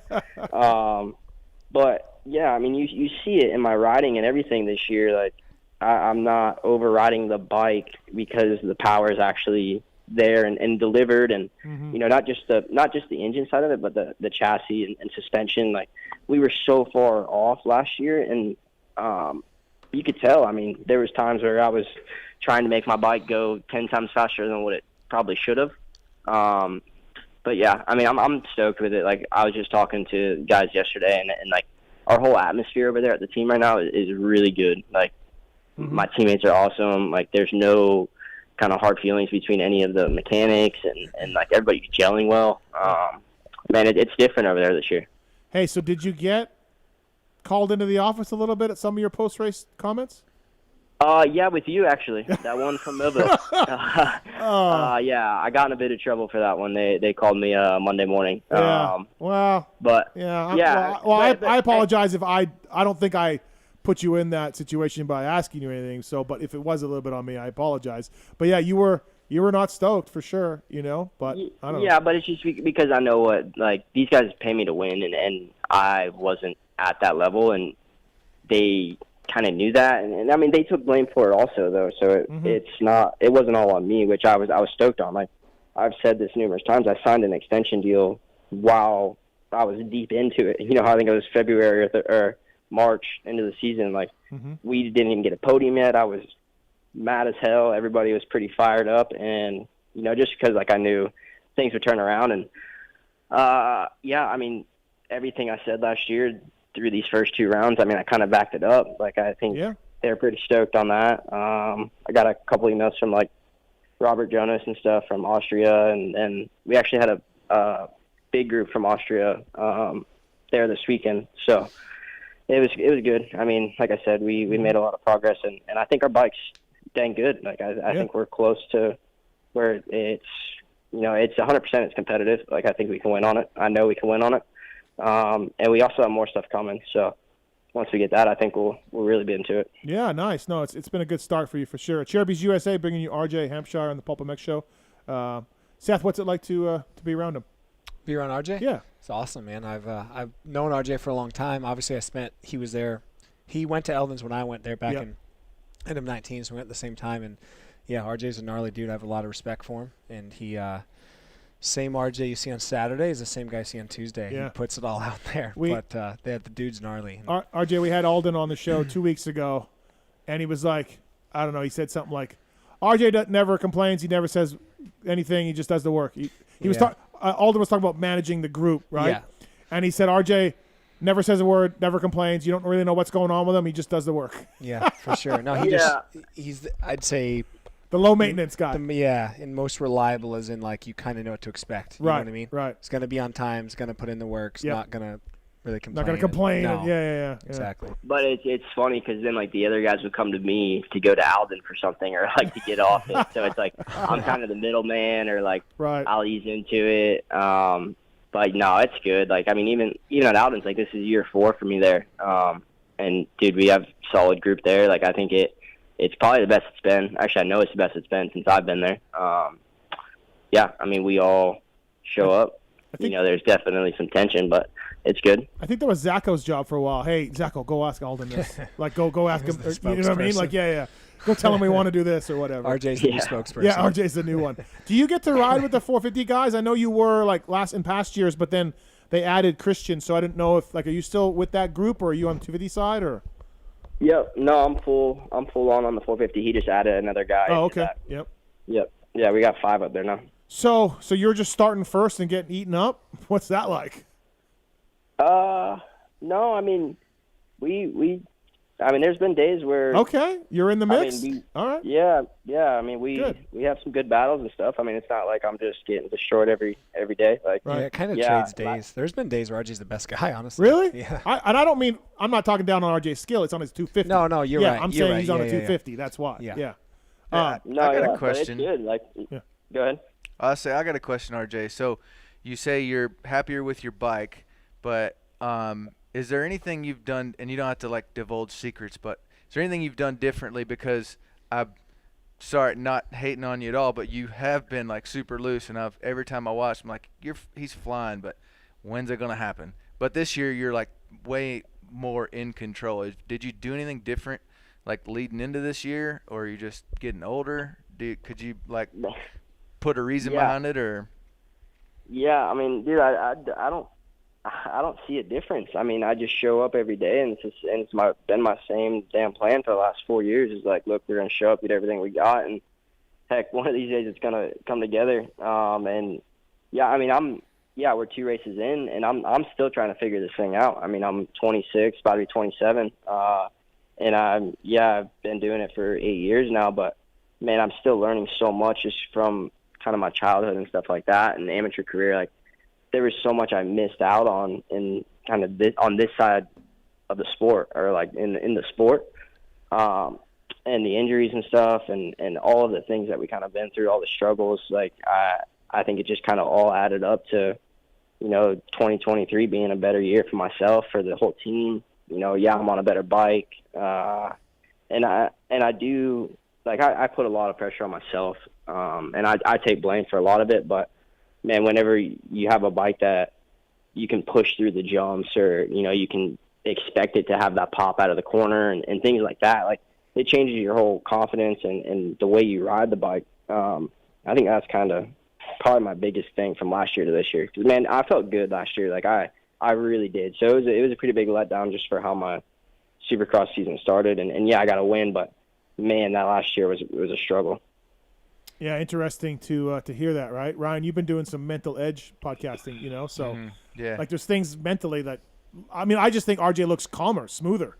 Yeah. Whatever that is, But RJ, you're right at the age now where, like, at least for me, and maybe call us late bloomers or whatever, but it was like all of a sudden it was like, oh yeah, I'm just smarter now. Like it just happened, like, oh, yeah, I shouldn't do that because that's fast, but that was stupid. I'm going to wait and just not lose time there, not gain any, but not lose any, and I'll gain it over here. Right. So, I mean, I guess if I had, from the outside looking in, I'm like, he's getting older, he's figuring it out. But I didn't know if there was something like you're doing different at the practice track, like, he said he's looking at the clock for the first time ever, so things are calmer. It's calmer. Definitely. Right? Definitely. Like, but that's all it comes back to confidence, though, and having it in your bike and yourself. Like, just because I truthfully didn't think I was going to catch McAdoo in the main. Just from the week I had, like, I knew I wasn't at, great, mental side and physical. So so I was okay with third. Like I was like, dude, another podium. I've never started off the season with 2 podiums, and then I think it was lap like 10. I started clicking them off, and then 13, 14 were the fastest laps of the main. And next thing I know, I'm on his rear wheel. But yeah, things like that. Like years past, I would have been like, heck, I'm going to catch Jett in 2 laps and pass him, and ended up on the ground. That's what I mean. You were okay with third, but that let you get second. My opinion. My opinion. Yeah. No. Yeah, you're right. And that's the thing. It's like, man, I want to be able to challenge Jett, and the way he's riding right now, it's gonna be tough. Like, dude, he's so locked in on his starts too, and we're trying to figure it out this week. Like, I feel like he can close his eyes and drop that clutch, and his bike literally stays to the ground, gets a shift, everything right now. And if he starts out front, I mean, dude, you can tell he's hard to beat. He's hard to beat. Steve's going to take his whole shot device off for this weekend. So. Yeah, we'll get us rid of his whole shot device maybe. That'll work. Yeah, something. Yeah, and honestly, and like you said this right at the top too, RJ. I think if you got up to him and put some heat on him, he's got more, and then we know you got more. So that could make for good racing. yeah, that's what I'm saying. I mean, it's going to be exciting. I mean, I would hope that I can, go with him. If I get dropped, then I'm hopefully I can stay in that for second, and hopefully he has a mistake or one of the races that he's had in the years past. Because he had one last year, but it wasn't until the end. I mean, I'll take second every weekend if I have to, and just wait till maybe he has a hiccup or something along those lines. Sure. Like, just try to. I mean, I've never been able to say that or been in this situation. So I think we just take it weekend by weekend, and I'd be stoked to get out of here out of California next weekend with another podium. Also, I know McAdoo pretty well. I guarantee you he's so bitter at these last 2 races. Oh, yeah. Looks like he's fuming on the podium. Yes, he looks so angry. I mean, look, just like RJ, right. You're the same way. Like, you guys don't get caught and pass late in races. That doesn't happen. Yeah. Yeah. So, yeah, he's definitely been not happy. So, McAdoo's going to look to end this in the West Coast up high. We got some calls for you too, RJ, up here waiting for you on Cherubies USA, bringing you RJ Hamshshire. Nate Dogg is still pretty new at the job, maybe, I guess. Kind of. How's Nathan Ramsey? How's that going? I mean, dude, I kind of owe Nate and Tony an apology from whenever they first came over, because I wasn't too stoked on it at first. Like I don't know, like you just get over to this team and stuff, and you feel comfortable, and then the guys that came over here for left, and now it's like, we got new guys coming in. But dude, Nate and I are awesome now. We got a great relationship. I think, like I said, our team's been running the best it has since I've been here. I think he kind of took over at a rough time, but man, we figured it out. And Murph also, like, Murph kind of is like the glue to the whole team. So yeah, I mean, we got good guys, and Tony, like, it's like Tony came from the off-road side, and he's pretty much our crew chief. So it was a change for him also when he first got over. But we're figuring it out. I mean, you can tell right now our bike's much better. Hiring Hanny in the off-season was huge. I think that kind of helped our whole Austrian brand out. We're making the right steps, and man, I really hope I can deliver a championship for you guys. Yeah, that'd be cool. What are we thinking for 450s? Do we have any plan? Do we have a set thing? I mean, obviously, if you win the championship, you're out, but what do we know? Well, no, we got a year to defend, right? I thought if you were over 3 years and you win it, you're out. You still got a year to defend? No, yeah, I got a year to defend. Oh, okay, my bad. I'm pretty sure. I mean, that would change a lot if I didn't. But I have a year to defend, I believe. But I mean, I would love to race 450 outdoors. No doubt. I have not figured out the 250 on Supercross yet for a whole season. Right. So I mean, I don't want to go till I have to, really. I mean, 9 races versus 17 or whatever, and I mean, yeah, if they came to me again, like last year, I was supposed to race. Right. I mean, there was a couple of weeks where I was supposed to race a 450 outdoors, and man, I felt good, really good. I was stoked on it, and it wasn't me that said no. Like, I was like, heck, whatever, throw me in, I'm good to go. Yeah. So if that came up again, yeah, I'm there. But who knows? Next year, I'm trying to renew my deal right now, and there's talk that might be an option for 2024 outdoors. Okay, sure. But if I win a championship and I have to go 450, like you said, I might be there next year for sure. Yeah, I'll double check. I get lost in the rule. They've made so many changes. I do know that there's no more 130 points and you're out. The only way to get out of the class is by winning the title. So I knew. All right. So if you say it like that, you win the title. You have 1 year to defend no matter what, and then you're out. Yeah. Okay. Maybe. I'm unclear on the 1 year defense. I'll Mark's Google that. We're Googling it. I think you're right, RJ. I do. I think you're right. We got a call for you. Jeff's on 3. Jerry's on 3. Hey, Jerry.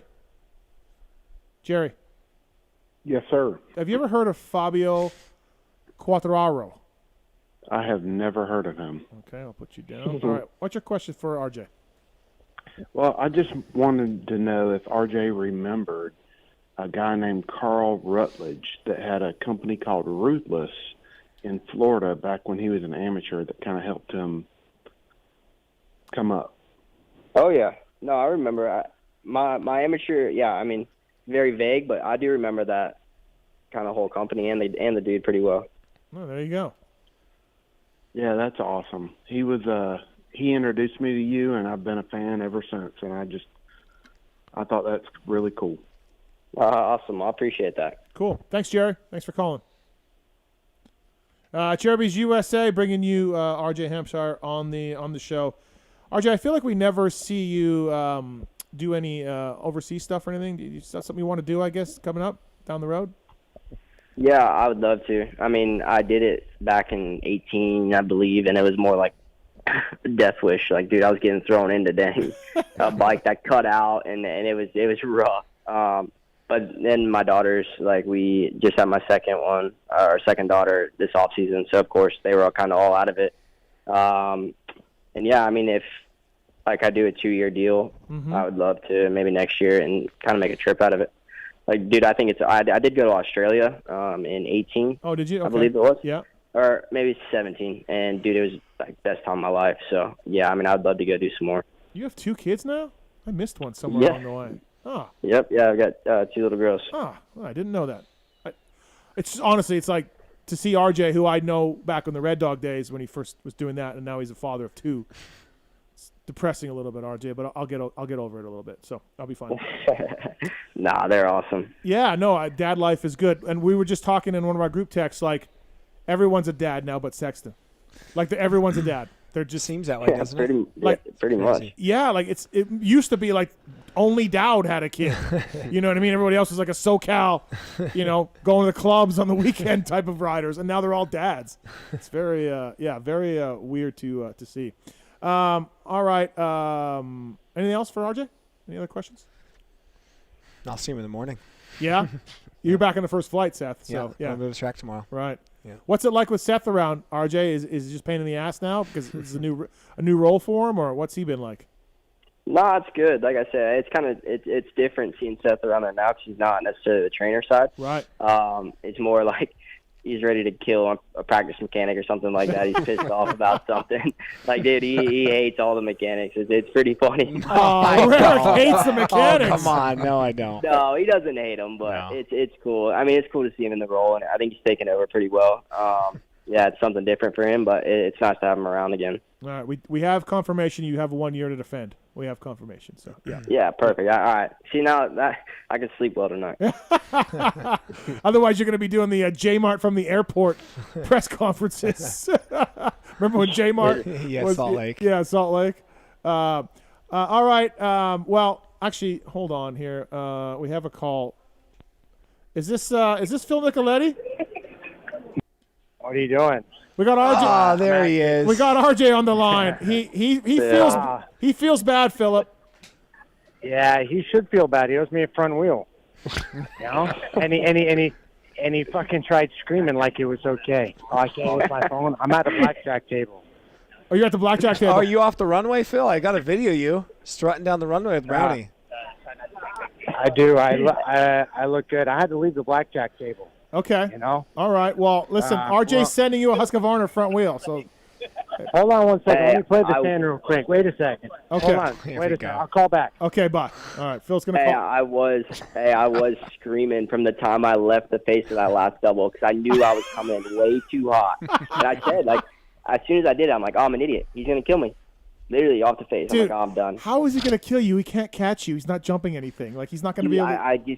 I feel like he's got anger problems. And he does. I know he would have cut across and he would have killed me. Dude, that's literally – it probably is why those next 2 laps were terrible. I was so scared. He does have anger problems, but, like, you could just – like a bunny rabbit, just hop away from him. What is he?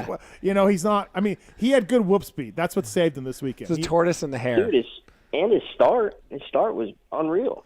Yeah, he's got his starts down. Oh, Philip's back. Philip, you there? Fuck, I just lost $10. Oh, fuck. Yeah. So you're going to lose a lot more, and I bet you that you won't jump a triple this weekend. So that's a low blow. Phil, we have RJ's side. He was a little worried about you getting upset at him, but you weren't jumping the jumps. I wasn't. I was on a different rhythm. I mean, I was keeping rhythm. Roll. Dude, I was going roll 2, 3 single to the inside, and RJ just thinks he can yell in midair and think, "Hey, man!" He can because you're in the way. No, I was not in the way. Says Seth, who's never jumped a triple in his entire life. That's why I'm not racing Supercross. Hence why you should give it up. Well, maybe I should give it up. We should both be on the sidelines watching people jump triples. Is RJ still there? Yeah. Has he overnighted his front wheel yet? Yeah. Have you over? It's on the way. It's on the way. Damn it. Yeah, RJ ruined my main event for me. RJ, when you were doubling in on that section, were you going 6 miles an hour, 7? How fast do you think you were doing to do that first double? No, well, this is the thing is I went outside because I thought he was going to go inside and go 2, 3, 2. Yeah. Well, he ended up going roll, and I pushed through. So I was already going way faster than what he was. And then he singled to the inside, and I was in the air. And I'm like, dude, I'm done. He's done. Dude, you got to have better racecraft. You got to know what's going on around you. You just can't be jumping into people. Hey, the bad thing is we were just talking before this main event, and like I was like, I apologize, like because I already ran it in a little bit heavy at A1 because like it was muddy, so like I slid into him a bit. Oh. And then I go into that, and I'm like, oh, gosh. What's the common denominator here? Yeah, right, really. Phil's in the way. Phil's in the way. Dude, I don't know what to tell you. I'm just doing my job on it, you know? He's 33. Just cut him some slack. I know. I'm just out there trying to collect my Social Security check, and I got RJ out there fucking trying to stab me in the neck. You know? Well, listen, RJ, be careful this weekend. There'll be a gentleman out there not doing any of the rhythms. So, like, because RJ, I need one of those sand dune flags on the rear fender. RJ, the third base rhythm at A1, he's going 2, 2, 2, 3, 3. So, yeah, And the bad thing is, we got 3 starts this weekend, and he's been crushing his starts. Yeah. So that's 3 times he's going to be up front. We need the dune flag, absolutely, yeah, or maybe a blinker, a flasher, yeah, like a hazard zone. I do. I do need blinkers left and right. And now when I'm weaving through the rhythm lanes, I'm going to put left and right, you know, but I'm going to fake them out so they don't know which way I'm going, you know? Oh, boy. I'm going to start using it to my advantage now. I look forward to the RJ Hamshshire Phil Nicoleti battle this weekend. Yeah, that should be great. Yeah. I don't. Yeah. What about Oldenburg blowing me out on track walk? And then in the main event, he and I are just glued together. He's jumping the rhythms, but I'm right behind him. That's a good point. On track walk, I said, oh, look, Phil, there's another guy that you got in the way of last week with Oldenburg. Oldenburg goes, Phil, if you're going to get the start, you got to jump the jumps. Oh, it couldn't have been any better. It's like, it couldn't be more true either. But then, like Oldenburg, you could tell he knew that he was busted because his Instagram was like, yeah, I just got to be better. Like he was real quiet, real self. What, from this weekend? Yeah. Well, he would not have beat Phil if he just did the one rhythm. Yeah. He wouldn't have got him. No way. Yeah. Styles wouldn't have got me either. No, it would have been 5th. Yep. Would have been 5th. Yeah. Could have been a 5th, Phil. I fucked myself. Basic rhythm, and then RJ wrecked my front wheel. I actually blame my front wheel. That's his wobbling. It's RJ's fault. I would have jumped the rhythm. Oh, yeah, he was getting ready to pull the trigger. Yeah. He's been sizing up for 72 laps. He was doing the 3-3-4 the next lap. Yeah, next lap he was doing it, dude. Oh, yeah, RJ, way to go. Way to ruin his race. So. Yeah, kick me while I'm down. RJ, thanks for calling in, man. Anything else to say to Phil or any? No, I'm good. I'm good now. As long as he's not ready to kill me. Yeah. No. Nah, I take my coffee with cream, thanks. You know, bring it. I got it. Don't show up empty-handed. Just bring him some Dartfish video of the rhythms in between practices. Yeah. Send Seth. It ain't gonna help. All right, RJ. Thanks for calling in, man. I appreciate it. Good job this year. Yeah. Thank you, man. Appreciate it. Thank you, guys. Thanks. Philip, I know you're at the FXR dealer launch right now, so we'll keep it short. Ryan Sypes is here. No, what up, Ryan? How are you, buddy? Hey, Phil. I'm hanging. How are you? I'm, playing, actually gambling some money that probably shouldn't be gambling. Getting Money that you don't have. But, all right. Yeah, exactly. Good. So, oh, man. yeah, just chilling. And then Kyle's Living the dream. Kyle Fauscette is here, and he says he's got Ethicas coming to you, so don't worry. No, that's a lie. I've taken Kyle up multiple times. Ethicas. I actually had to buy my Ethicas not too long ago. You know? I think I responded to you last time. I went through Seth. I went through everybody to get Ethicas. I'm a fruit to the loom guy now. Fruit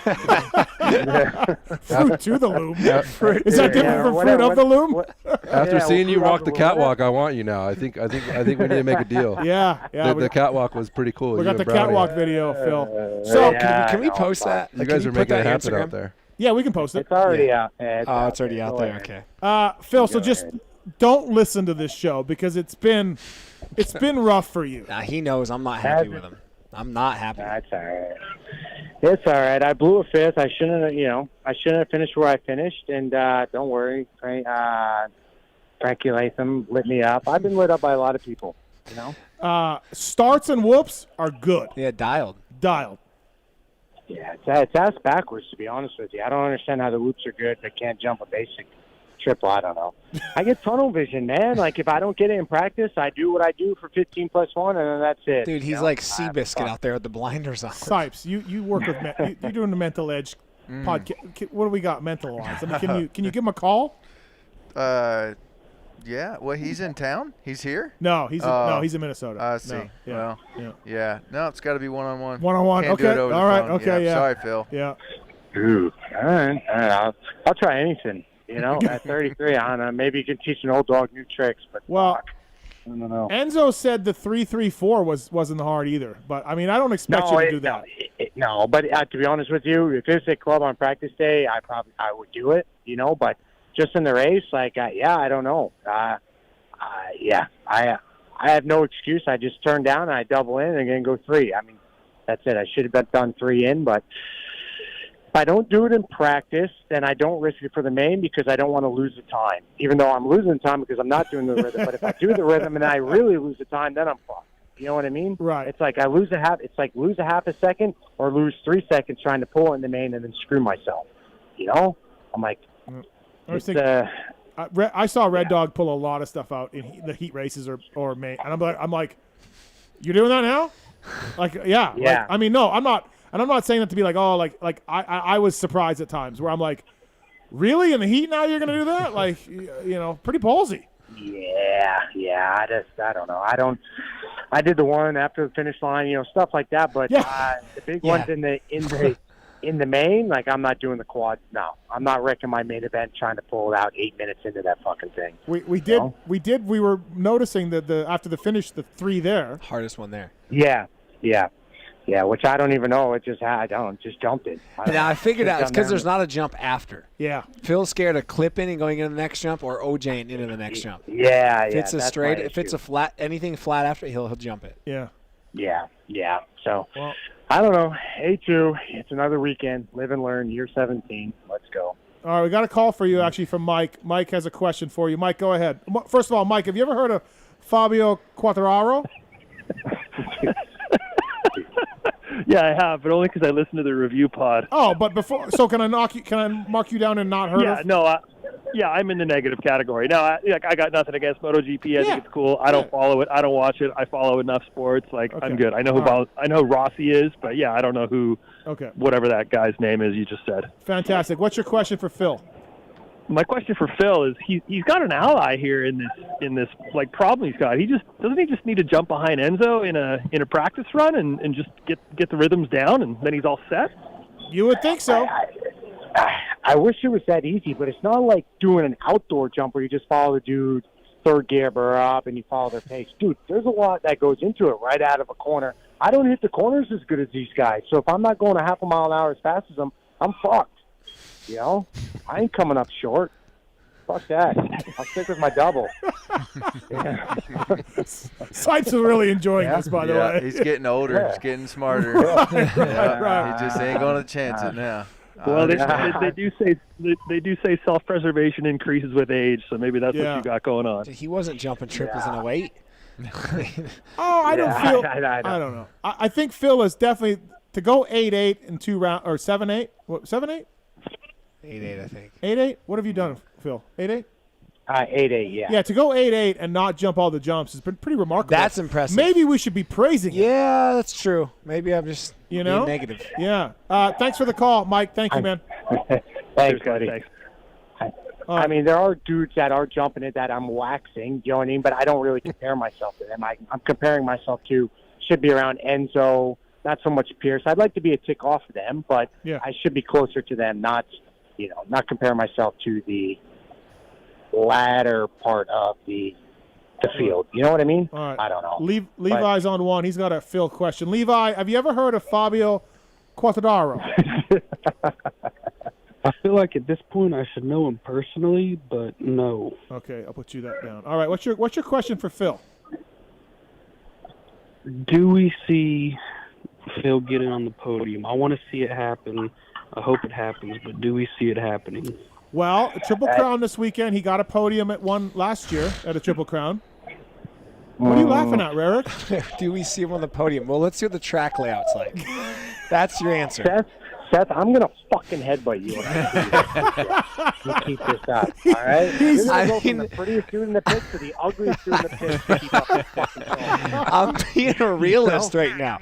Like, this You're guy gonna is... go back to Sin. She's not even going to recognize who you are after next This week. guy's clearly a Phil fan, which I am too, even though it doesn't sound like it. It doesn't sound like it, But no, he's being, no. like, really positive. Really Okay, positive. last year, Levi, it's a Triple Crown. Yeah. Phil could make a podium in one of those races like he did last year. So I don't know if that makes your qualifications for, we saw it last year. Levi, the goal for me, my dream is to get one podium. One podium, I would love it, but at the moment, the way I'm going, I'm a 5 to 8 guy. I should have been, like I said, I think I should have been fit last weekend, and there's a ways to go before I get on the box. That's the honest truth. So, I don't know. I would like maybe I'll get lucky. Maybe I can go 6.66 this weekend and fucking get. Those are fitting scores for Phil. Yeah, those are fitting. Third overall, 6.66. Third overall, Phil Nicoleti. 6.66. Maybe the only time 6.66 works out for anybody. He'd probably go 6.66 and get 12th overall. Yeah, no, he would for sure. Thanks, Levi. Thanks for calling. Yeah, thanks, guys. All right, Philip, we'll let you go, but don't listen back to this one. This one we were tough on you. It's all right. Listen, I got thick skin. I can handle it. I don't care what you guys say. No, Phil knows I'm a fan. I'm hating on him because I want to see him succeed. I believe there's greatness inside of Phil. There is. We just need to see what the track layout's like. That's it. Yeah. As long as it's like a flat track and an oval, we're dialed. Yeah. No, we need lots of whoops. Yeah. Finish line, Supercross triple, we're dialed there. Yeah. On-offs, we're good. Yeah. Yep. Finish line, we're dialed. Yeah, finish line. Finish line, we're dialed, Seth goes. If there's any the triple with go ahead. Like Enzo said, Steve goes, "Oh, where are you struggling out there?" And Enzo's fucking smart ass kid. He goes, Snapdragon Stadium, anywhere inside that perimeter. That's good. That's good Dude, stuff. I almost kicked him back to Brazil. But here's what it is. But A2 will be dialed. How's the FXR thing going? Everything good? Yeah, it was actually really good. So I never gambled before, so I just put $100 down at the blackjack table, and I'm cringing losing money. No, so. you're like Weege. You've never seen Weege crying at losing $5. Yeah, I'm kind of panicking at the moment, but it's all right. Maybe it's in my near future. You'll make it back when you hit that podium. How's Kiefer doing? Yeah, Kiefer's quote unquote working or whatever that means for Kiefer. Right. Yeah. Who knows? So who knows? He's been good though. So quiet, which has been weird. All right, Philip. We'll see you this weekend, man. Okay, sounds good, boys. All Talk right. to you. Thank you. That's Phil Nicoleti, everybody. A little hard on him, I think. Just being real. I've already told him so. He does. ORW, the 8 o'clock hour brought to you by offroadwarehouse.com. PulpMX is the code to save. Stop in and check out the latest in truck, Jeep, Overland, UTV, and racing products from the industry's leading brands. They are staffed by a knowledgeable, experienced team, and they install everything they sell, from suspension kits, tires, and wheels to steps, bed accessories, and more. PulpMX is the code to save. Stores all across America. ORW, this is on the back of Phil's ass. In case you're wondering what that ORW is, it's Off-Road Warehouse, and code PulpMX to save. Thanks to those guys. We got another question for Sypes from Tate. Tate, what's your question for Ryan Sypes? You're not going to ask me the question, Mathis, about the road racing guy? I had a whole thing lined up, man. Tate, you ever heard of Fabio Quartararo? Yes, Miguel Duhamel's son-in-law, right? Correct? Oh, is it really? No, it is not. No? It's not. I remember Miguel I always called him Duhamel. That's the only guy that I remember just because the name was so... Yeah, I went to the Daytona 200 like 98 Duhamel. Miguel lives here. I see him. Does he really? I see him bicycling. Yeah, he's a big Strava guy. Really? Yeah. All right. And he's Canadian. He's Canadian, too. Yeah. What's your question? Yeah. Damn, I'm way French-Canadian. What's your question for Ryan Sypes? Okay, so I was looking up clips on YouTube, and I was looking at Erzberg rodeo stuff. Now, Sypes, I've been trail riding my whole life, but what would possess a man to want to put himself through hell for hours on end in an event like that? I mean, like, nothing about that looked fun at all.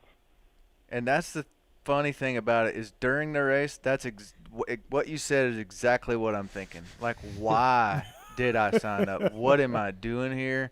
I can't wait till this is over. But in the rental car driving away from the mountain, I'm like, I want to come back. Really? Yeah, it's just such a challenge. Like, I've raced motocross, supercross, all this stuff, but then you go there and it's like, when I walk the track, I go, I might not make it past the first checkpoint. Yeah. Like, because it looks impossible. It's so big, and it's like a dirt bike can't go there. And then I went up a lot of the stuff that I thought was impossible. So, but then you get to the stuff that you thought maybe wasn't that bad, and I get stuck for 10 minutes. And I don't know, just the challenge of it and going like, I want to see how far I can get. Yeah. So it's a love-hate thing with hard enduro. I heard, I don't know if this is true, but Pastrana told somebody that's one thing he won't do ever again. Erzberg. Yeah. That's Travis Pastrana who'll do anything. He's just like, I don't want no part of that. That was not fun. Yeah, he led both years. I think he went 2 years, maybe 3. Okay. I don't know, but then he always weeded himself. So. Right. All right, Tate, there you go. Well, one more challenge. The other gnarly thing that I saw, the Isle of Man TT, would you sign up for that? Oh, no. That seems – I do want to do something on pavement at some point before I'm too old. But I don't know if that would be like my debut. Dude, I feel like it should be somewhere else. I probably wouldn't do that my first one out. That looked pretty gnarly. But I just watched that the other day for the first time. That's a death wish. Yeah, that's gnarly. Yeah, you can't care real much about living if you want to. I don't like dying. No. Yeah, I don't want to try it out either. So. Thanks for the call, man. Thanks for listening. All right, appreciate it. You guys have a good night. No problem. Thank you. Kyle Fauscette, brought to you by Ethica, of course. Great products. Thanks for sending me that stuff. Yeah, also, OGO Power Sports as well. Marks, thank Kyle for your Ethica stuff. Thanks, Kyle, for my Ethica stuff. Thanks. I'm actually wearing the shirt right now, and it's amazing. Thank you. Yep. Hey, me too. Good job, Tits. Go team. Good job. I want to thank the folks at OGO Power Sports for bringing you Kyle as well. Traveling is a pain for sure, but love the guys at OGO. You're an OGO guy, Sypes. And whether it's a 9800, whether the rig bag, backpack, whatever it is, OGO Power Sports will get you there and make it easy for you as well. High quality stuff. I got the new layover bag. It's got 4 wheels instead of 2. Love it. If you want a discount from the folks at OGO, email us using the contact form on Pulp, and we'll get it right to you. Thank you to OGO Power Sports for bringing us Kyle Fauscette from Ethica tonight. And, of course, Decal Works bringing you Seth Rarick, and Renthal bringing you Ryan Sypes as well. Rarick, let's talk a little bit about your new role. So we saw you at Star Yamaha for a brief little time. You're at Alden Bakers, of course. Before that, you were training different riders. Now you're like East Coast crew chief for those guys, and you like it back east. It's kind of where you're from, like New York, Florida, and all that. What's your role, I guess, a little bit? Tell us what you can about what your sort of day-to-day work is. So the best way to describe it is like manager of everything Baker's Factory / practice side, and that's KTM and Husky because both teams are down there. The role is, so they moved Frankie to start. Mo moved over to R&D full time. Frankie Latham, Mars mechanic forever. He moved to race team coordinator position, which was Mo's role. I just split Frankie's role with him essentially. He's obviously California full time with the race team. Ian's obviously team manager, but a lot of KTM's huge now, so there's a lot of stuff that Ian has going on with meetings and stuff like that. So Frankie kind of handles a lot of the day-to-day race team managerial side of things, and then I'm basically just handling everything practice related. So me and him split that role. I'm East Coast, he's West, and then at the races we both go to all the races and we split it. Oh, you're going to all the races for the most part? Oh, okay. Yeah, we go to all the races and then we split roles there accordingly as well. My main thing at the races is dartfish, which is kind of I worked it a little bit last year, but kind of a newer program for me, and Mo had it dialed after doing it for however many years. So, do you enjoy that part of it? I do. Yeah. I mean, I'll be straight up. This is the best job I've ever had. I love it. I love the group. Everyone there's. It helped me a little bit because I already knew everybody. Everyone's super cool. Really, really great team, structured environment, and I honestly couldn't be happier. I'm glad it worked out because last time I was on the show, I didn't know what the hell. Yeah, you were doing a little bit with Mark Lane, right? Doing a little bit of work with him and the team, and then that all went sideways, and then you. At one point in our run of groups, I'm like, how are you making money? I didn't know you. Yeah, I thought you were being sarcastic. No, I did not. I was worried for your future. I didn't know if you were going to start selling your body or, you're a good-looking guy. You could probably get some money.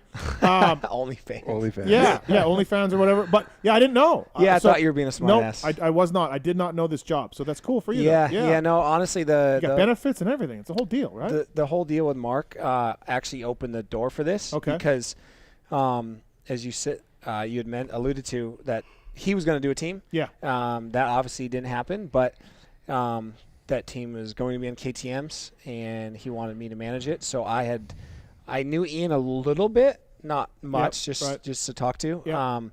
So last year I had Mark obviously didn't really know him or many people in the industry, so I talked to Ian and arranged some KTM support for that team. Obviously that didn't happen, but that basically started building my relationship with Ian and all the more the corporate side of the KTM group, I guess you could say. Yep. So when that didn't happen, I think Ian asked me either that day or the next day, like, well, what are you doing? What are you doing next year? Then he started explaining the role and everything. Yeah. So when he was explaining it to me, I said yes straight away just because KTM speaks for itself. That's an unbelievable group to work for. So yes, I wanted the job really bad, but I didn't totally get it. I'm like, okay, he's trying to explain it to me, and then I went to Ironman, met with him and Roger there. Then I've known Frankie for years. I know him really well. Yeah. So Frankie was on board for it as well, and he was explaining it to me. And I just didn't really understand it. And then I started, pretty much right after Outdoors ended. And my first day there, I'm like, oh, okay, yeah, I get it. It's a lot like managing Star as far as just the managerial side of things, but a lot less stressful. I just grew up in a traditional race team where there's one manager, right? Jimmy Perry or Selvaraj Nariana or whoever I worked with. Cell's still there. Yeah, different teams. That was your manager, then all the mechanics are underneath. Yeah. And then we started adding a crew chief position, and I get that. 4-strokes are more complex and there's things going on. And now we're at the point where we're adding crew chief positions on each coast. And then we have Ian and we have Roger above Ian. And the KTM guys, they don't fool around, man. Yeah. And then I was thinking to myself, well, how busy can you be? But then one day you were laying it out to me like, dude, motor rotation, suspension rotation, practice bike mechanics, test sessions. It does. When you start thinking about it, Well, I was the same as you. I didn't really get it. I'm like, man, this kind of sounds like more of like a gopher role. I'm going to take the job because I want to work for that group. But I don't do well really with downtime. I have to be busy, and I didn't really want to be that guy that's just kind of standing around with my hands in my pockets oh, what do I do? And thankfully, it's not like that at all. I've been this month in California, I'm staying out here for the first 4 rounds. Well, 3 now. Yeah. Has been way more laid back for me because obviously the whole team's out here. Yeah. They don't really need me per se except on Saturdays. But when I'm in Florida, dude, I'm running around like a chicken with my head cut off. So how's this affecting the bicycle rides? Well, off season was good because weekends I would just train. Yeah. Now, I'm shot now. Done. I'm done. Oh. I'm done. Going to hell. Yeah, I'm done. And so it sounds like you're a busy guy. So every day they ride at Baker's or wherever they're riding, MTF or whatever, you're there. Like MTF. No, don't the Baker's guys go some places sometimes? No, you don't MTF. No, but it's they never go. Ellen's. I thought when their first week riding. I think they rode a week before the tracks were ready, so they went to a couple other places. Okay. But no. I thought you're thinking of Star. Star goes MTF. Guys. Yeah, no, I got it mixed up with Star, but I still thought Alden was getting his guys to ride somewhere else sometimes. So Via was at Sandbox the other day. Yeah, same thing. Track I think they got some. Obviously, haven't been in Florida. Something happened weather-wise. Yeah. Okay. I pulled in and I'm like, wait, what's he doing here? Who was there? Yeah. Tom Via. Oh yeah. And how's he looking? Good. Came a long way. Yeah. He's looking really good. Yeah. Yep. People are asking me about him, and I'm like, I think look at what Marv did, and that's kind of what he'll do. Mm-hmm. And then he'll get better from there. I mean, he's French. I like that he's being really smart about it. He's Yeah. not just sending it. Right. He's really taken his time in a good way. He's really learned Supercross. Yeah. Is the best way to put it. You Right. know, he's not just like, okay, well, 2-time world champ, I'm just going to pin it and figure this out. Like, no, he's actually taken a very methodical approach. Yeah. So And it's been good. Yeah. So you're busy, is what you're saying. Yeah. Yep. But I enjoy that. Are you there every day the guys are riding? Yeah, I'm at Eldon's pretty much every day. Well, it'll be different now that obviously I'm traveling on the weekends, but that'll be Monday through Thursday, You got a Fly you got Friday. a steady chick now too, right? Yep. Yeah. Yep. Dude, that's good. Your life, Rarick's life's changing. I'm growing up, man. Yeah, you're growing up. I'm 30 it's really nice now. to see him grow up like that. Our Seth is I'm growing 30 up. now, man. Right. I got to grow up at some point. Yeah, no, you know, probably a good point, right? Well, yeah, it sounds pretty good. Sounds like a good role. They're good company to be with, that's for sure. Unbelievable. You know? Yeah, I love it. They're building another building, I guess, right in SoCal, and they're expanding that. And dude, KTM Army, it's coming. As far as you go, Ryan, you're doing some podcasts. Yeah, I did like 8 of them at the end of last year. Just something I kind of wanted to try. Everybody does a podcast now. I'm like, well, see if I can do it. Yeah, and hey, trust me, it ain't that hard. It ain't that hard. No, it's kind. I mean, there's kind of a lot, some to it though.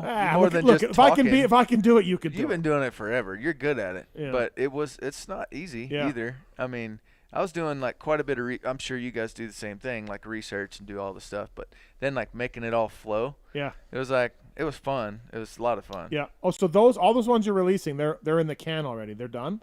They're already out. Oh. All of them. Oh, all of them out. Yeah. Okay. All right. Okay. I did my last one with Will Hahn.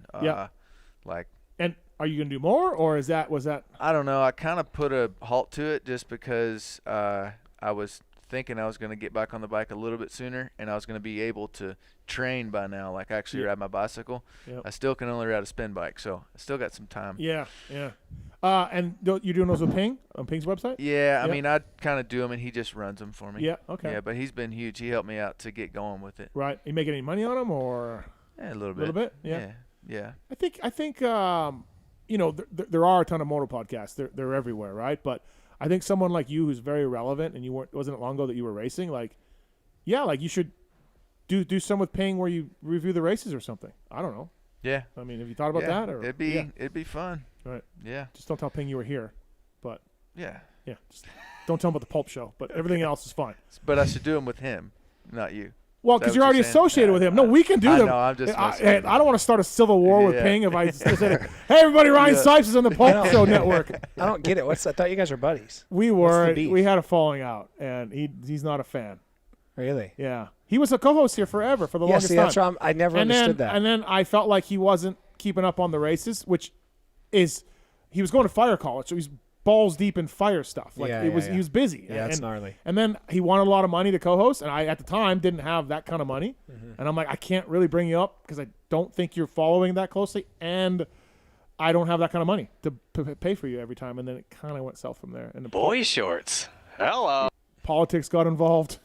You know, well, I think we need him and Budman in the booth because they were phenomenal at the arena cross. I saw some of it. I didn't see all of it. They were phenomenal. Were they good? Yeah. It was like Canadian Nationals with just two guys. Foster and Travers. Travers, yeah. Just two guys bullshitting more than actually. They were phenomenal. Right. They made that arena cross. Well, yeah. So no, but yeah. Good. Stick it up your ass, Steve. Yeah, that's probably what he would say. But yeah, no, good luck with all of that stuff too, for sure. Thanks. Like, yeah. I mean, I saw a little bit of it on Instagram and stuff. It seems like it. So like, you haven't listened. You just saw the clip on Instagram. Okay. Yeah, I appreciate the support, man. Dude, I don't listen to any moto podcast. I probably should, but then I always think to myself that if I listen, then maybe I steal a little bit, and maybe I like it morphs into me, and then I want my stuff to be my own takes, right? I don't know. I don't know. And then I have my regular set of podcasts, like actors and sports and ones that I do listen to, and I'm way behind in all of those. Like, Which ones do you listen to? Like Adam Carolla, Mark Maron, Bill Simmons. I like Bill's. Yep. You probably listen for the NBA stuff. I'm not into the NBA stuff as much. All sports. Yeah, yeah. But for sports, it's Simmons and Russillo. Russillo's good. Yeah, Russillo's good. I listen to Russillo. I don't like the college stuff. I'm not into that at all. But yeah, generally I listen to it. His Life of Ice portion is awesome. Life of Ice is really good. I always turn it off when that starts. Cause really? I don't know. I think it's funny. That's like it one of is my favorites. funny, but I don't know. Yeah. It's kind of goofy. Yeah. And then like hockey stuff too, which you would not be into. Out. Yeah, I'm out on but hockey. there's some hockey podcasts. Hockey and too. soccer is where I draw the line. line. Right. Yeah. What's that? Very niche. Hockey's not niche anymore. I don't feel. Anyways, but yeah. In so America, probably. there's so many moto podcasts, and there's a ton of them that are good, and I probably should listen, and I don't. I don't know. But then I feel like maybe I shouldn't listen. So. Yeah. But Ping was he was pretty funny on our show at Tot. Like. Yeah. At the times, the old shows and stuff, he's some good stuff in there. Yeah, he's funny. Other stuff that he French said. people hate me anyway. Other stuff that he said where I'm like, oh shit. He's not afraid to just throw it out there. He got us in trouble a few times. Yes, absolutely. Speaking of trouble, what about FMIP? What's your favorite FMIP memory? Oh, dude. Now, he just said something the other day that I thought was just genius. Like most of the things he says, they're so smart. They're funny, but super smart too. Right. But I can't remember what it is. You're putting me on the spot. Okay, so all right, fair enough. Well, I want to talk about Michelin. So MichelinMan.com/motorcycle to learn more about the complete offering of Michelin motorcycle tires. Follow at Michelin Motorcycle, Instagram and Facebook. The Starcross 6 are great. Up to 16% more traction when new, up to 19% more traction when worn. They have sand, mud, medium, soft, medium, hard, and hard versions available, all with the naming designation corresponding to the type of terrains and conditions where the tires were designed to win. Starcross 6s, I have these on my bike. I probably should ride more. But when I have ridden, I've really enjoyed the Starcross 6s over the 5s, especially the front tire. I think the front's a huge improvement in the Starcross 6. So please check it out. And you can read a test on PulpMX.com that Chris Kiefer did with the Michelin Starcross 6s as well. So please check it out. Thanks to those guys. Thanks to Randy and FMIP and Michelin and all of that for coming on the show. Really greatly appreciate it. We still have the motorsport.com tweet at Tits segment coming up as well. And I want to thank the folks at EVS Sports. Coming on board, the original protective gear company. They've been protecting champions and riders for over 80 years and doesn't plan to stop anytime soon. What started out as one knee brace has evolved into a full line of protective gear to help keep riders safe while they do what they love. Check out evssports.com. Code PULP30 to save. PULP30 to save. Travis Pastrana still using EVS. Do you talk to Pastrana much? Mm-hmm. We just did that race down in Dominican. Oh, that's right. Yeah. I saw that. Yeah. How was that? It was crazy. Yeah? It was crazy. It was so thrown together. Yeah. And we had like we were idea guys, but like actually boots on the ground. We weren't there. We were here. So we show up and we're like, everything's ready. And we get there and it's like, no. It's island ready. Right. I mean, you know how the rules are down there. But it was good. It was fun. And I think all the people that, came down had a good time. The racing was great. Yeah. So it was good times. He's doing Daytona. Doing Daytona. You see that? Oh, the 500. Yeah. I thought you meant the Supercross. No, I think those days are over. Yeah, I was like, what? He's out on that. Yeah, I think that's cool. Yeah. That'll be definitely exciting. It's going to be exciting. Is he doing Nitro still? Is that still going on? Or like? No, not like the stunt shows. No, he does Nitro Rally. Yeah, but the stunt shows are over with. Like, I know he wasn't even riding in them anymore, but he was sort of. Yeah, they still do it. Oh, but they do? He doesn't. Oh, do he's it out anymore, of it. Okay, all right. It's like Dusty Weigel and Ryan Williams and all those dudes now, like moto guys, like I don't know, Bo Bamberg still does it. Jared McNeil. Bamberg's still at it? Yeah. Really? Yeah. I don't know. Okay. But they're still doing the tours. I just never hear of it anymore. Maybe because Pastrana's not involved with them, right? So I don't hear as much. But EVS Sports, evs-sports.com. PULP30 is the code to save with those guys. Thank you for coming in for those guys. Triple Crowns this weekend, Anaheim too. Where are we at with Triple Crowns, Rarick? As a fan, I love them. As a KTM crew chief? I mean, I'm not a crew chief at the races. Okay, well, whatever you are. No, it's stressful for the right. I mean, really, I just wouldn't like him as a racer, but as a fan, and it's harder on the teams for sure. Yeah, but yeah, it is what it is. I put myself back in as a mechanic, and it seems like a lot of stress, a lot of work, right? It's a lot. Yeah. Kyle, what do you think of Triple Crowns? I feel like it's been so long since the season last year. I kind of forgot, but I don't like them. I think. No?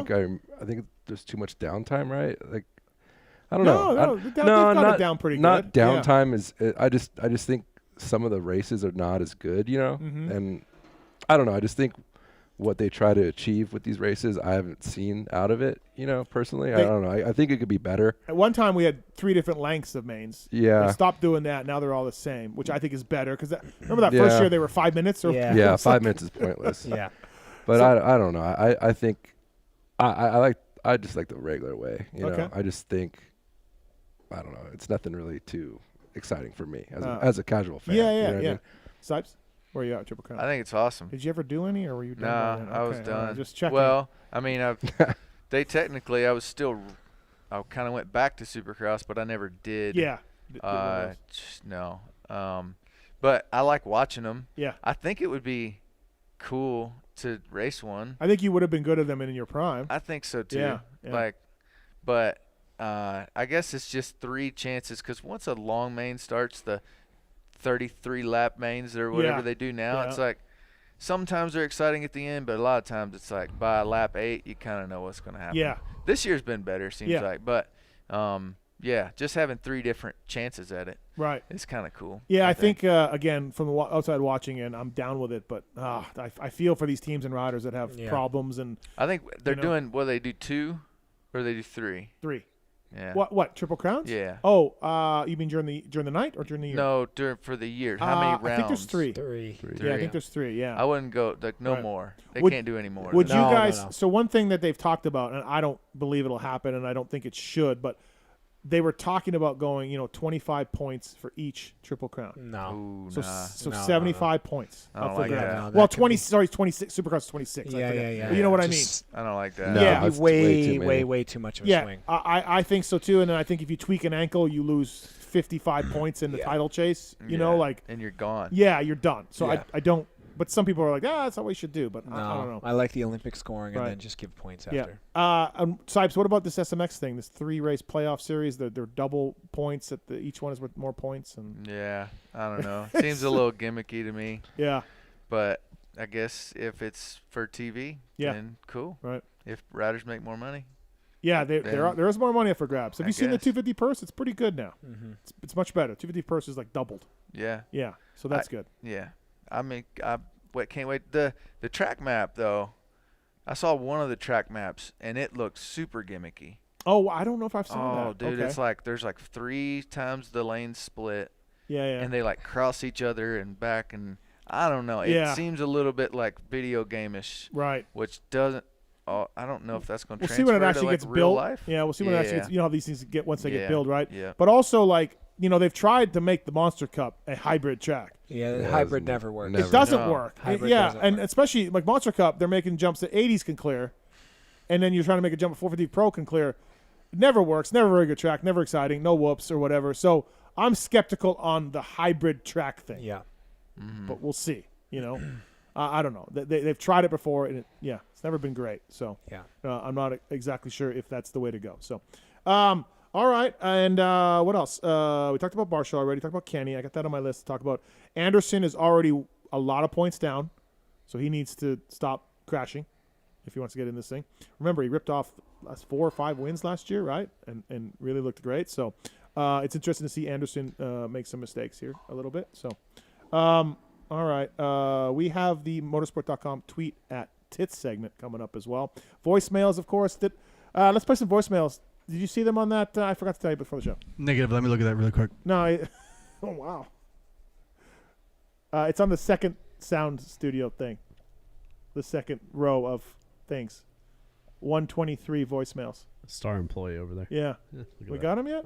He said, yeah, thumbs up. Hey, before you guys give that Flagger Steve or Scott or whatever his name is from Flagger Paula guy a job, I could use a job, you know? Out here fucking digging ditches all day long. All day long. I mean, I don't have any credentials, but I did beat Tellin one time. I beat 6 times in an off-road race many moons ago. But I did beat him once, so I don't know if that's good enough to get a job, but worth a shot. Hey, yeah, anyone that's complaining about you not putting out enough podcasts in December can suck a fat cock. You put out like a billion fucking hours of I was podcasting complaining. every year. Yeah, you were. And they can't Yeah. wait a fucking goddamn month. Like, nothing makes me as angry. Like, what the fuck? Go back and listen to the 1 billion fucking hours in the Steve Mathis archive. Like, Don't let my kids listen to this shit. so much Y'all just content let her to fly listen on to. here. Yeah, Yeah, maybe it's we not don't- 100% accurate. It's not like literally the day fucking of, but there's so much content. So much content that Steve is putting out, and you're gonna fucking complain because he doesn't put new shit out in December. Suck a fat cock, asshole. Wow. Whoa. Yeah. So Steve. angry. The Nets. I'm nutting. Let's go, baby. So the Nets saved Cade this weekend. Saved Jett. What's Cade doing? I don't know, dude. There's no words for that one. I mean, you guys are pretty good racers. I guess missing your rear brake does happen. But on the 2 laps to go in the LCQ when you're in a transfer spot? I just feel like he had so much time to get to it.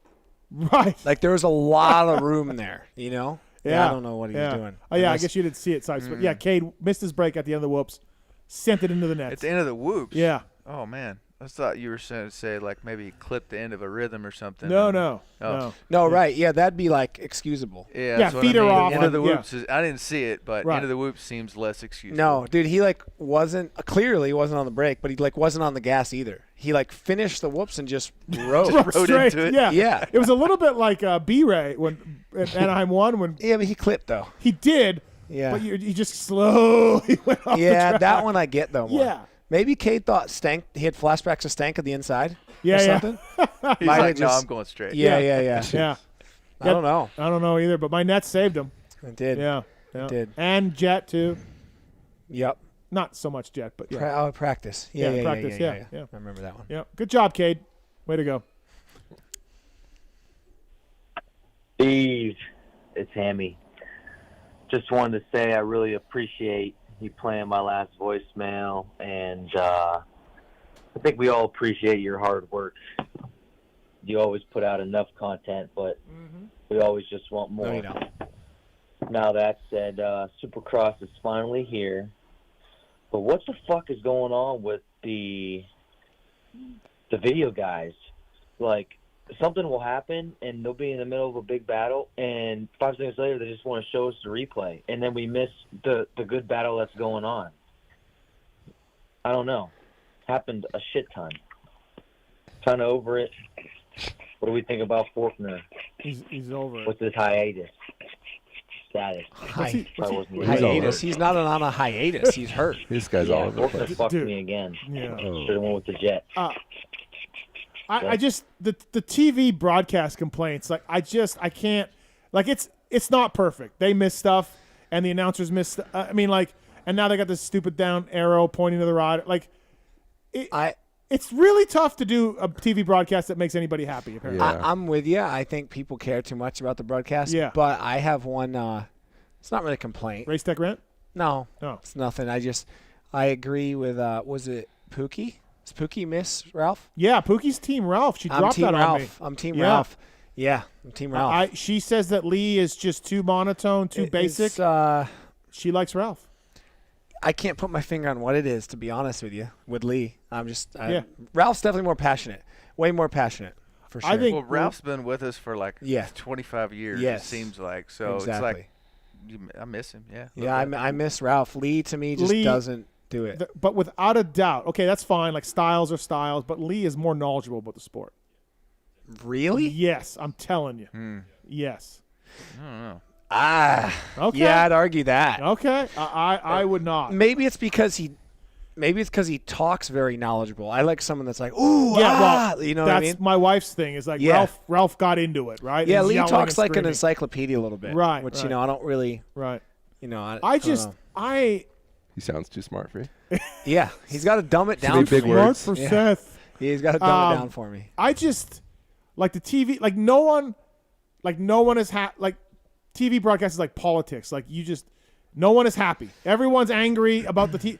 I've never really had anybody be like, you know what, the TV broadcast was perfect. It's not. It makes mistakes, and they're trying to capture 20-minute main event with commercials and capture. I mean, it's hard. You know what was cool though, and I don't know why. Maybe somebody thought of it, but like in football games, they'll digitally on the fields, you'll see the first down line, and it'll say whatever 3rd and 4. They finally did that for Supercross. Why did nobody ever think of that before? It's like heat race number 2 along the starting line. Oh, you mean on the start straight? No, because that was super cool. I got your answer for it. That technology, I asked the same thing. That technology is super expensive, and they finally popped for it for the program that is able to put images on the track. Okay. Yes. That was cool. Yeah. I thought it added something to the broadcast. I just like Ricky's not perfect, Lee's not perfect, Ralph's not perfect. Like, just bitch, our fans. It seems like I think Ricky's good. Yeah. No, I'm just saying the different complaints that people have. Like, not me. Honestly, I barely have a critique about it. Marks hates Race Day Live. Race Day Live is rough. I haven't actually watched a race this year yet, but Race Day Live is a struggle. Right. What's wrong with Race Day Live? I mean, they miss guys on fast laps while they're focused on. I feel like that's impossible. Dude, that's get impossible. Everyone on a fast lap. But it's like, why are we watching a guy roll around when you can just look at the timing then don't watch it and see somebody else going on a fast lap? Yeah, but like, that's what I it's can for. barely get Coop on a fast lap though, because he fucks off in the mechanics area for 10 minutes and then does one when I'm getting Eli. Dude, you missed it? Yeah, I missed it. So you're over there freaking clicking back and forth to the same setting. I don't know. I just feel like the complaints about the broadcast are never ending, and no one's happy. It's a tough job. There's no breaks. Yeah. It's I don't know. You're damned if you don't do a replay, or you're. And there's a whole thing. You can't win. This whole thing, like in one of the broadcast rules, is you show the guy taking the checkers, like for the viewer. Yeah. You show him. And what happens? They'll miss a last turn pass for third because they'll show a guy taking the checkers. But then if they had showed the pass, you would have been like, "Who won? Yeah. Who won?" The average fan, not us watching it, but the average fan, who won? Who won? And then Honda, if Honda wins, image-wise, it's a great thing about a Honda crossing a finish line, right? You don't show a Honda winning, and then you show this great pass, and then the Honda executives on the phone on Monday morning saying, "Why did you show everybody win but a Honda?" Like, there's so many hoops to jump through and sponsors. Can we get Pang and Budman to commentate your pulp race, your LCQ, or your? That'd be good. Can work on that. Might have to be GL. I don't think and Ping Budman. is working for Pulp anytime Maybe GL soon. and Budman then. Yeah, maybe. I don't think GL's working for Pulp anytime soon either. Oh, really? You guys have beef too? I don't have. I heard he's got. Really? I heard he's got beef with me. Yeah. Really? Because I criticized him for the vaccine thing when he quit the Nationals. And he was telling everybody it was the vaccine thing. I was critical of him, and not because he didn't want to take the vaccine, but for everything that he was misleading people about. And then I heard he's mad at me. Yeah, I don't really. Yeah. I mean, I know why he quit. I just don't know all. I just. So, anyways, I don't know if GL will do it. Yeah, I think he's angry too.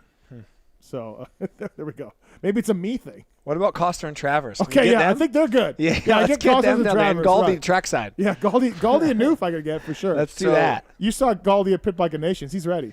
I didn't see him, but you saw the videos? No. Oh. No, I just already know how it went. I'll show you a Galdi. video. Yeah.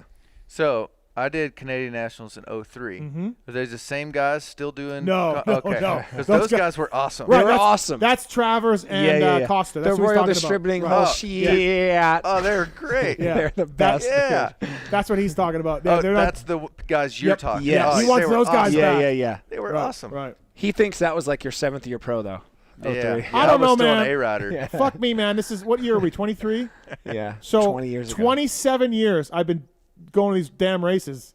And the Little Red's about to be pro. Yeah, I know. It all runs together. Like, I don't know. Trust me. It's very depressing. All right. Keep going with the voicemails, please. Thank you. Hurry. What up? It's the Bum. And Yeah, I just got done watching the races and everything, and I'm kind of disappointed. This is kind of my fuck you to the old man at Feld and the old lady over there at the motocross side. I was led to believe that this is going to be a super motocross series, and I bought into the whole purple and neon green colors, and I thought that this was going to be a combined thing. I still see a separation because I don't see my purple and neon green colors. I see this stupid-ass blue Supercross Series championship. So I'm led to believe that there's going to be a Lucas Oil Motocross Championship logo. And I'm only going to get my purple and neon green colors for 3 fucking rounds. Why don't they keep their business and shit aside and fucking What is this guy talking about? make it look This is like what I got to deal with. the whole series is These are one my series. listeners. Where do they leave these voicemails out? It looks like They're on the there's two phone. separate series. On the phone. Where else? Yeah, but like this is fucking what His front door. it's not your These cell fucking phone. old Like people No, it's not my cell phone. where's this Stupid. advertised? I take phone calls on here. I'm upset because I want This guy's my still Oh, this going. is the 702 neon pulp green thing. Yeah. colors for all fucking the He rounds. wants the colors. He wants I don't uniform care if it's colors on for all outdoors three. or stadiums. So people go Give through me the my hassle fucking of purple calling and this green, and I number and want it to leaving. say But Super do you pick Motocross these out? Championship. Which ones he plays? Not fucking still Super going. This was Motocross not a good one Championship, to- not This guy's Motocross still going. I Championship. don't know what this guy's Super doing. Motocross Championship and getting my purple and Still neon talking. green colors. What Purple are and the neon. colors? This is ridiculous. All about the colors, man. Fuck those old people. Oh shit. Okay, so imagine the ones that I don't play. Yeah, that's right. What is he talking Imagine about? the ones that don't Apparently make the guys, colors. just think of the ones that don't make the cut. Good answer. Yeah. What the fuck? This is what I have to deal with. You wonder why I'm old and stupid or whatever. Like, these are my demos. This guy's mad because the super motocross races have a purple and yellow imaging graphic. And the motocross and the supercross is blue, and I think motocross is I don't know. Red, white, and blue, probably. I don't know. Fucking kidding me. This guy wants all the races to be the purple and yellow logos and colors. Yeah, I don't So get that's Yeah, I'm not. it. I know. that's what I deal with. Quiet down. All right, keep going. Mr. Mathis, long-time Pulp Nation, since 08, been to 4 live shows. Support you guys, buy the T-shirts, do the Patreon. Love JT, love Weege. Man, I was wanting you to clippy dark side, deuce side, whatever you call him. I met this guy at a live show at Three Palms. You guys do, and it was freezing cold. Was not impressed with them then, not impressed with them now. Jeez. As opposed to like JT's writing and you're writing and Weege's writing, he's not so great a writer. I don't know about writer, but doesn't sound like that great of a writer. How does this guy make it? Tough crowd. Anyway, clippy. Can't stand dark the dude. side. Yeah, this is regarding last week's show. Some guy called in about suggesting maybe Austin Faulkner should take some gymnastic classes so that he wouldn't have been injured in that gnarly. I remember that one. This is what I get, guys. Start straight crash.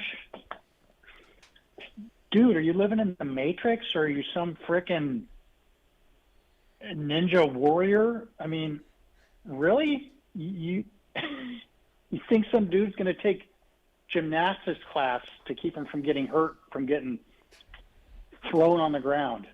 Ridiculous. Come on. How come you guys didn't push back on that shit? Great radio.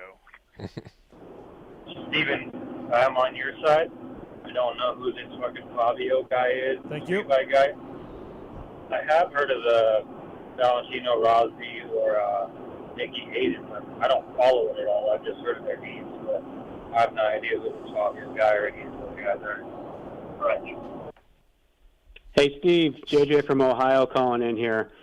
Man, I just started listening to the San Diego review show, and I'm with you here. I don't think the casual fan is going to know this MotoGP guy. Mm-hmm. I mean, I would consider myself pretty in tune with what's going on, but that's Supercross, that's motocross. I could really care less about other two-wheel sports, so I didn't know who the guy was.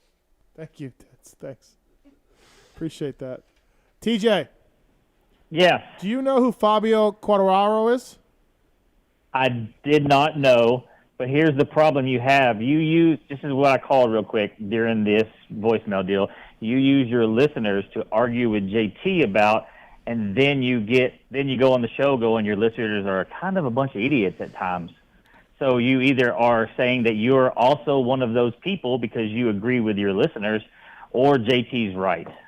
I didn't say. Well, the gentleman with the caller is, yes, he has some mental problems. He was not asked about the Fabio question. So, I'm not going to paint all my listeners with one brush. That's what you say. You say, these are the people I deal with. Well, These yeah, are the people. That's a good point. That's the guy. Very good point. Great Yeah. point. That's the people like that guy. Are you like that guy, TJ? I my friends would probably say yes. Well, okay. I'm sorry to hear that then. Yes.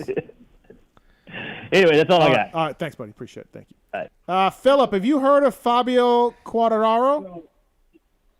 I have not. Thank you. What's your question? Yeah, I wanted to know what are the odds of Hayden Deegan racing the East Coast Supercross? I believe he is. Yeah, I think he's doing Futures this weekend and then East Coast. Rarick, have you heard? That's I believe the same, yeah. Kyle? Sypes, you guys heard that? Yeah, I There's think a lot of kids racing Futures this weekend. Yeah, Right? I think we see him East Coast, Philip. That's awesome. Thank you. No problem. Thank you. Appreciate it. Yeah, I heard he's ripping right now. So, kid looks like the real deal, right? MotorcycleIndustryJobs.com. Job of the week is general manager for Roar. RAWRR. RAR? What is this, Sypes? Do you know? An electric all-terrain bike company with a vision to design and manufacture bikes that can go anywhere. They launched their first model, Roar Mantis, and pre-sold most of the shipments. They're looking for a dynamic and experienced general manager to join the team. Never heard of Roar, but yeah, general manager, full-time job, electric all-terrain bike company. So not like an e-bike, but like one of those other bikes. Please check it out. General manager, looking job of the week. Upload your resume for free today. And the first and only job source for power sports companies looking for employees and candidates looking for employment opportunities. Thank you to those guys. Dan Worley, you know Dan Worley, I imagine. Dan Worley, Factory Cowie back in the day. And then in KYB for a while. I don't know him, but I know he would have who worked he with is. you at Star, I bet, at KYB. Maybe. Suspension Direct, PulpMX is the code to save. E-Click Shocks, of course, a lifelong project of those guys. They're more than just electronic shocks, semi-active suspension system that constantly adapts to the road and conditions. No more getting out of the vehicle to adjust suspension for getting on a road or trail.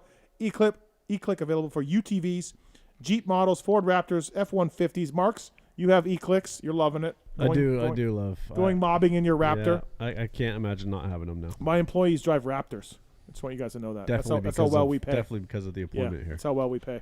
All right, motorsport.com, tweet at Tits segment. Let's do it. Let's do it.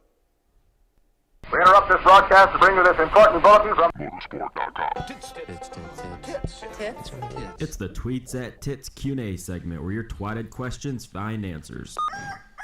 Motorsport.com. Go through the banner on PulpMX.com to make a purchase. It helps us out, OEM and aftermarket parts.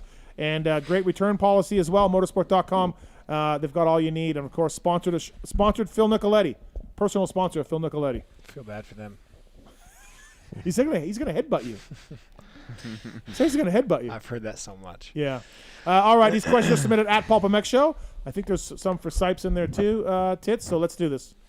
All right. First one is from J Mart Juggalos. If Kenny averaged 5th or 8th all season, would Progressive Suzuki be happy at the end of the year? No, but he's not going to go 5 to 8. He's already gone 5-4. Yeah. So, I don't know. I think he wins a race. We all do. Everybody in this room thinks he wins a race or more, right? Yeah. Yeah. I think so. Yes. And a bunch of podiums. Yeah. Next one is from Wingnut for you, Ryan. Out of all the current motocross, supercross guys, who would have the most success filling in on your program for a season? Dang, I don't know. I would say Kenny would be a pretty good one because of just the bike skill.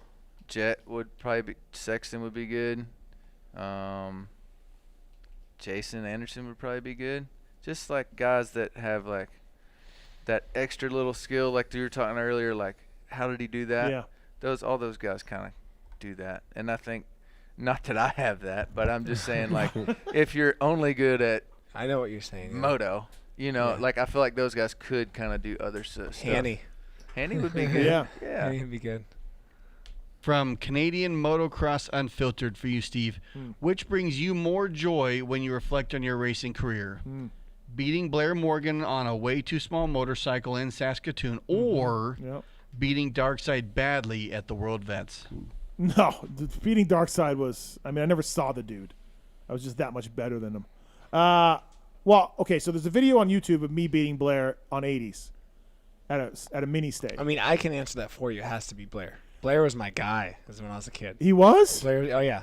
Why? I love snowcross. Just you were just snowcross guy? Yeah, I hated Tucker Hibbert for forever because he dethroned Blair, right. and I hate him for no reason. I would beat Blair regularly, and then he went to California for the winter, I think, or Florida, and I showed back up in the spring, and I never saw him. Like, he was gone, and I'm like, oh, this kid got fast. Blair was like, badass. Yeah, and then that was it. Yeah. I quit, and Blair kept going. But, yeah, at some point when we were younger, I was better than him, but that stopped at one point, and I was like, oh, shit. So, it was like in 88, I thought I was a pretty good 80 rider in 88, and I rode Atlanta Amateur Day, Supercross. We did it in the morning of the Supercross. Riders meeting was like 5:30 in the morning. And I was in the same class as Renard. And there was Atlanta 89, you can see out of the first turn, there's a huge double, just blind, massive double. And he on an 80 just goes, yeah. And I'm like, oh, I guess I'm never being a pro. Like, this is never working. Because I'm not jumping that. There's just no way. And I remember vividly in 1988 being like, that's the level that this guy, like, I'm not there. Like, I got 7th overall in Canada at the Loretta Lynn's in the 80 expert Was class. that still at Walton back then? No, it was all different tracks back then. But so I was the 7th fastest 80 rider in Canada, technically, right? Like, I mean, who knows? I'm just saying at 7th. And then, and I'm already watching Robbie Renard. And I'm like, well, fuck, I'm not doing that. So I remember that day, too. So it was another day where the dream died, right? You're like, he's jumping out on a fucking 80? Robbie was good. And man. Robbie was big, too. Like, he wasn't small. Yeah. He was a big kid. Yeah. So, all right. Next one is from Jimmy G. It's for everyone. With the first 2 round results of 15th and 13th in the 450 class, is Justin Hill overachieving this year? He was calling in tonight. What happened to that? Oh, he just texted me back a little bit No, ago. he didn't. I swear to God. Swear to God, dude. And let's see. Seth's like, do you want Hill on the show? I'm like, he won't do it, but if he would, that would be great. And then at 5:58, said, sorry, bro, just saw you texted, was on the e-bike. Have to line it up for next time. Oh, yeah. That's what he says. He's not coming on. But anyways, I think he was off for 2 years, right? Yeah, but he's so both those guys are so insanely talented. Yeah. They 2 other ones that'd be good. Yeah, I didn't even think about that. But as far as underachieving or overachieving, he's right where I thought he'd be. Yeah, I feel like after 2 years off, on the team and the bike, he's not getting the top 10, most likely. Close-ish. Things could happen. But dude, he's good. Yeah, man. So to me, 15, 13 is fine. Yeah, he's right where I thought he'd be. Right. I wonder how they like those bikes, because they're on the new bike, right? Yeah. No. They're on the old bike. They're on the old bike. Oh, okay. Old That's bike. probably. You see they're using KYB. They got KYB, I saw, and Enzo's doing it? Yeah. Strange. It is very strange. Odd. Yeah. Huh. All right. Next one is from Faulkner's Temper. For you, Seth. We've seen Alden's training philosophy through Baker's Factory and Peter Park's training philosophy through Sexton and Roxon. What differences stand out to you between the 2 different things? I don't know anything about Peter Park's program. I can't really comment on that. I mean, is he just talking like between results and the guys on the track? Yeah, I don't know. Yeah, I don't know anything about Peter Park, really. Oh, never mind. From Caleb Hubbard. Is Ramit the new Savachi with how negative he is about getting on the podium? I get he's unhappy about getting passed, but the podium interviews are a real bummer and remind me of Savachi before he turned over a new leaf. Well, Ryan, you've been there. Like, something shitty happens and they put you up on the podium, right? I don't feel like you were. No, but that's not the place to be sad. You got to be a professional. Yeah. Did you have moments where you were like, I don't want to be a professional, but I have to? Oh yeah. Yeah. Where you're like, but you're working. Like Right. you're at your job. You have to do your job on the podium. Right. I've not seen what you're saying, Right. but I'm just saying. He's been caught by a Hampshire late in the race, two races in a row and been passed. He's not stoked. Yeah, but you can be sad back at the truck. Yeah. Be a professional on the podium. Right. My opinion. Yeah. Well, I think he's a professional. He's not cursing. He's being professional, but he's just Debbie Downer. Yeah. Yeah, he's been pretty pissed off. Yeah. I'm actually a little surprised. Right. Really. Yeah. I mean, Yeah. I don't know.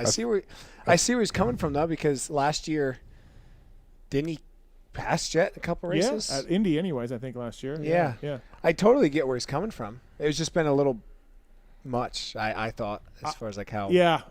When you're on that level and Ryan, you don't get caught late in the race 2 races in a row for a podium spot. He doesn't look like that raw, just like F it, I'm going for it. Like I feel like that's how he's always been, but that's not how. Like it's changing a little bit. Like that's not getting him butt through anymore, or at least it looks. He doesn't look technically sound like the rest of the other 2 top guys to me. I might sound crazy, but watching his podium interviews, obviously I'm not racing, it doesn't matter. But if I was his competition racing against him and I saw those podium interviews, I'd say, well, I got this guy beat. It just shows mental weakness right. to me. Yeah. If I was RJ, I'd be like, got him. Right. I hate to say that, but yeah, I get where you're coming from. Yeah. I don't think that's a good look. Do you agree with that a little bit, Ryan? Yeah. I mean, like I said, you get up there and your sponsors, like they don't want Debbie Downer on the podium. So you get up there and you go, you know what? Or whatever they all say, like, it's one of them days. So I was 3rd best today. Whatever, but you're like not bummed out. Right. You can be a little bit like, not super stoked, but don't be Debbie Downer. I don't think they get a blowjob before. All right. Next one is from Lucas for you, Ryan. What's something you've learned from flat track and applied to moto? Just being comfortable, not having traction, I guess, or being sideways. Like if you had done flat track, say like I don't even know how this would work, but in your prime years of moto and supercross, say you got away for some flat tracking on the off weeks or did some, would that have helped you back think so. Back in moto? For sure. Yeah. And that it would have been, it's not dangerous, especially if you're on a small short track. Yeah. Worst you can do is high side, and you do that on a motocross track all the time. Yep. But just being comfortable being sideways, because on a moto track, I mean, the top guys are good at it, but a lot of times when you break traction, you let off, or you let off some. But in flat track, it's like, no, that you're comfortable just letting her be out there and sliding. Going. And I'm still not near as good as the true flat track guys, but I've noticed that if there's ever a flat corner on a moto track now, you're not beating me in it. Yeah. Huh, interesting. Yeah, almost makes the case for motocross racers changing a few things. I think you could cross train and gain a lot. Yeah. With trials and flat track. Yeah. Mainly. Yeah. All right. Next question. All right. From Jared Lechtenberg for everyone. With how good and comfortable Kenny looked on the Honda the last few races last year, and him not looking so great on the Suzuki this year, do you think he regrets the Suzuki decision yet, or do you think he's still optimistic about figuring it out? Well, if you know Kenny, he's not regretting it. No. Yeah. There's just no way. Yeah, I mean, I don't know. Everyone's harping on how bad he looks, but he's on 5'4". So after our review show, you listened to it? The review show? Yeah, talking I did. Talking about Kenny a little bit. He was texting me after that. He listened too. I don't really remember what you said. We just said he didn't look as fluid and as good. And he did look better this He took weekend. issue with that. He said, feels as good as ever and getting the bike dialed in. And he said, we said we didn't watch it on TV. And he's like, you got to watch it on TV. You can't make your comment. Kenny said to me, and we're all good. Like, not mad. We're fine. Yeah. He's like, you can't not watch it on TV and then, make your comments. And I'm like, I don't know, man. I had late flight. Sorry. Yeah. So anyway. Thought he looked better this weekend. Yeah. From Hayden Saylor, what is more likely? Tomac beats Stu's win record, or Kenny does not win a race? More likely? More likely. Kenny wins a race. That's more likely. Then Tomac beating. No, he said Kenny does not win a race. Oh, so it's the first one. First one then. Yeah, Tomac beating Stu's win record. He's 4 away? I think he's 4 away. Yeah, Stu's at 15. What did he just get, 46? Yeah.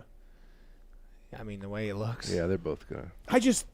We don't have the time. We're wrapping the show up, but I need to wrap my head around Eli Tomac being a better Supercross racer than Ricky Carmichael and James Stewart. I need to wrap my head around that. I'm not there. But he's going to have more wins. Yeah. And if he gets this title, that's 3. That's 1 more than Stu and 2 short of Ricky. I don't know. I'm not. Maybe I'm crazy. I'm not that blown away by the numbers. Okay. I mean, yeah. MC's my guy. He's not touching him. So. No, I know. But it's. I see what you're saying though. It's kind of. I'm still not putting him above them. I can't. That's even if he passes them and wins. Yeah. I don't know. I'm not either. You're right. I don't know. He's awesome. Yeah. It's crazy. There's that many wins, only 2 titles. That's kind of what I guess I'm. Maybe is but like Stu's only got 2. Stu's only got 2 as well. Dude, 50 wins and 2 titles. Stu ran a loose program. Yeah. Oh, yeah. 50 wins. Dude, that is insane. Yeah. We're all just shrugging. Yeah, I don't really know what to say about that. Yeah. From Freddie Brideweezer. Some NFL players have been testing the Q collar. The test show it helps reduce concussions. Do you think this would make it into the moto industry? I'm glad I know what that is now. I've been wondering what they're wearing on their neck. Yeah, Dalton Schultz was wearing that. Yeah, Cowboys. I don't know because the football guys do a lot of head-on-head, so maybe I don't know if the motocross guys don't do that. I don't know. Maybe sure. Let's try it. Yeah, I don't know. Yeah, I'm just glad I know. You know what that it little now. cap thing they wear is supposed to really work. They have a little cap on top of their helmets during preseason. Yeah, that thing's supposed to really be legit. It's like a big foam thing. Yeah, I haven't even seen that. Right. Yeah. Okay. From Thomas Baker, Ryan, out of all the disciplines of moto racing you have done, which one is the most taxing mentally, which one's the most physically challenging, and which one sketches you out the most? Mentally, shoot, I don't know, man. I think probably Supercross because there's so much going on. It's so technical. The risk is so high that, like, compared to anything else, I don't think the risk is. Yeah. I mean, that's by far the most. What about when you were going upside down over the finish at Atlanta, and were you thinking this is pretty risky? Yeah, I thought I was dead What on happened? that one. Dude, at the Speedway, he comes back. I don't know. 2 years? Was it 2 years ago? Yeah, I guess 21. Yeah. And what do you drag a peg? I don't even know. I don't really know either. I think I drug pegs. Up he the just thing. comes off the finish line. Oh yeah, He's upside down. I nose picked it. Oh and then yeah, that's right. did it Okay, I do remember that. It was sweet. Yeah. I just thought I was gonna get landed on bad, but where was I at on that? Oh yeah, physically challenging. It's a toss up between GNCC and hard enduro. Because hard enduros or GNCC is 3 hours of like super intense. It doesn't seem like it through the woods, but like the speed, it's even higher now than it was when I was doing it. But you're flat out from the beginning, man. And then, but hard enduro is like 4 hours, and you're pushing. At least me, I'm not as skilled to ride my bike through a lot of it, so I have to push my bike. Pushing your bike's hard, and you get wore out pretty quick. Yeah. So like your full body lockup cramps, and if you it's just bad. Yeah. Yeah, T-Dags, I mean, he's raced all over just like you, and he's just like, the GNC guys are so gnarly, and you're like, They're really? tough.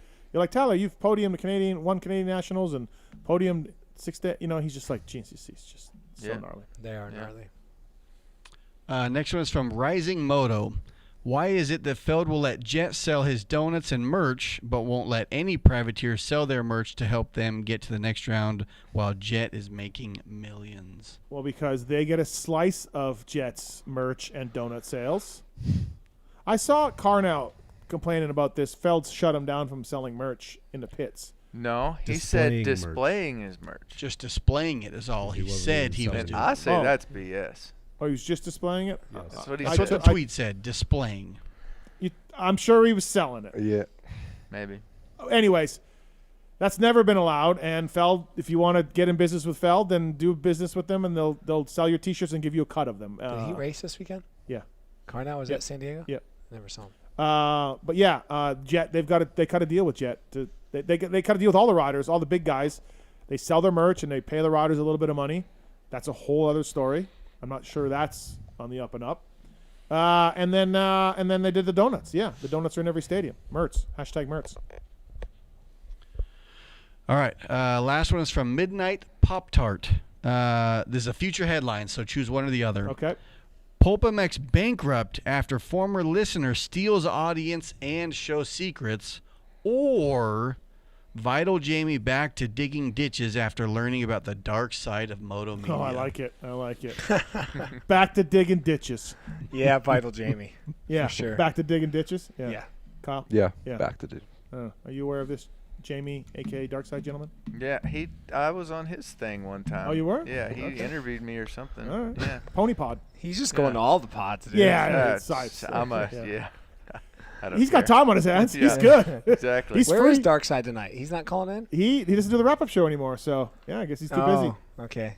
Too busy And for us. he's actually a competitor of yours. Yeah, now. too big for us now. We had all three of them in studio last week. Yep. Yeah, Lewis and Darkside and Michael Lindsay. So.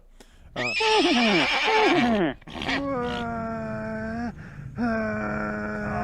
That's David Bradshaw's bike. I just fucked up. That's Darkside. There we go. Great intro. All right, that's it.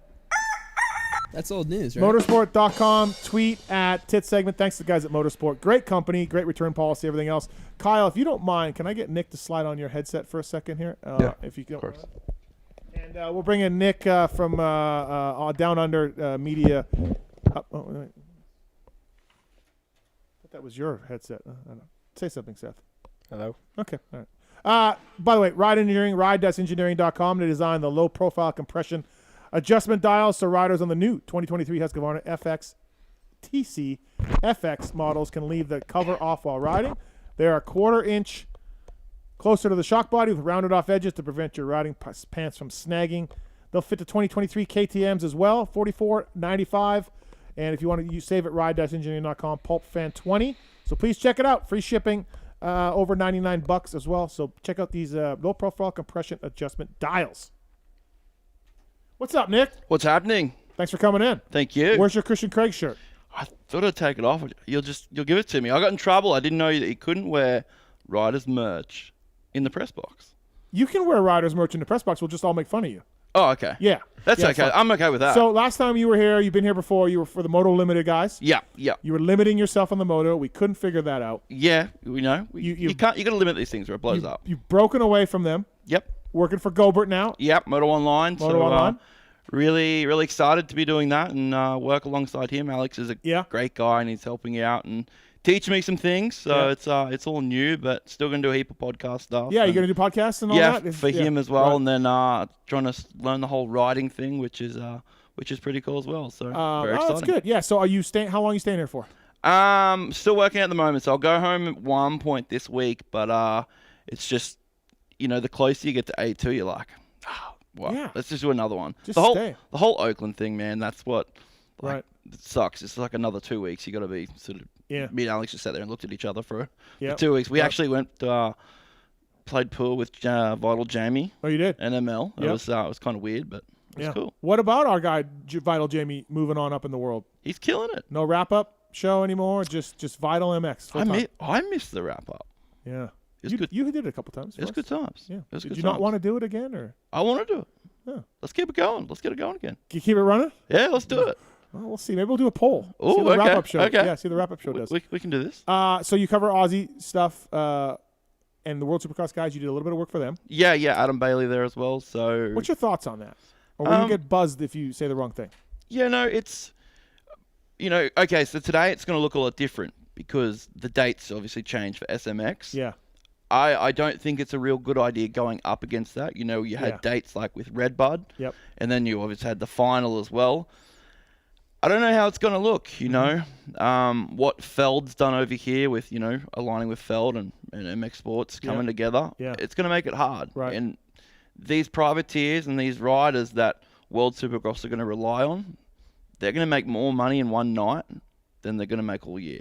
Yeah. With this SMX and the playoff thing. So yeah, it depends on what riders we get, right? Which ones go. Because guys like Cade and Harlan were loving the World Supercross money. Yep. That was great, right? So but it's super cool, like some of these Euro guys and some of the teams over there getting to do it, which is super cool. Yeah. But remember, you got to qualify for SMX. Not open to everybody. You got to be top true. 20, right? Or top 18 overall points. But, at the end of the day, people can go, oh, yeah, Feld and MX Sports only did this because of World Supercross, yada, yada, yada. Like, at the end of the day, who cares? Yeah. We just like watching racing, yeah. And it's more money for racers. Which That's it. It extends their career. So how is that a bad thing? Exactly. The World Supercross guys enabled the MX Sports and Feld guys to add more money, which is awesome. And who could complain about that? Yeah, absolutely. Right. And it's, for some of these guys like Phil, if they can get an extra however many years out of a career for them, that's awesome. Sypes would have been all over this when it's racing days. What are you talking about? I ain't done yet. World Supercross? You gonna you're lining it up? Adam Bailey. Yeah. I'll answer later. Yeah. Send it to Keith. Yeah. No. Hey, listen. If you got a bike, Sypes will race it. Yeah, that's cool. Once he's ready. So, well, good. Yeah. So, covering things from the media per side. Yeah. So has Christian or Paige put a restraining order on you, or how are we doing? We're good. We're good. We had a good chat that afternoon. What's your panic level for his start of his season? Look, I don't know what's going on. I don't think it's bike related. I don't know what it is, but you've got to be there for 17 weeks, right? Yeah. So it's all good. Okay. Low panic level over here from Christian Craig Superfan. He'll be fine. He'll work it out. Okay. Yeah. He was the fastest rider in the segment with the whoops this weekend. Yeah, I did tell him to also just stay off Twitter, bro. Twitter's a bad place. Yeah. I think all the racers should. Yeah. I don't know. Sypes, were you ever around checking social media when you were racing? I don't know, bro. 96 Twitter wasn't. Oh, here we go. Yeah, it's true. Back when we had square wheels. Yeah, exactly. No, I agree. Stay off of it. Yeah. Yeah. He had a big one in Anaheim, so I get it. And this weekend, I gotta see. I haven't seen Flash yet. I think it's coming. I just haven't seen it yet. But when you look at Christian, from the weekend, he wasn't even riding like he usually rides. He was so stiff on the motorcycle. Yeah. It just looked off. Right. So yeah, it'll be all good. It's East Coast crew chief's fault. How different? Let me ask you this, and to both of you, how different do you think it is for those guys to be out here? So say Christian, he's living over in Orange County for the solid month. What happens when they go back east? They get to do their normal routine, their normal tracks. Do you see a change in that? Yeah, I mean they stay on the same, I guess, riding program. Days of the week that they ride and stuff, and they still train their it's their normal program. But it's a big difference. It's not. No one's in their own houses. They don't have their own amenities. Yeah. I just know for me, I'm not even riding, and it's honestly a pain in the ass not being at home. So I wonder why they don't just like Phil, you're just going back east every week. I know it's more expensive and more travel, but just do that. Just go back and forth, Baker's Factory. Did some of the guys go back with Oakland being cancelled or no? I mean the dirt's different. I get it, but no, the big thing is a group. The group has to stay together. Yes, group always stays together. Right. So the only guys went back. It's like a wolf pack. The only guys that went back after or before, where were we just San Diego? So just before San Diego was Jalik and Vial. Obviously they're racing East Coast, so they went back there. But everyone else. But it's not negotiable. No. Yeah. Exactly. Right. Yeah. Would you have liked that, Sypes, if being like a Baker's program? Would you have adapted hey, we're all doing this at this time, and we're all would you have done that? I don't know. I had the chance to go there in 2012 or something, and that's probably one thing I regret. I would have just to see what would have happened. Yeah. I didn't do it, and I probably should have. Yeah. Just what team was that for? Star. Star. Yeah. Oh, okay. Yeah. Huh. Yeah, I don't know. So no panic. I'm good. No panic button. He's good. Okay. It'll be fine. All right. It's what do you think? I told him I'm not having him on here. So I asked him to come on before Anaheim won. Yep. He asked Kiefer. Kiefer said no. So I'm like, okay, that's fucked up. But he said he'll kind of fucked up, yeah. He said he'll come on Monday after Anaheim won, no matter what, but not before the race. But then he had a terrible Anaheim won. I didn't want to get him on. He crashed and whatever. I don't feel like it's great to have him on. And then I didn't get him on the night. He didn't ride well enough. So now I turned the tables on him. He who laughs last laughs last because I said you're not coming on now until you do something. And how did Mr. Craig take this? He doesn't seem to care either way. Yeah, but Kiefer's mad. Kiefer's mad. But why is Kiefer mad? I don't know. Who knows? Kiefer likes to, So yeah. Nah, he's a good dude. He's better than what he's been showing. The Anaheim one, very first practice of the year, unseated. He was second. On the board. He was second. Sexton was fastest, then it was Craig. When did he crash at the opener? Second practice. Okay. First qualifying practice. Because he went to jumping through the whoops, Yeah. yeah? Why was he jumping through the whoops? I think they like deteriorated pretty quickly. Yeah. So I the think second set. First set. Or it was the first set before the first set, finish. yeah. After the finish, sorry. Yeah. Yeah. Right after the finish. Yeah. Not the set coming off the No, tunnel. those ones stood up because they were built Yeah. early in the week. Well, and you had so much speed hitting Yeah, them. yeah. So I just think I don't know. He's never jumped whoops. Yeah. But I guess if that set was jumpers, just like last year, and everybody kind of knew the bike wasn't working that great. Yeah. I've still not ridden one because I was on the gas. It was Mhm. the old bike. But when Malcolm jumped the whoops, I'm like, there's something that going bike, on. that bike's not right because he's never jumped whoops. Right. So let's go back to last year at Oakland when Kenny obviously had the crash through those whoops, where Sexton really hit him. I think that crash put a lot of a reality back into Kenny, and it tended to go downhill after that. Do you think that's with Christian, that crash? You're the Craig whisperer. You tell me. Ask him if he's scared. I can't ask him if he's scared, but I'm kidding. I'm joking, but maybe. Yeah. No, listen. These guys are.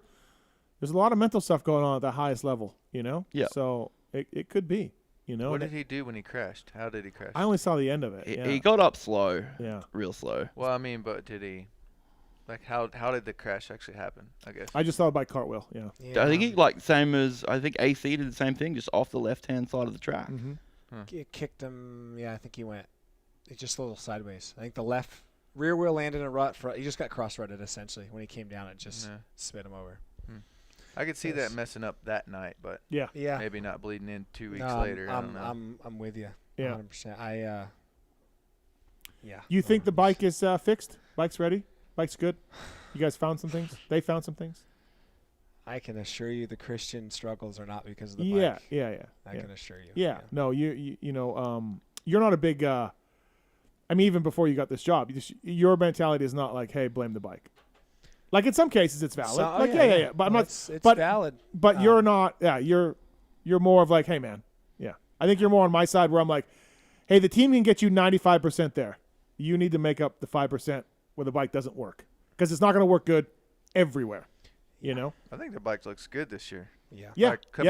Especially compared to last year, but overall, I think it looks as good as any of them. I think Coop's cutting down like no other, like he used to do. He looks great. Coop looks like old Coop. Yeah.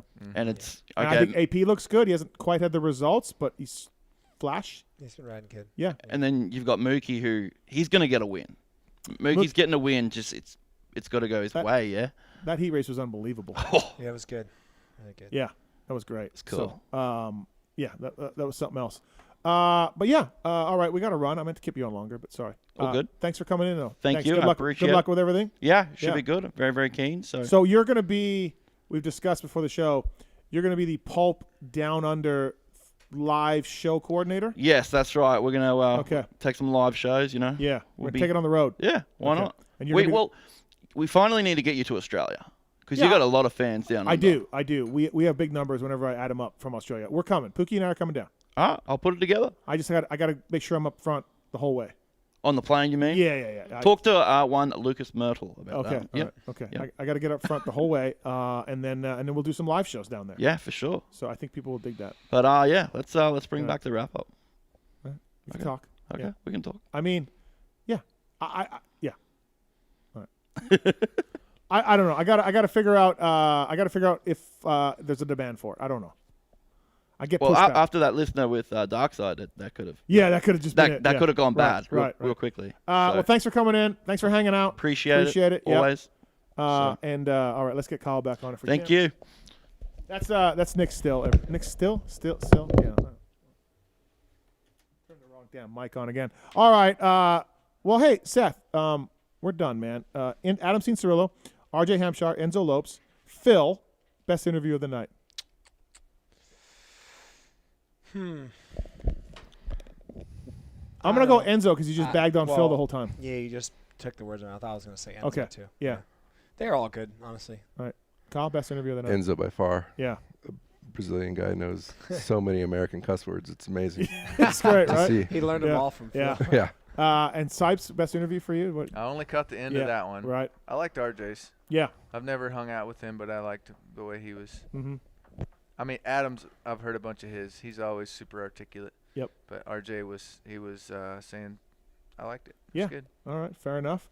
I want to thank motorsport.com, Fly Racing, Decal Works, X Brand Goggles, Michelin Motorcycle Tires, Renthal, Race Tech, Acerbis, Firepower Batteries and Chains, Maxima, OGO Power Sports, Renegade Racing Fuels, Pro Filter, FMF, Guts Racing, Atlas Neck Brace, MotorcycleIndustryJobs.com, Works Connection, Get Data, WUSA, Ride Engineering, Suspension Direct, EVS, Weisco Piston, Intense Cycles, all on board with us.